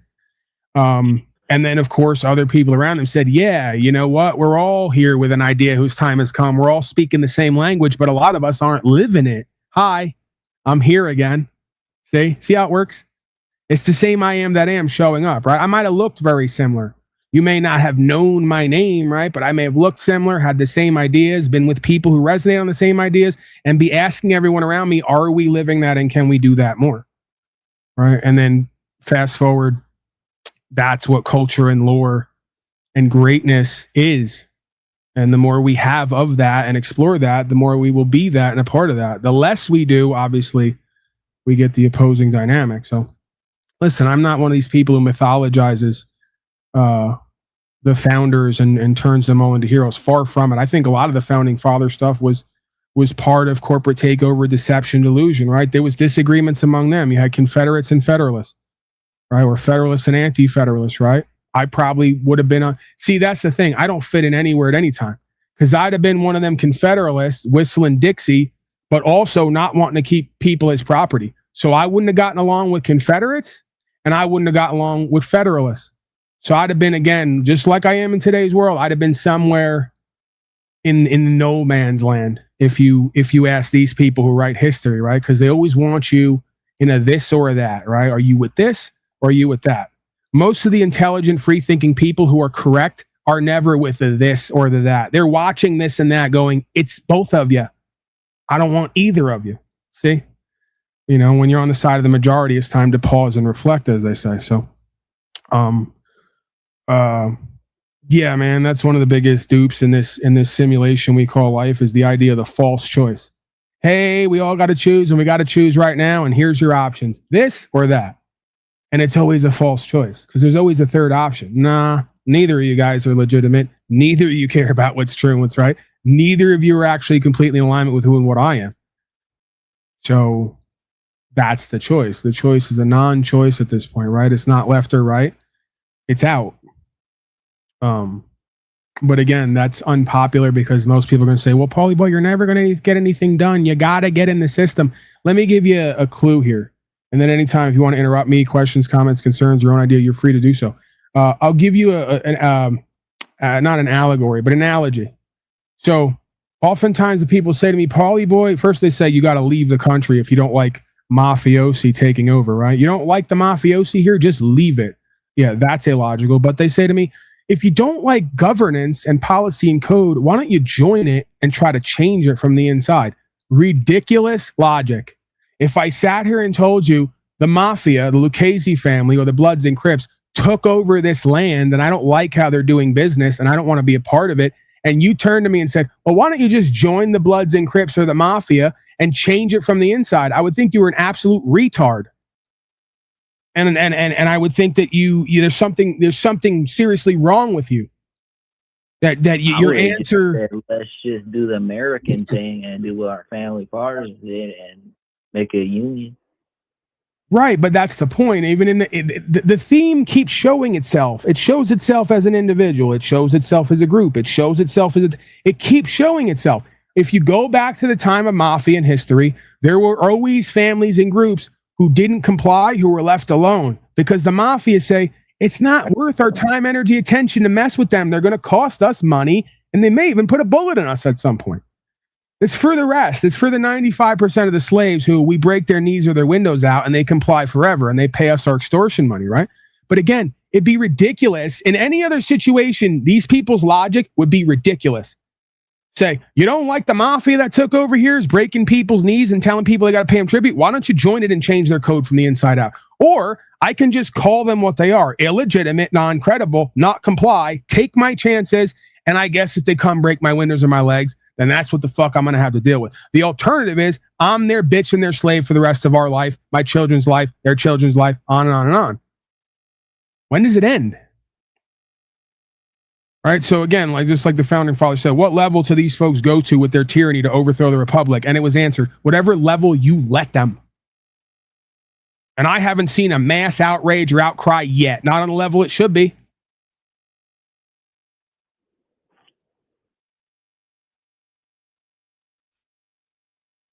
I almost can't believe it after 2020 to 2024 and lockdown era. I almost can't believe it. I knew it intuitively that most people go along to get along and give up their own grandmothers, let them die in a box and watch it and suck on it and not say or do nothing about it. I had a feeling, but I never thought that I'd see it the way I did. Now that I've seen it, I'm almost completely unapologetic. It's almost like that was my universal simulation as well. To just show me, hey, this is who and what they are here. This is what it is. Now you got a choice. Because if you let them, this is where it's going all day, every day. This is new normal for you all. Makes sense? I think every different time in 2020. My time was kind of I was just on my computer playing games all the time. I wasn't sick. Right. Yeah, I mean, I get it, man. You know, a lot of this life at times you want to check out and escape. I have to go here. I have to call someone else, a girl. You said what? I have to call a girl here and see. All right. Go touch grass, get laid, and all that, and leave me to be the incel yelling on the internet. I see how it is. Yeah, All right, get bro, the hell out of here. Yeah, bro. Politics can't. Just can't, bro. Oh, listen, I'm not. You're gonna see at some point. I'm not doing politics. I'm encouraging everybody to get out of the politics and to live freely and chart their own path as much as possible. Right? Whether that's your career, what you do for a living, your financial situation when it comes to credit and debt, your networks, your community, all that. That's the game, right? If I get a question in my mind, I'll just research it out and be like, "Oh, cool, fun." Go ahead. All right, cool, man. See ya. Didn't you just say you had a question for me? No, I didn't. Okay, I misunderstood you. You were kind of low there. All right, buddy. We'll talk to you later, man. Yeah, man. I'm gonna subscribe to your channel. What was your name again? Oh, you didn't. Yeah, you would. All right. Right. That's my YouTube. All right, that That's works. yours. All right, Mozzie. We'll see you later. Yeah. All right. We got a few more commenters in chat. Who the fuck is this loser on the internet? Oh my God. How small is this guy's penis? It's interesting that you meet a strange man on the internet and your first thought is, how hung is he? I guess if you want, you can come on up here. I'll stick it in your mouth and you can try to measure it on the fly, right? Maybe you can even tell me while it's in your mouth. You can tell me how big you think it is. And then you can also tell me if you're satisfied with the length and the girth. Imagine you thinking you're going to come here to troll me and then having to realize where the fuck you actually are at right now, right? Imagine that. Amateurs. Stockholm Syndrome people are ignorant because they just can't handle the truth. Cipher people actively work for the evil system and spread the lies.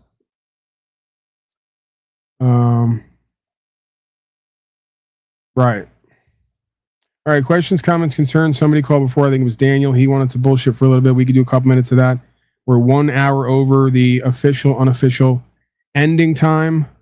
We're right on the edge of glory, like Lady Gaga, half in the algorithm, half out. And I could get us back in there. I know a way we can get us back in there. Oh, there we go. That's our cue. 719. What's up, man? It's Daniel. Go ahead, Daniel. What do you got for me? Yeah, just calling you back, man. Just wanted to bullshit. Love what you're doing. Love all the slaves in the chat. I think more people need to tune in to see what the fuck they're missing. Well, that's up to you and others, right? You guys are going to have to. I don't get the benefits and privileges the other slaves get for obvious reasons. You guys are going to have to be my hands and feet on the ground. You're going to have to spam me every day on your social media and catch shit for it. What the fuck was that guy? What was he doing? Like, I'll give you an example right now. Can you still see me when you're on the phone? Do you have another way to watch? I mean, I could play, but it's little. All right, I'll do it when we get off then, if I remember. It's like a delay. Right. I'm saying there's some times that people get a little put off here. You got his baby up in your butt, man. Sure. Right. All right. So, yeah, go ahead, man. Wherever you want to take it. I might want to do a little bit more MAGA slave hunting at some point. Maybe not. We'll see. Yeah, just wanted to call, touch base. I haven't logged in for a while, so just want to see how you were doing. I remember you were saying that you were going through some shit before, health-wise. How's that going for you? Well, I'm here. I'm doing 6 hours, 2 days in a row, so it's got to be getting somewhat better. You were doing your 40-day fast. Did that work out? I didn't specifically set a goal for 40, or I would have did it. I was kind of taking it day by day, and I got to about 32 days, and I was like, you know what? I'm reading. 32. Yeah, I was reading that this stuff can aggravate the gallbladder, and it wasn't necessarily fixing what I had going on pain-wise, but yeah, I mean, it started to become almost an ego pride thing at that point where I'm like, I want to continue just to show myself and others that I can do it. And that's not the reason that I started doing it, right? So I was like, you know what, I'm gonna end this. I'm not gonna do the whole, oh, I'm Jesus, I'm gonna do 41 days and prove a point and all this shit. And then you know what it was too? I realized part of it too, I got put in my place. I realized some 400-pound guy fasted for like 300 and something days straight. So every time we think we're out here doing something, every time we think we're out here doing something, somebody shows us that there's more to do, right? So like, what's really you just got to do what's right for you, right? What you need to do, and no more, no less. So. No, absolutely. Also, I just wanted to say that everybody in chat, you know, what Paul is putting out is definitely truth, you know, and there's a lot of blind people out there, and I truly hope that one day you guys truly open your eyes and the veil is lifted, you know what I mean? Because you guys are all just fighting over left versus right, Democrat versus Republican. You're all fighting over worldly shit, and it makes no sense once your eyes are truly opened. None of that shit makes any sense, period. It doesn't matter what the fuck Donnie T is doing in the world. Doesn't matter what fucking Iran is doing in the world. None of that shit even matters. And all you guys are just fucking slaved out. You're cucked out, and it shows. You know what I mean? Oh, they're not gonna like that. I might have to stop you. That's Paul, because you're fucking just talking truth, man. You're spitting truth. What else am I gonna do, man? I mean, you know, I can't avoid being who and what I am. I can't suck it up and be somebody else. My whatever won't let me. And by virtue of me being who and what I am, I make an enemy out of most people anyway. So it's kind of like, absolutely. This is the lot in life I've been given, and I get off on it, right? People hate the fucking truth, man. They really do. They can't fucking see it. Right, and in a way, all it is an opportunity for me. Yeah, it's not a detriment. It's an opportunity for me, right? Blessings come forward. Value comes forward. I get to do what I love to do, that I'm formed to do, that I'm somewhat good at. It's a win-win-win. And as we move forward, we're going to have more people coming together to get better and better land and be more and more sustainable and sufficient, right? So, you know. That's what we definitely need to go back to. We need to go back to the land. We need to go back to communities, small communities. We need to go back to, you know, helping each other, being servants for each other. And all this fucking political bullshit, all this fucking theatrics. I mean, even Donnie T says it, Central Casting, right? There's guys from Central Casting. It's a fucking farce, man. Everything is a farce, and people really need to just open their fucking eyes and see the truth. It's wild, bro. It's wild. Like, once my eyes were fucking like open to the truth, everything made sense. And that's what brought me to your channel, was because you were talking truth, and that resonated with me. And that's why I've been, you know, following you and supporting you, because what you're doing is changing lives, as we all should be doing. You know what I mean? Well, it starts with self, right? This is changing our life to work with others to change their life. And then that's doing the service. That's doing the work. The problem with most people is they thought we came here to make money, and I get it. But one comes with the other, right? Like, there's a part of me that wants to be rich and famous, so I could put it in all these other slaves' faces that you don't have to lie, cheat, steal, suck dick in order to be successful here. As a matter of fact, it's the opposite. I really want that. Right. I'm not gonna lie. You can call it pride and ego, but part of me wants that. I want to be able to tell a story about doing shit the right way, not like everybody else, and coming out on top for it when everybody else said it was going to be the opposite. I need that. Amen, brother. People need that. I needed that from somebody growing up, and I didn't really have that. I had to look for that, right?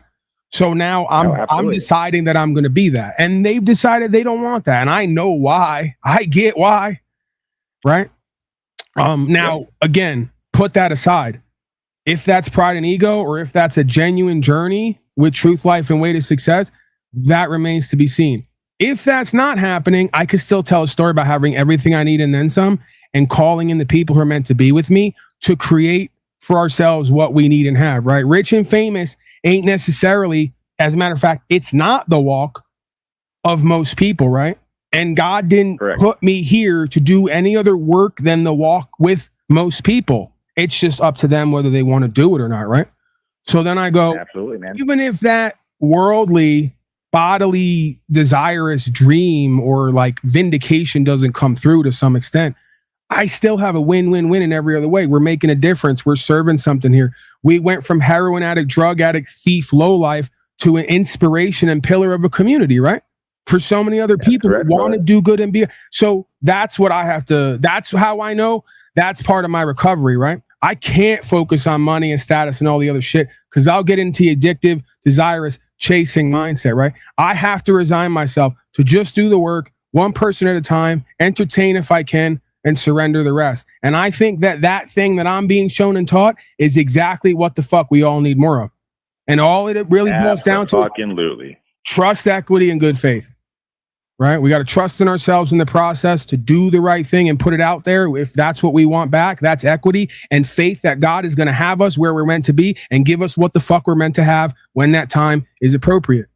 Trust, equity, and faith. That's all this thing is trying to get up out of all of us. I'm just the person who threw myself into a public simulation, observe and report version of it, right?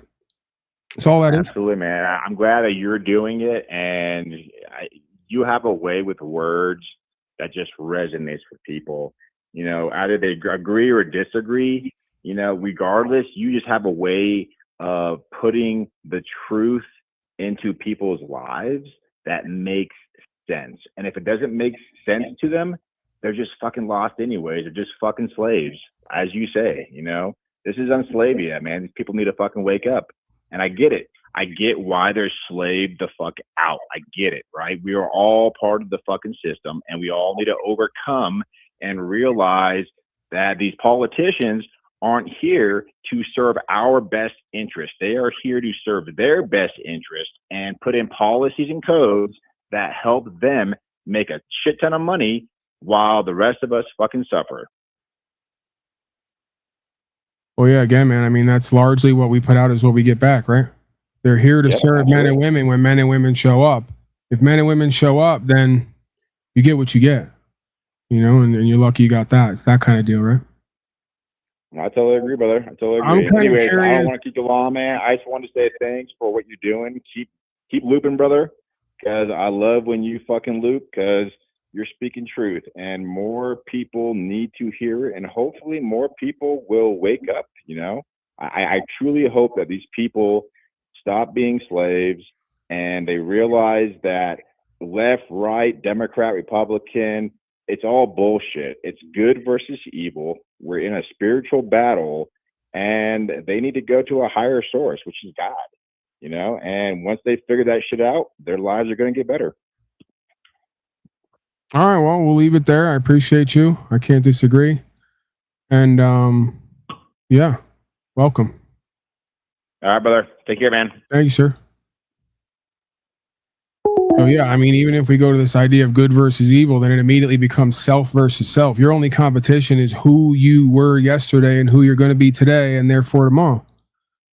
That's the biggest and most valuable and important competition for everybody in this realm. It's not USA versus Iran, Republicans versus Democrat.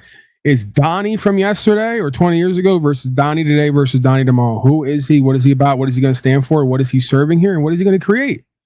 Same question is going to be asked for all of us day to day, week by week, month by month, year by year. And the answer to that question is going to be the judgment that we face.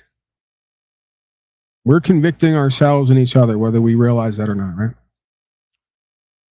I think I'll leave it there. I think it was pretty decent interaction. I'll give a limited open call out if anybody else I missed with our phone issues and situations. If you got questions, comments, concerns, I'll take you real quick. If you got something, if not, I think we're going to call it for now. We did 10 hours over the last 2 days. So, we're back in the mix, back in the fold to some extent. Although my time away, my time of reflection has caused me to, which I'm sure it's all part of it, right? Caused me to see this place and these tools a little bit differently. You know, as far as how much time, energy, attention I devote to them. Yeah. You know, I guess, hey, that's life, right? Life is about changes. So, yeah, we'll see. As far as the algo and all the rest of it comes about, like I said, if nothing else, we're probably going to do the billboard situation at some point because I am, you know, I'm very naturally mischievous. There is an aspect to me that is very naturally from day one mischievous, and I do enjoy comedy and sarcasm and trolling, and I do believe that those modalities are integrally related with the truth, right, throughout the ages, right? The court jester in the king's court bringing some grounding reality to the supposed co-creators, right, and the sovereigns, and yeah. And like I said, if nothing else, we'll put up a billboard, and maybe that'll be it. That'll be our catapult to fame and fortune, folks. Right? And then it's so funny too, because if you look at who I am and how I am, I can't hack it when it comes to certain things here. Like, I may have everything that it takes and more to be in those rooms and be a part of that, but I can't hack it because of how I am and who I am and how I am versus how these other folks are. Hey, maybe I'll get shown something on my path like I was with courts and governance, right? I came into this with a whole fuck the police attitude, right? Courts are all fraudulent, they're all fake, they're corrupt, they're this, that, and the third. And then after getting my way over and over again with the courts, if not with the cops, and seeing, oh, it's not as corrupt or bought off, or like we're not as powerless as we would believe. Maybe the same things to be true about fame and fortune and, you know, Joe Rogan and all the rest of these folks. But yeah, that's really what it is like, it's really the thing in me that wants me to get to a position where I'm in the conversation or in the room with certain folks so I can get off on calling it out and or trolling on it and doing mockery and humiliation, right? In order to bring a different perspective to what this all is, right? It's like, that's the only reason I want to be in the situation, in the conversation, or at the table. I don't want to be a part of them and what they do. I don't care about name dropping and all that. That stuff's cool and interesting, right? Like, some of that's happened here. I like the idea of fucking the whole game up, right? Where someone comes out of left field, like kind of we've had here a few times. Someone comes out of left field. They're rich and famous according to the everyday man, like, right, to the average member of the public. They don't give a fuck about all that shit. They care about what I'm doing because it's what they're doing, and then we fuck the whole game up with that perspective and that rap and that content and that energy, right? And calling other people out. Like, that's, and really that just comes down to me being a gambler in a way and wanting action, right? Wanting access and action. If we're going to be like, you know, egotistical and prideful about it, right? If you want to be, you know, if you want to call out what it like part of it might be vindication, you know, and sort of, you know, believing that, hey, this is a story that's being written and told of somebody who if they do the right thing and serve certain things, can't be kept down, right? And will over time be vindicated and validated, become successful. I've already seen aspects of that. But beyond that, right, like the romanticism of the story and the justice oriented side is like, I just want the access and the action to watch everybody's games and play their games and look at their face and listen to their bullshit and make content off of it, right? You know, that would be surreal, and it would be such a turn on to and that's another reason they won't, if they can get it done, they won't let it happen, because they know how people like me are, right? They know I would get turned on and high every day by being in the interaction, in the conversation with all these clowns on the world stage and not playing ball with them and calling them out for how everybody's a fucking slave, right? And just catching a bunch of hate and projections and, you know, all the other shit that comes with it. I'm sadistic and masochistic. I love the idea of access in order to gamble. And then be a witness to the story that I'm helping to write, right? Because then I sit back and I go, this is fascinating and interesting and entertaining, that I am this, and this is what's inside of me and what's been given to me, and I'm bringing it forth and almost playing a role. Like, because I didn't create me to be the way I am. God, whatever it is, did that. And I'm almost here writing, producing, acting, directing, and viewing a film that I'm, you know, partially writing. That's just how I see life. You know? So yeah, I think we need more of that too, right? We need more of folks who are just animated, on fire, and excited, inspired about the love of the game. And, you know, if they're not going to be in the conversation on the world stage with these folks for the right reasons, then they're contributing and supporting here to get that done here because it's an extension of I am that am, right? You know, I almost become, I'll never be that because I'll never call myself that. But in a way, I almost become the representative like this whole system tries to talk about, which again, we don't need more of that either. We need people actually doing what they need to do on the ground and then bringing that to the internet to show whether they get something for it and get viewers or not, right? It's like, okay, this is who we are. We share our life on here. You get to take that and run with it or not. But yeah, man, we'll see. Anything's possible. We're far from over here.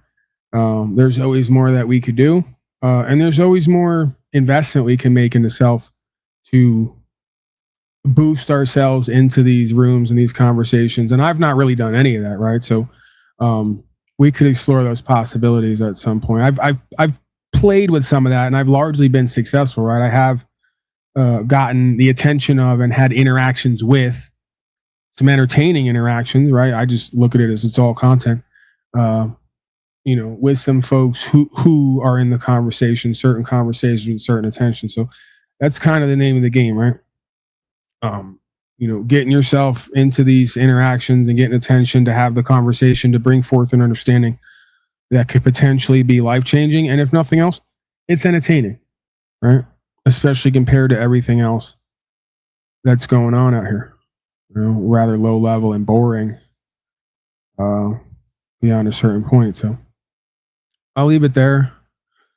Paul is one of the most authentic people on these interwebs. If that's true, that's because I need that. If I don't do that, I'll lie to myself and everybody else, and I'll wind up exactly where I've been in the past, right? That's not good for me or anybody else. So, yeah. And keeping it real goes wrong, right?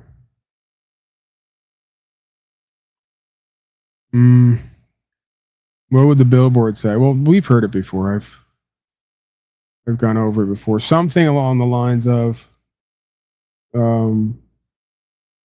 greeting slave, you know, enjoy your day at work, you know, something provocative gets people wondering, how are they allowed to put up a billboard where some guy called me a slave on the main highway on my way to work? You know, something that triggers people, gets them engaged, gets them into the conversation, and then we can smooth it out, right? Once we get the rough stuff to pull them in, we could smooth it out and give them a little bit more of a rounded sort of genuine presentment of self, right? You know, it's not all triggering asshole, god of all media, bad guy, right? Not completely, just mostly. But yeah, you know, something with my big face on it, smirking at everybody, telling people enjoy your day at your slave job. Make sure you vote for your next master. And if you're tired of being a slave, come check us out on youtube.com/@pimpunslave, right? Something along those lines.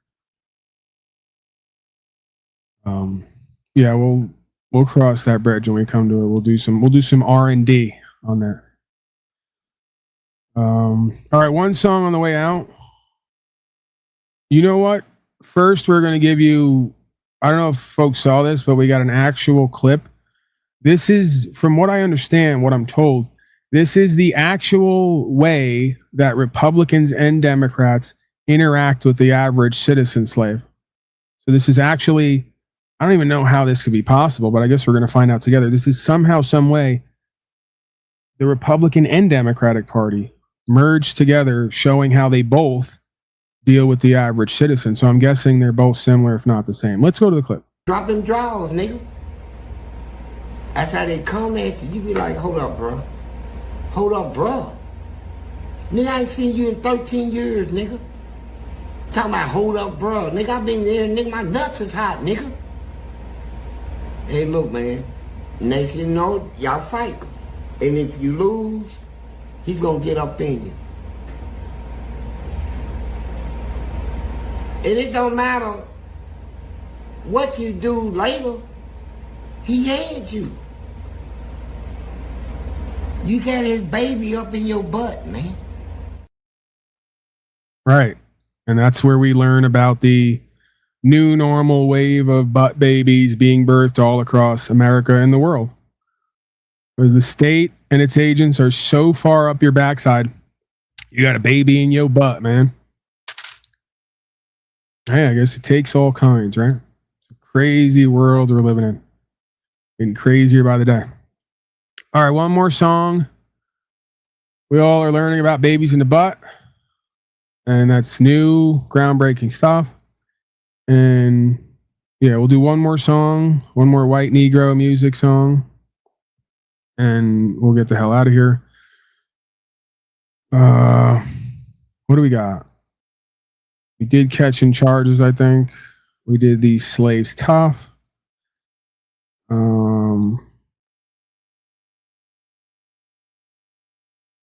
How about Rather Drill? I like that one. Or 300 Unslaved. Let's do that.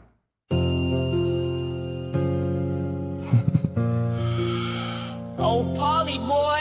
Oh, Polly boy. Damn, bitch, I'm gorilla from the east, ain't got a lamb truck. Only reason Buddy just got robbed, he set his man up.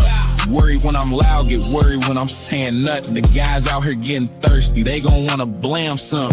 Checking slaves if you ain't outside, don't be saying nothing. Fella keep on going back, he's already been a dozen. Slavin' just jumped off the bench, we caught him and his ass got busted. They act like they wanna bang, but they ain't on nothing. I keep saying to them boys be cool and keep them guns up. It's hard for them to chill, they settle problems with a run up.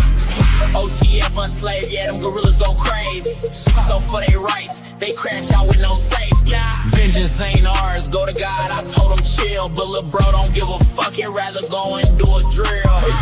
Playing dumb, ain't out here doing none. 300 days in a row, get in the way and it's smoke. Got kin folks claiming blood, got blood claiming low. I tell them put the flag down, let's take care of home. The wolves are hungry, gotta eat, so I'm going on my own. Since 2021, they say that P is putting on. But really, in my lane, it's true I've always been alone. Fight cases, I'm like fuck 12, I go to hell. Turn witness, I'm like fuck 12, I'd rather go to jail. Burning out ain't an option, go and see myself. They say how'd he get free if it was them? They try to tell, these slaves be kinda slow, they're moving on some snail. Ain't no evidence he got dismissed, slaves like what the hell? OTF unslaved, yeah, them gorillas go crazy. So for their rights, they crash out with no safety. Vengeance ain't ours, go to God, I told him chill. But lil' bro don't give a fuck, he'd rather go and do a drill.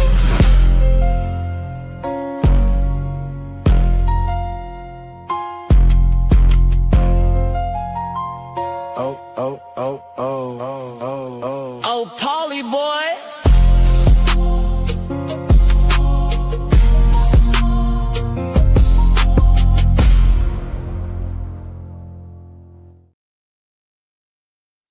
All right, not too bad. Go ahead and rank them in the chat if you care to. 1 to 10 for each one. Or you can rank them on the actual page. All right, one more. And I think that we'll call it. Ask the Ops. I like that one, I think. I like them all.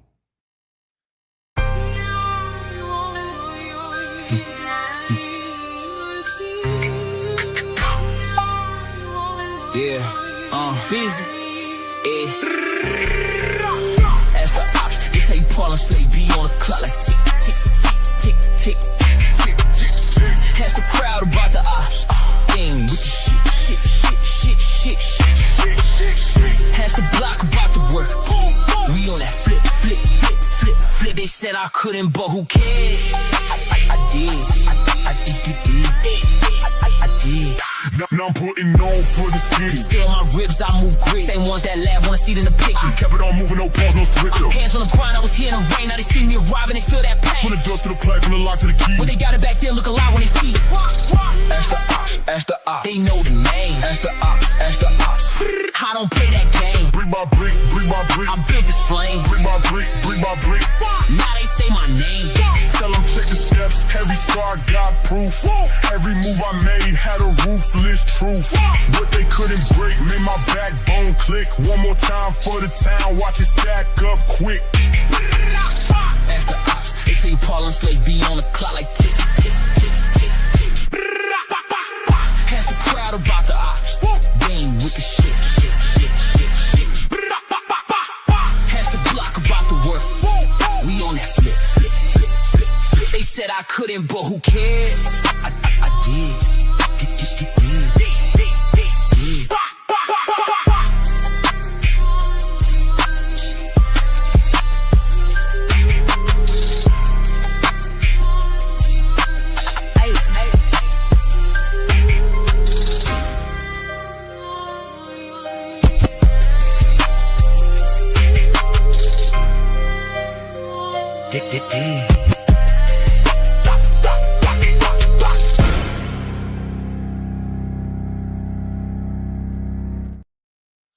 Right, so I kind of like too on that billboard.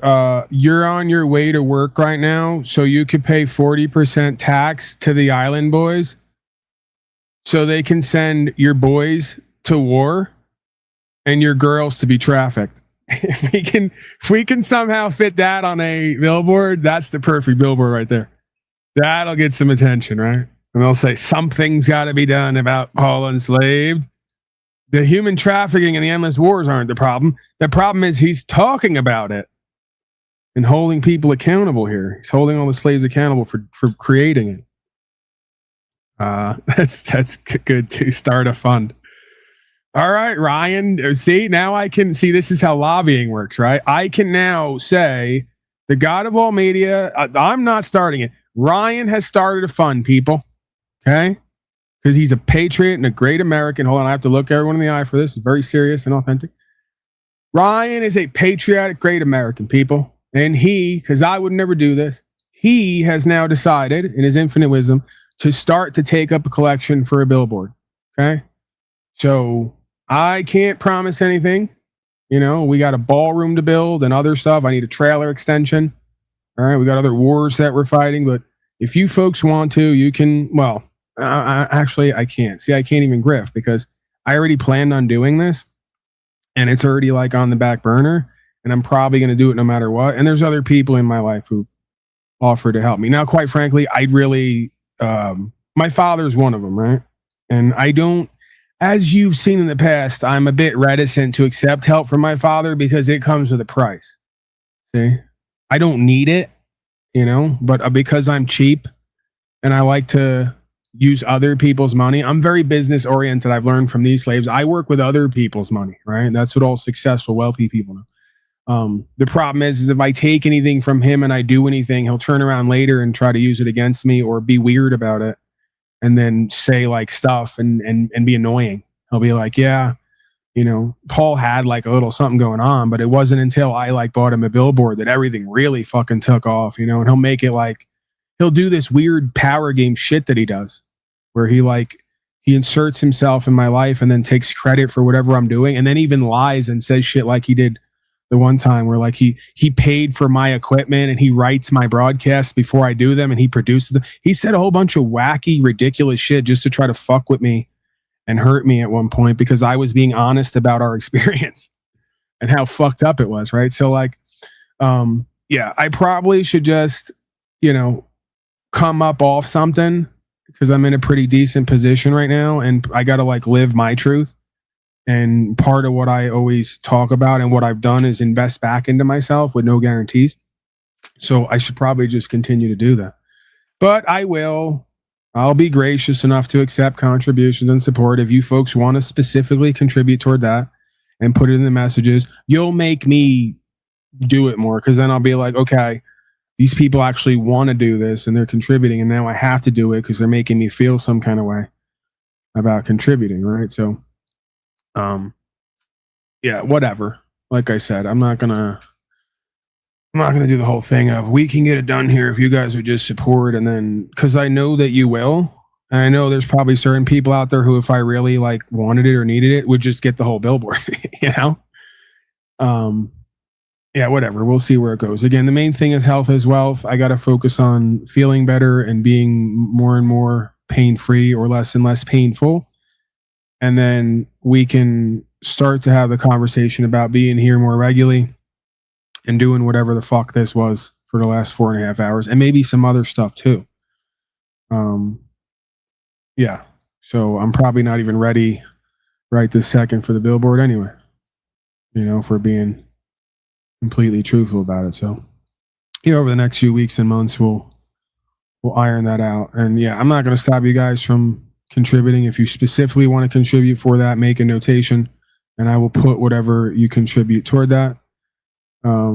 And obviously, of course, if you force me, then, if you force me, then I guess that's kind of what makes these things interesting and exciting too, is when the audience is involved and they contribute and support in various ways, and they kind of, it is inspiring, right? I would be bullshitting if I said that it wasn't, right? When people come across with some cash and they go, hey, we want to see you do this, or we want to be a part of this and put this toward this. I'm like, okay, they're putting gas in my tank now, right? They're believing in me and what I'm doing is really what it is, right? Because that's what it is with cash, right? It's not that you love cash. You just recognize so many people talk so much shit, and it's only real motherfuckers who give something that are really investing, right? Like, they're showing you they're coming up off of what is hard earned that they got to live off of to believe in you and support you, right? So in that way, cash is king, because in your life how many people talk about, I love you and I support you and I'm there for you. And they wouldn't give you a fucking dollar. They wouldn't give up 2 cigarettes worth of value to contribute and support in what you do because they believe in you so much, right? So yeah, when people do that, for me, just because I'm old school East Coast Irish Italian to some extent, I go, okay, this person's got my attention, and they almost put a battery in my back, because it's easy to say all that and feel all that. A lot harder to really come off something that you've earned, or that you live off of. So yeah, I definitely appreciate you guys who do that, and you're always a source of inspiration for me, right? You make me feel like I gotta put the time in, put the work in, right? This is what I do at this point, whatever this is, this thing of ours. So all right, so someone just bought the billboard just right now. Here it is. Ryan and Shively already contributed. I think he contributed again. Thank you, Mr. Shively. You are a gentleman and a scholar, as they say. Ryan writes, for whatever you're yapping about now. See, there you go. He doesn't even know what I'm talking about, but he's already in for it. So that's good. That's a beautiful thing. All right, folks, get the hell out of here. I don't know what just happened this last 4.5 hours. We probably shouldn't tell anyone about this, but at the same time, we're going to come back and do it again at some point, right? So meet me here, right? Third light, take a left, down under the bridge, right next to the garbage can. I'll be there, and we'll do what we do. And hopefully it'll still be allowed, right? I'm sure whatever the fuck we've been doing here has to be illegal some way, somehow. But again, that's why we don't tell too many people. All right, what do I get on the way out? No Donnie on the way out? See, I don't even have anything prepared for the way out. This is why you shouldn't give me anything. I owe you all now. I can't get my shit together. See how quick it can change? Proper instruction motivates people on the way out. Great song, non-song by Gorilla Gems, AI Gorilla Gems. Great vibe. I love the reggae vibe. Great energy, melody, and content, right? The words are powerful. One of my favorites. All right, bye.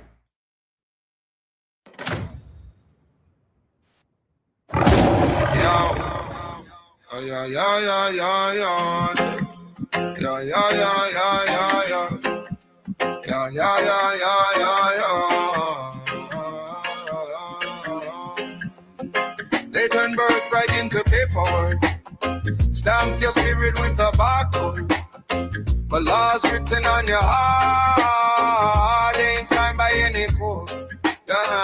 They say license for your living, permit just to pray. They rebranded what was given, tried to bill you for your day. But my breath ain't on their balance sheet, so don't fit their frame. When the maker writes the mandate, every tyrant looks the same.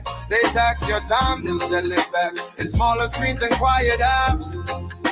But freedom's first a mental map. You want out the maze and trace the trap. I was was scrolling through the circus, feeling small in every ring, till I realized I'm the lion that forgot he once was king. They condition you to kneel, then call it safety when you stay. But courage is obedience to higher voice than state. Proper instruction under this people. Proper instruction under this people. Proper instruction under this people. Proper instruction under this people. Gorilla.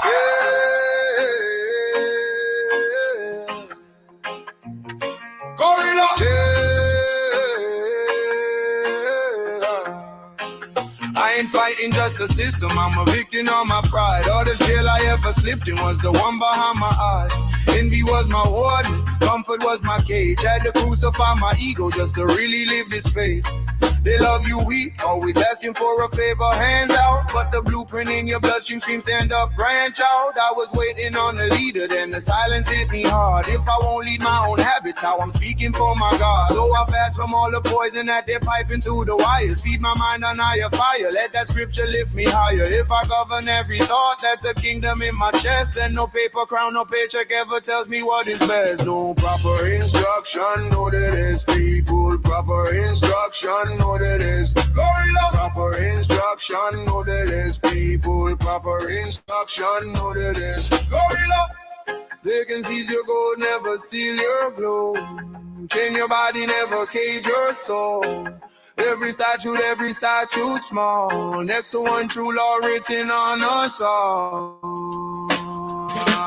Proper instruction, know that it's people. Proper instruction, know that it's gorilla. Proper instruction, know that it's people. Proper instruction, know that it's gorilla.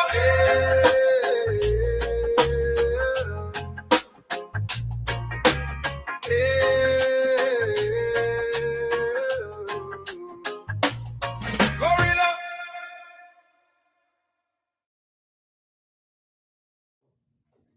They brought these lawmakers and they headed their departments in these big old suits with these ties and briefcases. Brought some ladies with them too. And they want them to see the little monkey in the cage, me. You know, and they were looking through the window, where is he at? They said, ooh, ooh. Hey, please, talk to us. I said, yeah. And they smiling out there, how you doing? Why smelling that? Yeah, how does it feel to be behind her and not being able to throw no duty no more? Why don't you just clean? I said, I ain't clean nothing up. I said, here's what y'all don't understand. I got somebody else to throw it on you. They say, who? I say, flyers. I said, you see all these flyers in here? I said, it's about 1,000 flyers in my cell. I said, now what they do, these flyers, they land on this duty, they are attracted to smell, stinky smell. The more stinky, the flyers will go to it. I said, what these flyers gonna do? I said, you see that P, all that PIP? I said, what they gonna do is they gonna nibble all this stuff. They gonna get a belly full of this. Then they gonna land on you, and you gonna feel a wet spot on you. And they taking a duty and piss and put it in your skin, bro.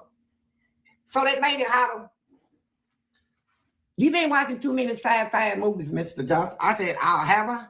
I said, get him. I started doing my hands like that, making the flags, move and shit, right? The flags, they was twirling in the earth. They said, what is he doing? I said, get him. And they went through them cracks in the doors. Man, they said, oh, shit. They get everywhere. They was turn their shirts and stuff off. They threw their tablets down. They said, he got fucking attack flags. They said, he got flags that transport duty. His duty to our bodies. What can we? They transferred me that same day. Keep on messing with it. Transferred you where? Back to Eddyville. Eddyville said, we don't want, we sick of What was you at, LaGrange? Yeah, LaGrange. Mm. And they said, get him the hell out of here.